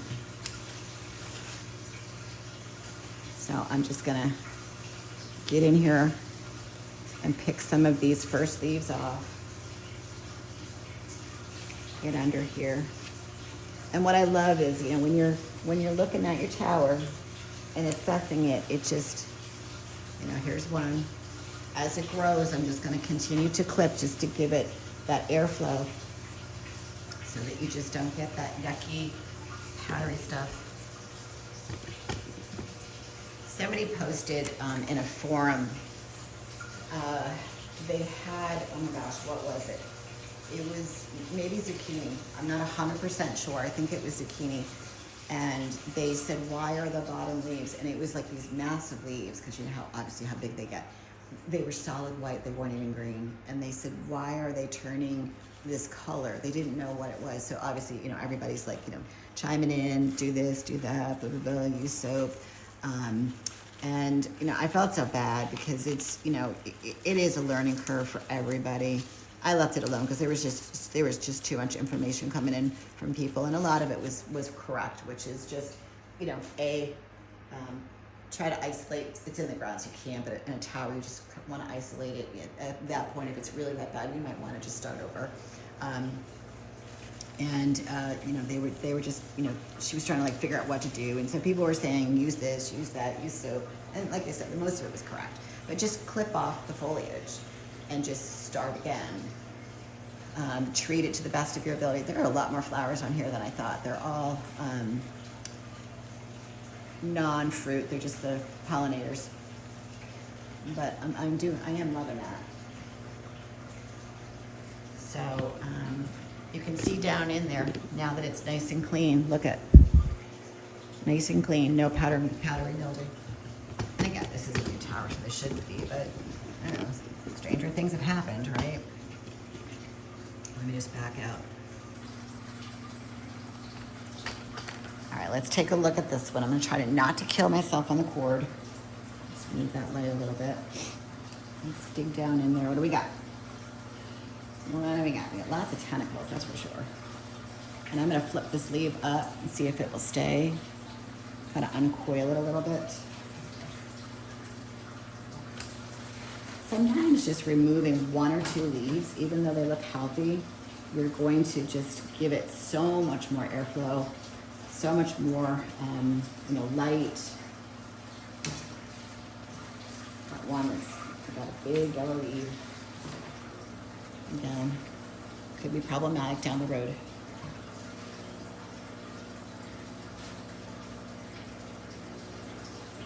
Oh, I am so excited for this tower, man. So excited. A lot of tentacles. Just looks really good. What's under here? Anything? Oh, we got a couple. And I'm telling you, the one that's the problem, come from this angle so you can see.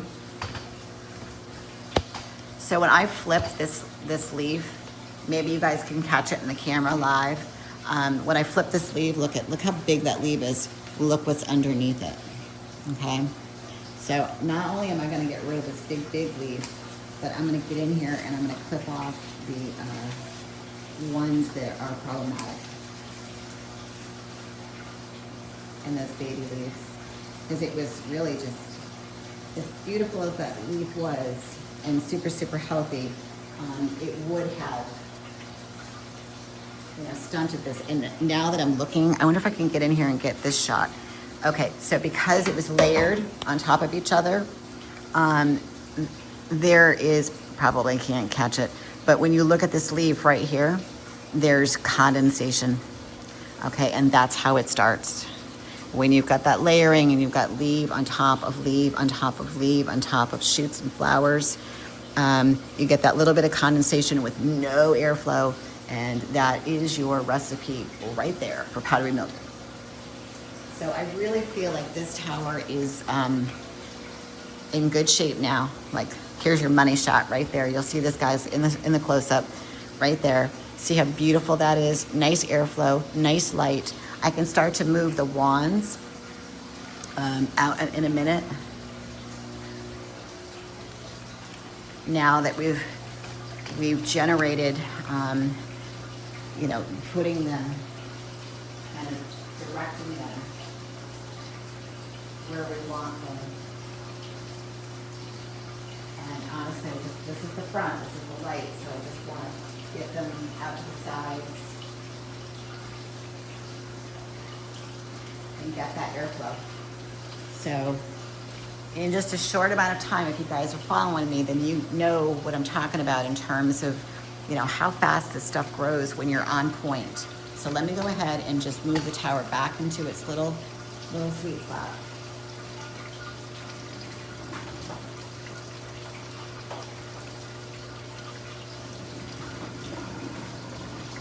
Plug it back into its top.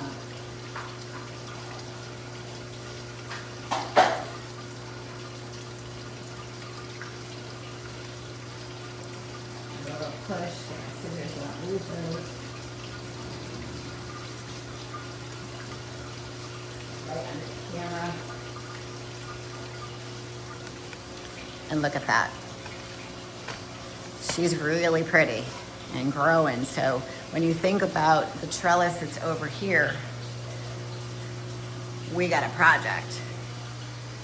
And we can remove that spider light because I don't think we're gonna need that right away. And honestly, I don't think that I'm gonna trellis above. So if we go over here and look, let me switch the camera to the right so you guys can see.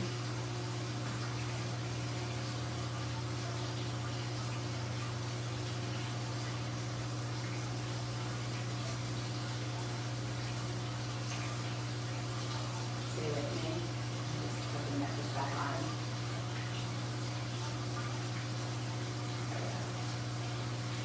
I'm on a shared screen, so sometimes I'm on a little lag. Okay.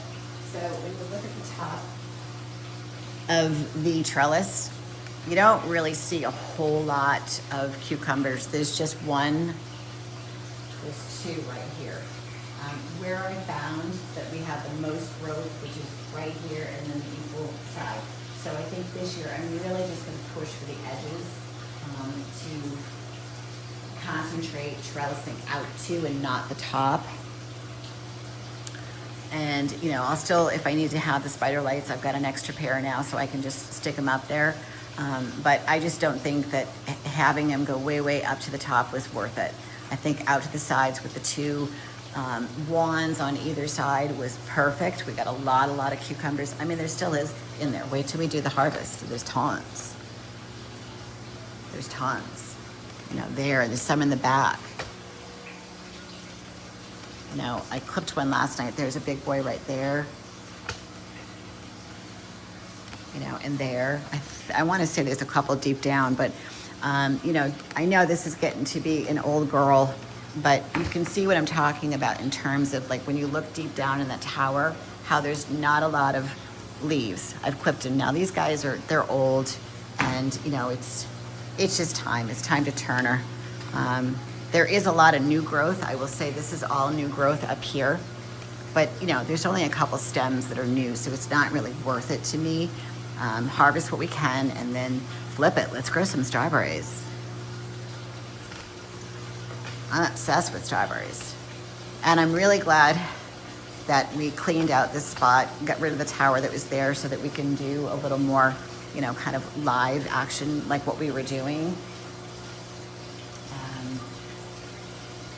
And, you know, a little more demonstrating things of that nature. So, all right, what do we got going on now?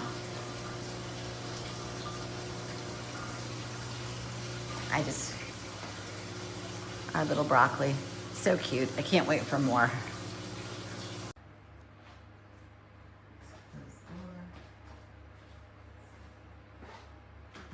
Bear with me, guys, sorry. All right, so we've got this kind of pushed to the center, so you'll be able to see the tower, but you don't see the close-up just yet. And then what I'm gonna do with the close-up is clearly get close. And so over the past week, I've noticed that I've had some leaves. And if you look right in here, I just thought maybe when I groomed it, like I broke it. So actually, that's not broken, it's just bent. So I can take a pair of scissors to that one. And that would explain this one. But just kind of overall, I've been seeing these leaves. Here's one that's just attached, but see how it's yellow, brown. I mean, we got the rainbow going on here. I just thought it was from the haircut, and it's not. It really is because this room is getting warm, that I've talked about, and you know, how do we remedy that? We really don't, to be honest with you. You just got to roll with the punches, and then just keep it like, I'm just gonna snip these. The water was really low.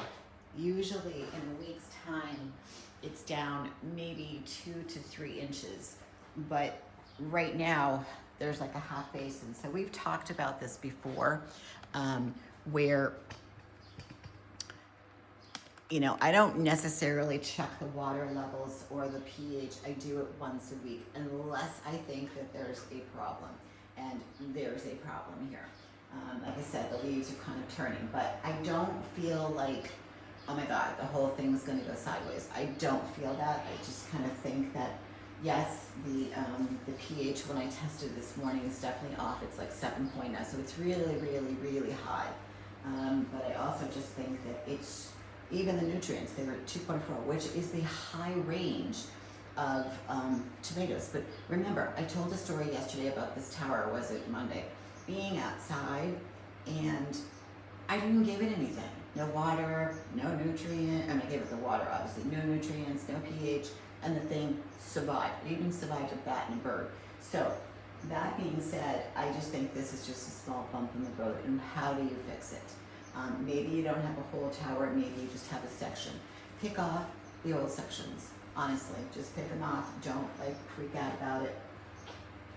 Adjust it, and they will naturally just kind of curl up and do their own thing, and then you can just keep grooming. I will tell you, like we've seen what you've done before, is go ahead and just, you gotta reach underneath the clusters and pull out, you know, some of that foliage that's no good.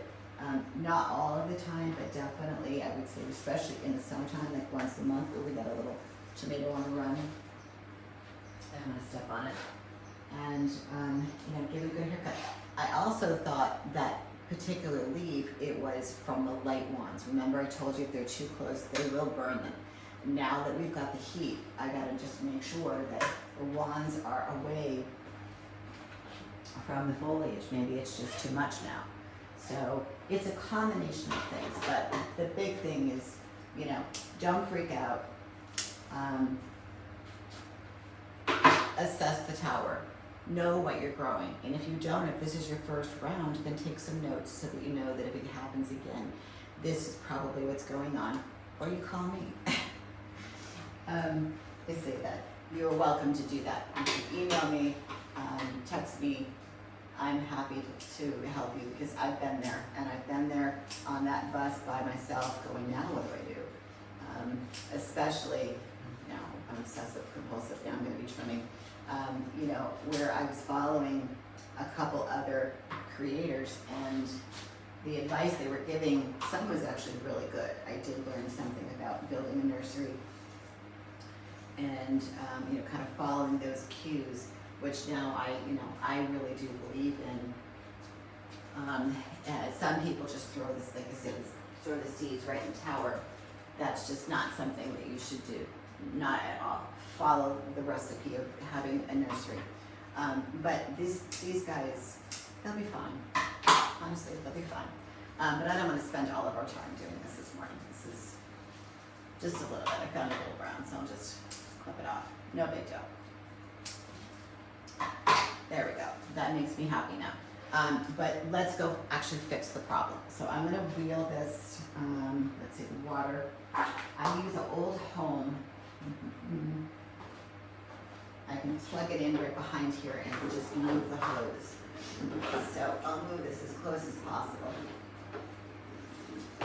And I use the white hose that you attach to a pump, and that blue hose fits right into the white hose. Hopefully I explained that correctly. And then I stick that right into the reservoir. Now if you're lucky enough that you have a hose or a water source that's near where you grow your towers, God bless you. I'm really thinking about putting a hose down here myself, but I don't want it to ever spill on the floor, so I'm gonna just keep doing old school. But this works for me, so I just hit an outlet. We got water in here, so it's basically reverse pumping. And I'm just gonna fill this sucker up to a little bit beyond, or actually underneath that main lip where the two pieces at the top and the water reservoir meet. And then what we're gonna do is we're gonna adjust the nutrients down. I'm gonna bring the nutrients down. They were at 2.4, and I think I'm just gonna bring them to 2.0. And just let them sit for the week, adjust the pH. The pH, I did old school so we could see the color. Oh my God, I can't get over there. I'll hop over. I want to show you close up that it's really dark, okay? Really, really dark. I know with the meters, the minute I take it out of the water, you're not gonna see it, but this is when you look at that old school list, and I'll do this on the close-up so you can actually see. It is the top, and it's matching right there. So it's really high, it's 7.0, and honestly, that's the problem, okay? The pH is just out of control with the heat and not a lot of water. The water's gonna evaporate, and I also have a dehumidifier going on in this room, so that's another factor that it's not liking, because I'm sucking the moisture out too, which I have to because there's just so much in here, and I don't want any mold issues. So people that are in the south, my friends down there, God bless you, I know what you're dealing with, because now we're in it.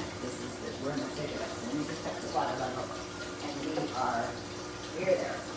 Pull this out. Honestly, I was chatting, so I got too much in there, so I'm going to reverse it.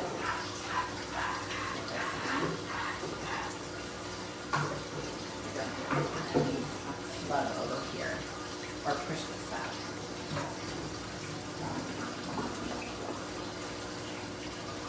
So there's a little too much water, so when that pump turns on,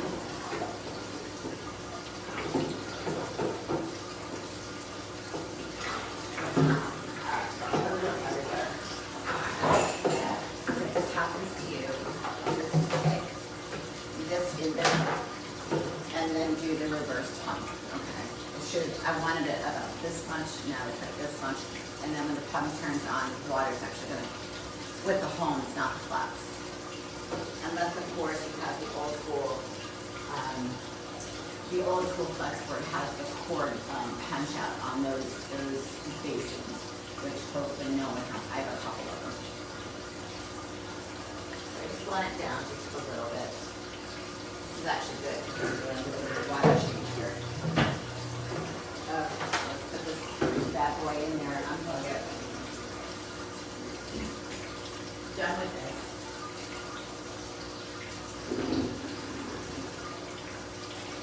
I mean, it's pretty easy going to do it with the water.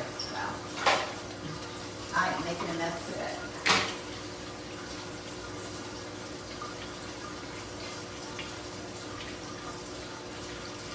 We got coffee. Happy Friday. Oh well. I didn't anticipate the tomatoes going sideways, so it's always a surprise. We'll get to the good stuff in a minute. But like I said, it's better that it happens to me and we're doing it live, which I love because you just never know what's going to happen. And you get to fix it. So I love this variety. You can't kill it. I'm not afraid. It's not happy at the moment, but it will get happier as a little time goes. Don't worry. All right, so the big thing now is let's test it.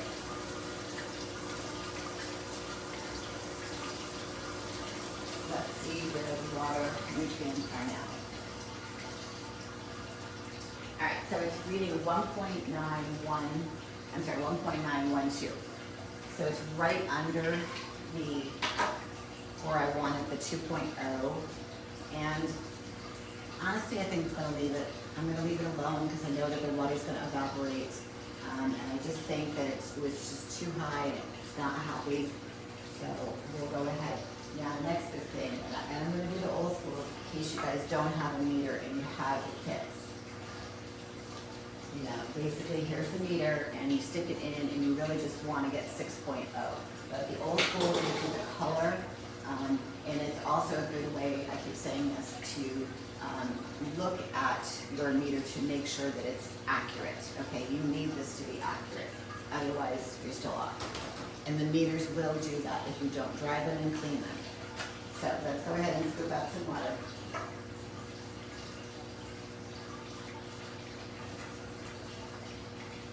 I do believe in the meters, but occasionally they just get on the eyeballs. These little readers that are in here, I'll just show you. I don't know if you guys can see those. They get corroded, not so much rusting, but they'll get nutrient buildup on them, and then it shuts down the whole process. So you do have to replace them. That's why I don't buy the expensive ones. There are a lot of really good meters out there, and they're very, very expensive. So I learned from me, I did it. I bought the expensive ones, and then they got old and pretty, and it wasn't worth it. So now I use these two from BioSun. They're like, I think when you buy them together, it's $14.99, and you probably have to replace them. If you got 13 towers, you're gonna probably replace them twice a year. But if it's just a couple towers, you're good to go. Just rinse them off with regular tap water. 2, 3, 4, and 5. All right, so it's still showing. It came down a little bit because we're out of the water, but it's still showing now more of the 6.5. So I'm still waiting. If you have been following along, I ran out of the pH down from Tower Garden, so I had to go to a store that was local. That's a whole other hoo-ha, but we won't go there. So I'm going to be using, and I think you can get this on Amazon. I've seen it. This just basic general hydroponics pH down. This is not as concentrated as the Tower Garden, so you kind of have to use twice as much. So being that it's 2.5, I know with the Tower Garden it's probably just 1 cap, but with this it's not as concentrated. I'm going to do 2. So I'm going to go ahead and put 2 in here. But I know my tower, so this is a home, and the flex I'll probably put a little bit more. For most people, if you're not familiar with your towers or the system that you're using, how much water's in there, I tell you, go slow. Do 1 capful, test again. All right, so let me give this a big stir. And again, the range on these guys for pH can be up to like, I want to say, let me get the paper. Hold on. I don't want to misquote. For the tomatoes. Again, this is on the website. If you guys are new with me right now, go to the website, go under the nutrient class, and it's a PDF form you can download for free, and it's got everything that you could potentially grow on the towers. Okay, so here's the pH. Anywhere from 5.5 to 6.5 is what they like. This was at 7, so no wonder it was screaming, going, "Can you fix me, please?" So, and that was from Saturday. So we're only 6 days versus 7, so that's the difference with the heat and the humidity. All right, let me give it a swirl.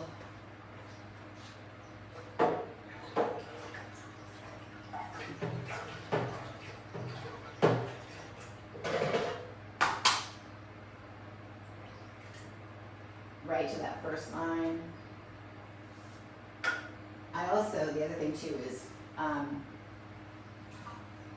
if you can, if you're doing old school, make sure, all my newbies out there, that you put your water base on a white paper towel or on top of a white basin so that you can actually really see the color. Don't hold it up to like a gray wall or something that's black. And the reason why I say that is because it changes the color. So just put it on top of something that's white. And then 5 drops. 1, 2, 3, 4, 5. Now again, when I'm by myself, I use the meter. It's just quick. it's easy, and I'm bing, bing, bing, but I wanna do this because a lot of people don't have meters, and I've been getting some feedback about that. What do I do if I don't have a meter? You have the old school kit. You got strips, you got this, you got that. And again, this still looks pretty dark. It's coming down, but it's still, I could do one more capful and still, is that level? Yeah, it's level. It's still dark.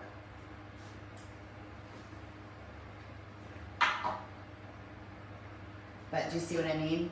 One of the tower garden would be awesome, but this is not as concentrated. So we're gonna go one more.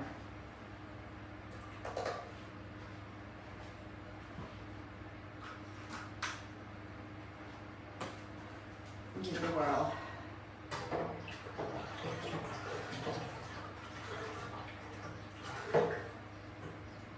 I'm really hoping my tower garden stuff shows up today because I'm supposed to do my towers tomorrow.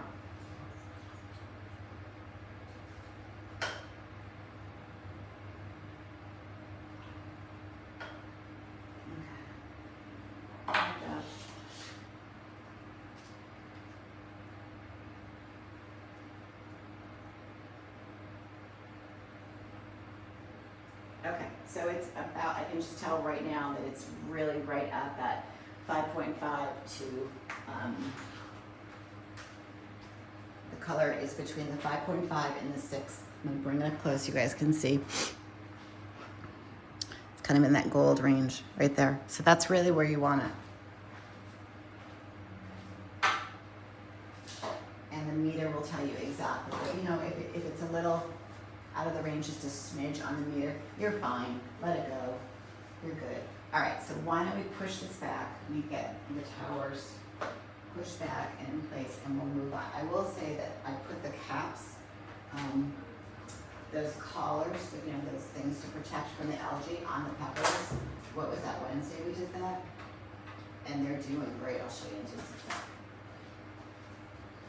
I can just see the how they've changed. They're growing. They're just happier because they're not being starved to death. Oops. The wand just killed. The one thing about the home that I will say is the wheels on the sucker. They're good, but they don't. The turning radius is shoddy.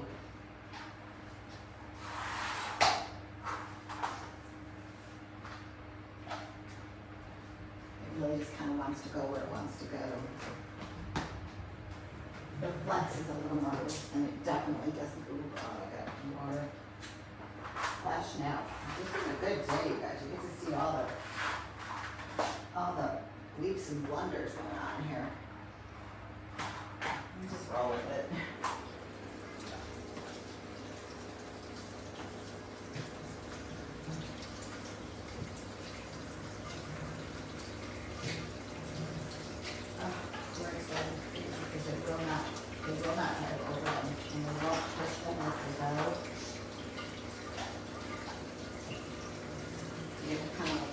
Cords as you, and now I'm going to take the light wands out away. Not so much because the foliage is grown a lot, but I think the heat, I really do think the heat is what's going on in this tower.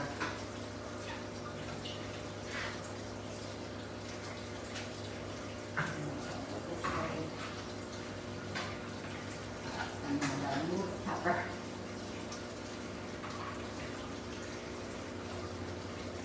We will get to our agenda, what we're going to do today, I promise.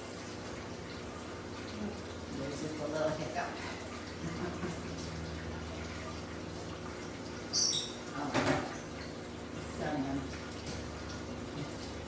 What's that funny saying that someone told me a long time ago? Jesus, take the wheel. That's kind of how I feel right now. We got water. We got splashes. Hopefully we don't have the water. We just make sure that that really is below. Yeah, it just kind of sloshed out. The home has this thing where it kind of comes up and then it's got this ridge to it. So if you have the water too close to it, when you turn on the pump turns on, it's splashing, and then sometimes the water will kind of go back and forth a little bit, and you will get a puddle on the floor.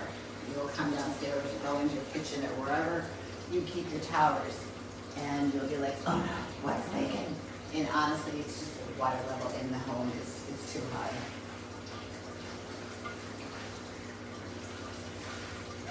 All right, I'm not going to go too crazy with this because I'll be doing this again tomorrow after everybody else gets their top off. And I have a feeling, I'm scared to actually look right now because, I don't know, I'm gonna just adjust that light. Needs to be on the broccoli. I have a feeling that everyone's going to need, oh my God.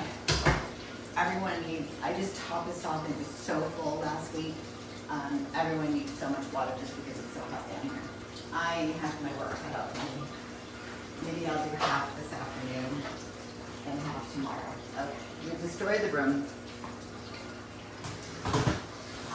We'll try to put it back together. Another big splash over here. All right, let me just check the camera.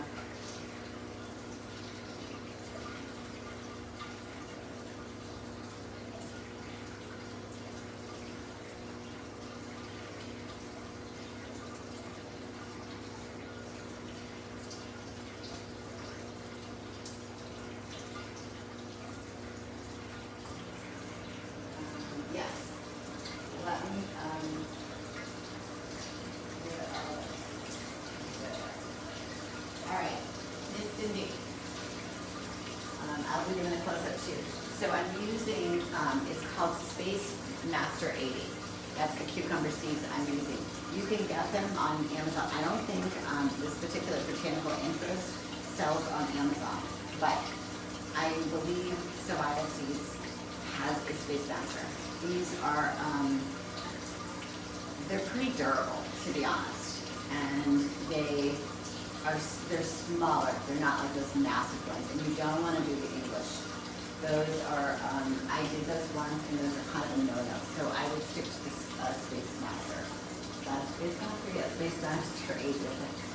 I'm telling you, today is a hustler. It started like at 9:30 with phone calls, and now I'm like completely just, wow.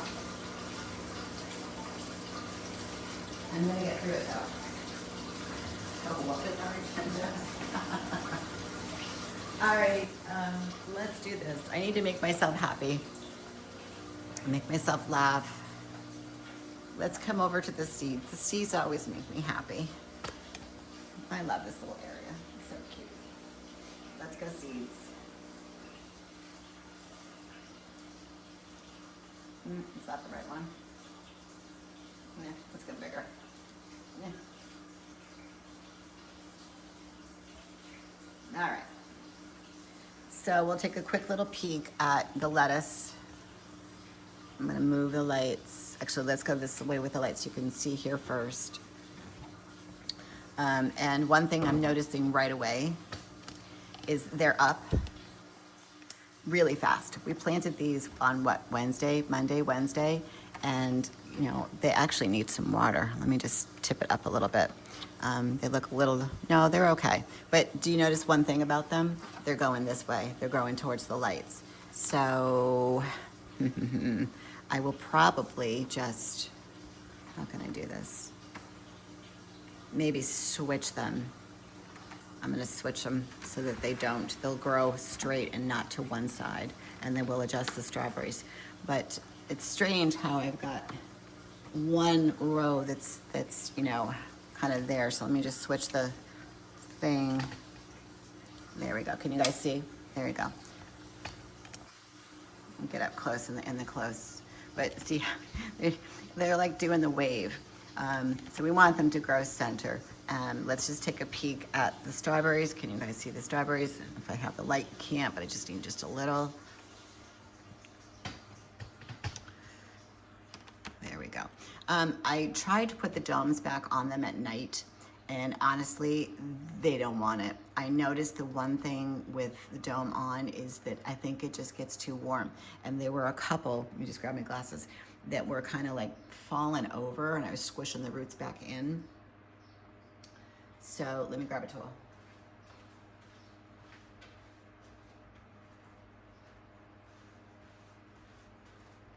I think that they're just basically telling me no cover, and I'm okay with that. And again, we had some coming up here and having here, but I think with the cover on, they got a little cooked. Like there was one right there, but didn't make it. But these guys, remember, on Wednesday we found some roots, so we've got one that's looking, it's looking just good. And I have a ton of water in the bottom of this, so, and I turned down the warming mat just a little bit. It actually feels kind of cold. Let me just bump it up just a little bit.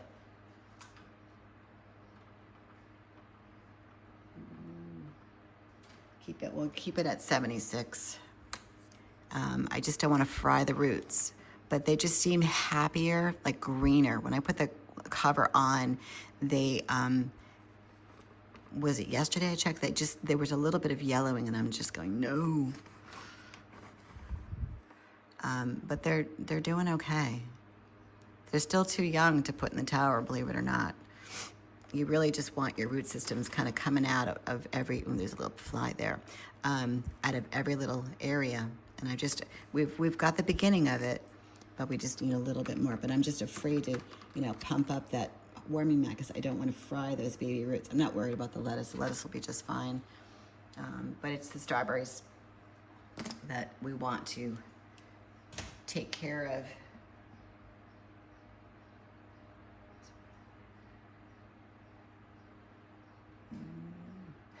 Thank you. I'll tell you on the later what happened this morning. Lots going on. But God never gives you more than you can handle. So that's kind of how I feel right now.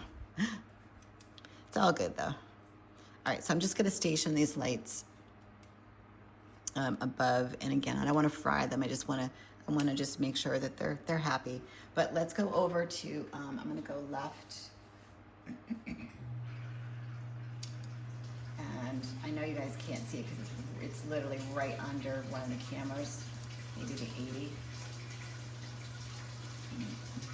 No, it's literally, you can see the top of the pepper tower. So I'll go real fast. You'll be able to see it in the close-up in a little bit, but I want you to see the growth of what happened ever since we put the covers on. Just loosen that just a little bit.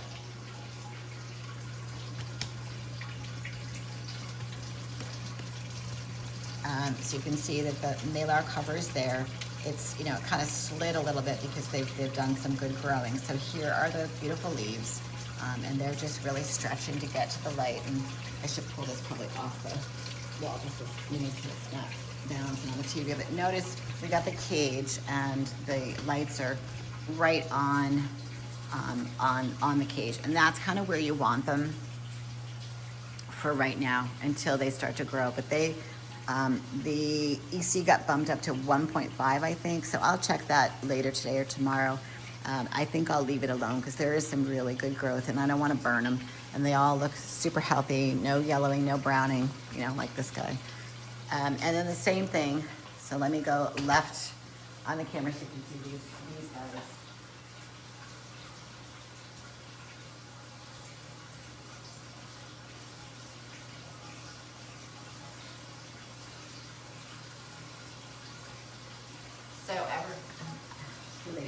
Ever since we put the covers on these tomatoes,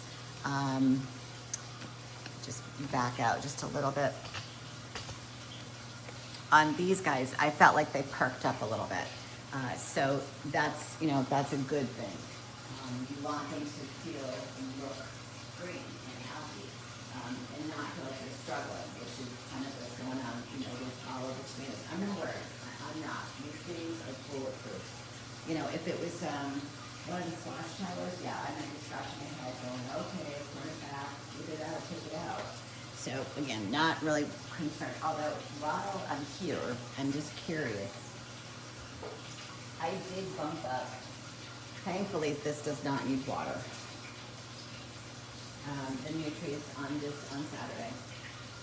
It's reading 1.1,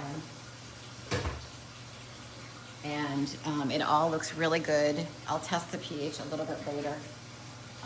But yeah, no, I'm liking it. I'm probably gonna leave it there for another week, just get the pH situated. The broccoli tower is doing great. The head of broccoli is growing so pretty. I can't find any other on the tower, although I really can't say that I've looked too hard. That's just the one that I see right now. The big squash, I don't have anything to pollinate as of right this second. I took a peek in here and I don't see anything there. I've moved the light on the inside. There are some stuff on the inside that are just, starting to, they're little tiny zucchinis, but they're way too little to even, it'll be another week, maybe 2 before they're ready to pop, but everything else is just, I think, at a standstill, which is fine because I have so much. Like this guy looks really good up here. I will say that there is a zucchini on this tower that needs to come off, so I definitely want to do that.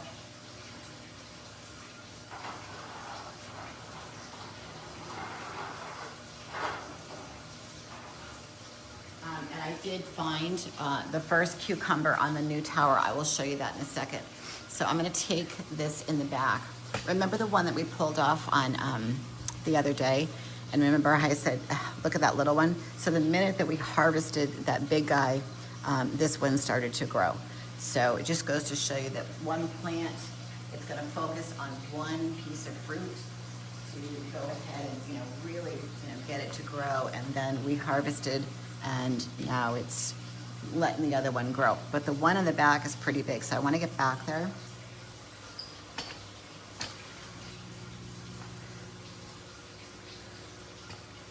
And it's on the bottom, so we're gonna have to get low to get it. It's not, I mean, it's pretty big, but it's not like the one that's on the other tower that we're watching.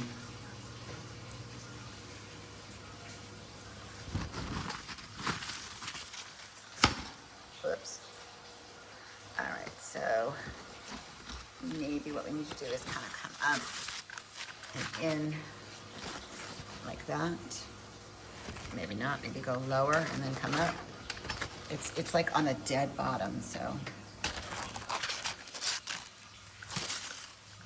There we go, there she is. So I'll balance these leaves if I can and try to watch at the same time. So I'm just gonna gently support the mother stem, and again, a little clockwise twist until it disengages from the plant, and there we go.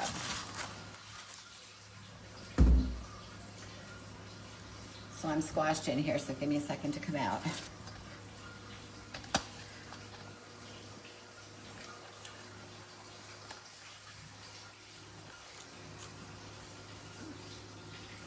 All right. Woo.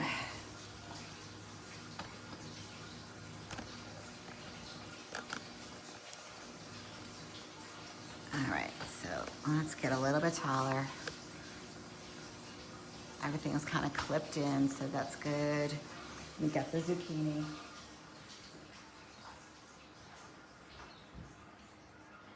And there we go, nice and big. Let's measure. I love to measure. Let's take measure, there it is.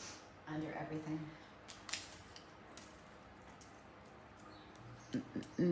So I'm not doing the stem.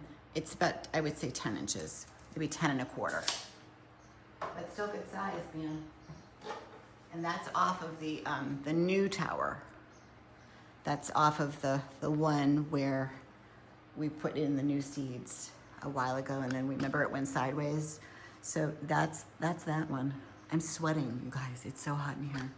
All right, so I want to take a look. I'm going to actually pull out the summer squash tower. Let's see. And the cucumber is trying to trellis onto the summer squash, and that's going to be a no-no for right now. I know, next week, we've got to get you onto the trellis. I get it. I get it. It's so funny, you know what, your towers, they talk to you. Whether you want them to or not, they tell you. They tell you when something is wrong. They tell you what they need for the most part. And it really is your job to listen. You got to be their GPS and give them what they need. It's like a little kid. All right, so this guy is doing relatively well. I've got a lot of little, you know, I would say patches of growth that are growing beyond. So the one thing I'm concerned with that I wanted to do is just get in here and look for some debris. Again, this particular seed loves to, it loves to coil on itself. So now that I've got some new growth on the top, I'll be able to control that, kind of like when we did the trimming on Wednesday with the cucumber. It's the same value system. Just trim what does not need to be there so that you protect the longevity of the tower. So right here, I can see a leaf that I'm just gonna trim off. And the dead flowers, just kind of get rid of them. You know, and then if you've got a lot of little zucchinis that don't, and again, you guys, it's probably right under the camera. I apologize. You'll see this in a little bit. The little zucchinis, sometimes they make it, sometimes they don't. Like there's one that needs to be pollinated, so let me grab a brush.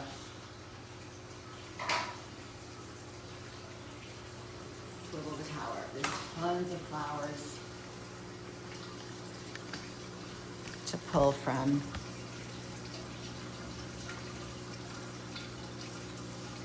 So I'll just, you know, gently just tilt her up.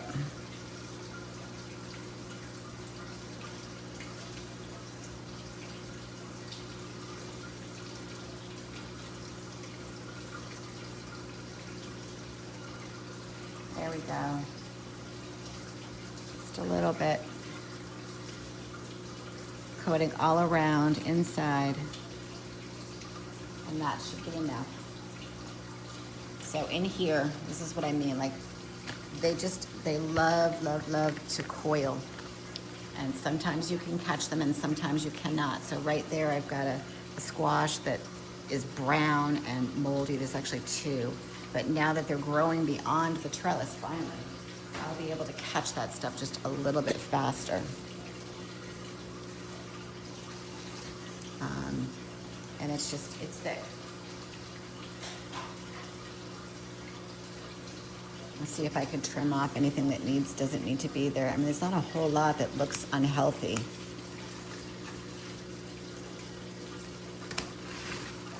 But, you know, also too, you got to remember the airflow. Those are the three things, man. But, you know, now that everything is, you know, really hot and humid in this room, it's, you know, we are growing. They're loving it.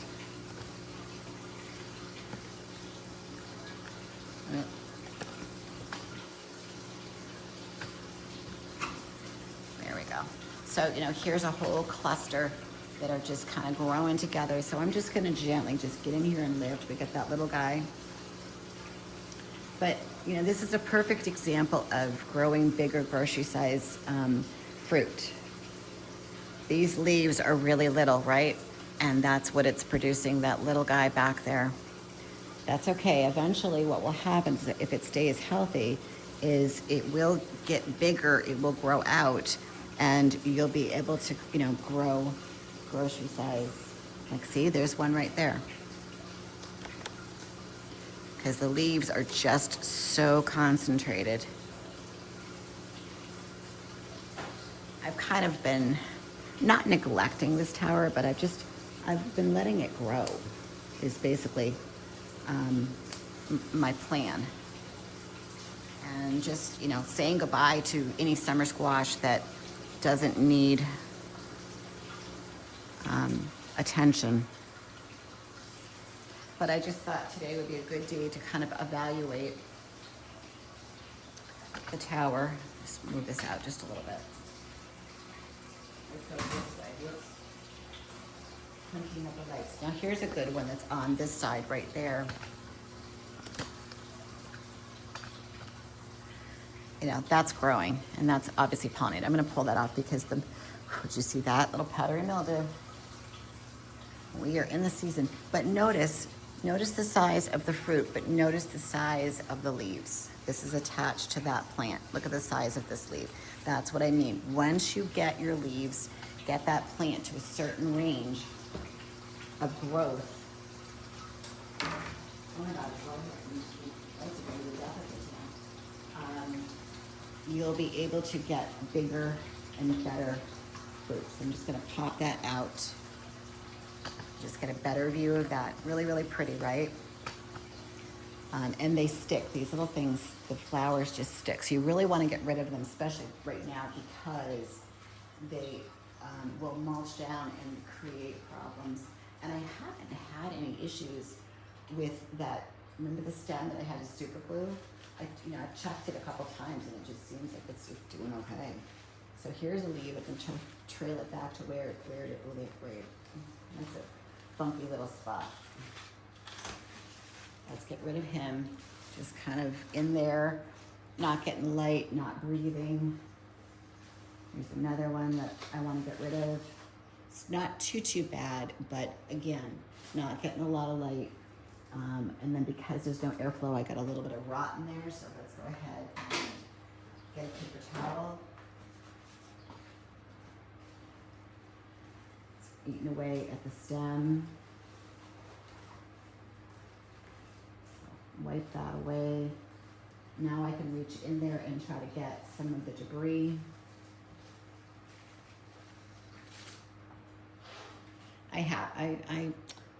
I've neglected this tower a little bit. So I'm gonna get down into this cluster right here.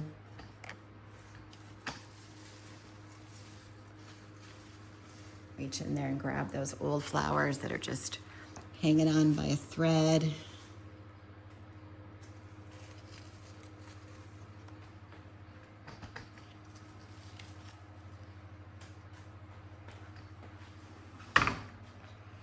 And then on the back side, let's just take a peek here.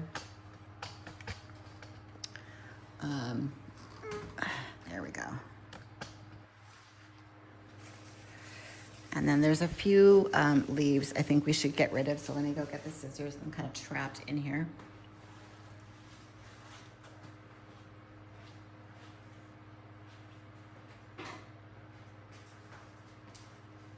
Wait till we get to the, you guys gotta hang on, you gotta wait till we get to the watermelon in just a minute, and we're almost done here. I know this is a tough spot to see.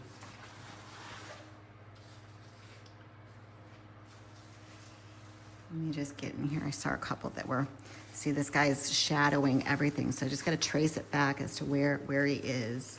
There we go, right there. While I'm in here, I'm also get this guy. But yeah, I haven't really done anything to this tower in a hot second, so I'm okay with getting in here and just doing a little bit of cleanup. Ooh. I see a little ladybug who's in there. I'm disturbing her home. I'm very sorry. She's very happy. Okay. I do think that this is in good shape. Most of the leaves that are on the exterior, now that it's growing, are they look good, and they're starting to get beyond the tower. So I'm gonna go ahead, this bin right here, I'm gonna adjust this light a little bit higher because there's nothing on the bottom. Same with this one. I'm gonna move you guys to here. You know, I could put something in that top. Let me go ahead and adjust.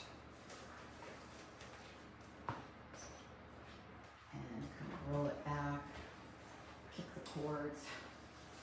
There's a whole procedure so that it doesn't roll on them.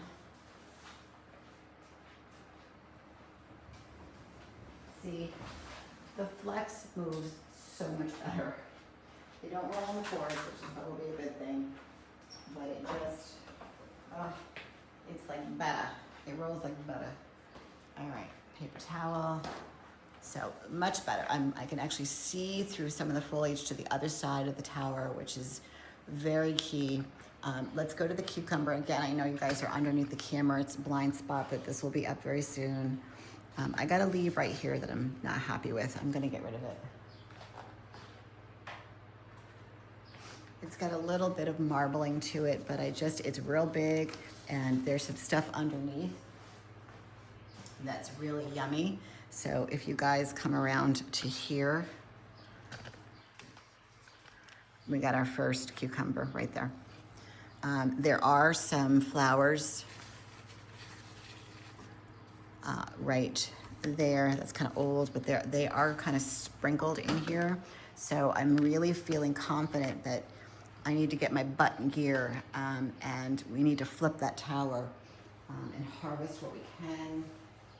I know I'll probably have to buy a few cucumbers here and there at the store, and that's okay as this gets up and growing. But if I could take a flower from the old tower, when that flower pops on that one, we'll have our first cucumber that will be off and running. Oh, there's a flower right there. So I'm actually gonna clip that. And let some air and light in there. So we are off and running when it comes to this tower. I feel really good, and I feel it's in a really good spot. Now it's just me finding time to, we gotta break that down. We gotta clean it all out. That's gonna be maybe Monday we do that, and harvest what we can, and then get that trellis. We gotta get the trellis. All right, let's have some fun. Can we have some fun, please? Let me go switch the camera.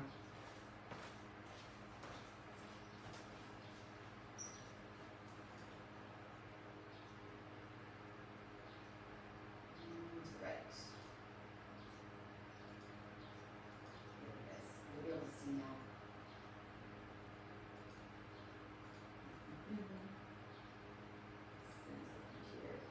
There we go. All right. So let's have some fun. All right, so I was poking around and I was cleaning out some of the leaves in the back yesterday. You know, because there's so much foliage. When you think about it, it's stacked upon stack of vines. So inevitably, there's no airflow. There's no light in there. So those leaves are just going to eventually just die off and get brown. And so that's what was happening. But while I was in there ripping out all of that old stuff, and it gave me great pleasure to do that, I discovered a few things. And in that discovery, I found, was it three? 3 more watermelon, okay? And I was like, I knew eventually this would happen, and I was just waiting. And I really do think that the missing component in the success of this tower is basically the heat, okay? And we had perfect pH, you know, the water was fine, we had perfect nutrients, everything was doing great, and we did, you know, get 3 that are in the hammocks right now. But the one thing that, and I was pollinating like a mad person, the one thing I think it was missing was just that humid, hot air. And now it's here, and I just feel like the pollination with the pH and the nutrients are on point, and I found some gems. So let me share that with you. I really was like, whoa, look at that. So of course, we know we've got the big guy that's in the center. Everybody knows that one. I actually got to pull some of the green away around from it. And then we discovered this one, and it's getting bigger, super yummy. We knew about this one. We knew about this little guy right here. And then I kind of vined him up a little bit just to kind of protect him. But I wanted him in the same line of light so that he would develop. There's one down below him in here. Don't know, not sure. But I will say that, like I said, as I was cleaning, bam, right there. And it's resting on top of the lights, which I propped it up a little bit because I don't want to cook it. So I think as it grows just a little bit more, I wound it around the light, it starts to get a little bit, heavier. So I don't want the heat of the light to, I'm gonna do that. I really just don't want it to cook, because it will. And then it'll go rotten instantly. And then I found, as I was cleaning, doing my chores, down here, hiding like a little gem. So perfect, so pretty. So we've got 1, 2, there's the third one down below. That's 3. And then there's the fourth one, the 4th little ones. And then we know obviously about the big guys. So I really do think that we're much more successful this go round. And I just got to keep kind of bringing this guy to the forefront. There is a one right there, but you know what? He's got a little black spot right there, so he probably is not pollinated. But I don't want this to get shadowed. He needs the light, otherwise it'll get white spots, or like sections that are white. So it just needs to be at the forefront. And then on the back side, they look really good too. We'll show you that in a second. And then our cukes, we just got to find time to break this guy down. Monday. And if you come on over here, I will say this guy right here, and I'll zoom in versus taking him off the tripod. This guy right there. I think that's the biggest one in terms of one of these you guys can see.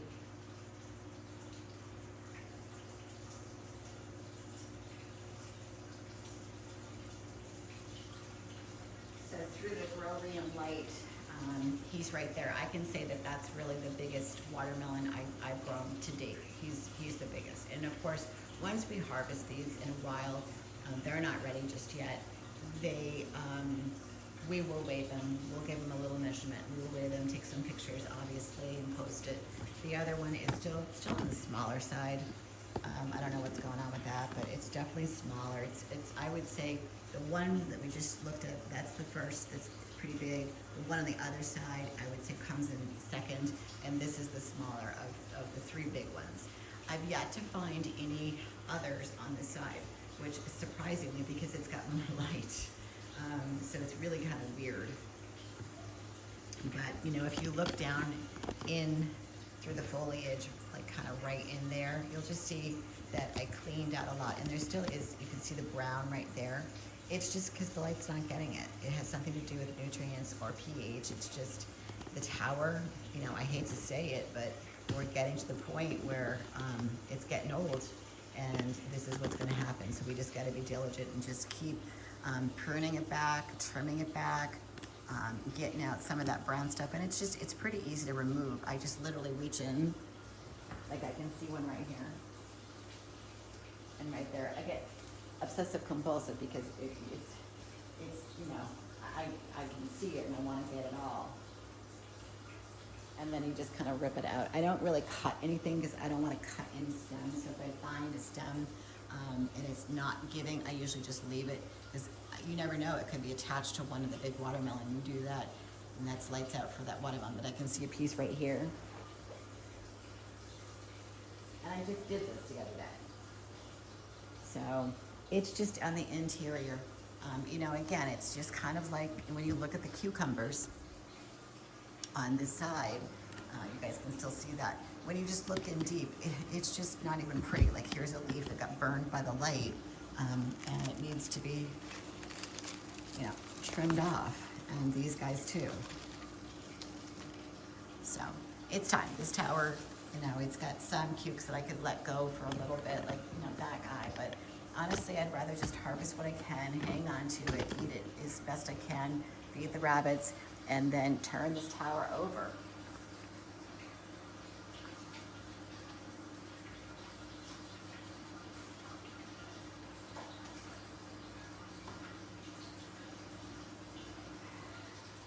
I honestly don't know what will go on this tower. yet. I don't know that I want to put the strawberries on a flex. I think they would be better on a home, and I am kind of in negotiation with somebody on the Facebook marketplace to pick up his home. He's used it a couple times, and so it's not brand new, but I'd like to get it just a little bit cheaper if I can. I honestly, I told him I said I'm buying it for parts, which I kind of am, but I do want that size, I think, for the strawberries. So we'll see what happens on that one. Stay tuned. There might be another tower in here come early next week. But that's kind of what's going on. The bird's eye view of this room is looking really good. So stay tuned, on the tomatoes. They're happy. They'll be fine. They're just having a bad day. you know, just look at it like that. The tomatoes are just, they're not happy, but that's okay. No, well, I'm gonna fix it. We fixed it. I'm just gonna lower the nutrients. I'm gonna actually sit here and groom a little bit off of the foliage. And you've seen me do it once or twice. You just give this thing a good haircut. I'll have to harvest some of those tomatoes. But once you fix the water, the nutrients and the pH, this thing is going to bounce right back and start growing, some new foliage. So I am not concerned, not even one iota. So stay tuned on that. Thanks for joining me. I'm Sherry, and this is Tower Gardening Made Easy, your channel for all of your hydroponic, aeroponic tower gardening needs. If you haven't already subscribed to the channel, please consider it. Hit that like button too. And if you have a question, please leave it in the comments and I'll get back to you right away. If you're joining me from another platform like Facebook, Instagram, TikTok, LinkedIn, Amazon, from wherever, welcome. Thanks for joining me. And I will see you on the next live, 10 o'clock, Monday through Friday.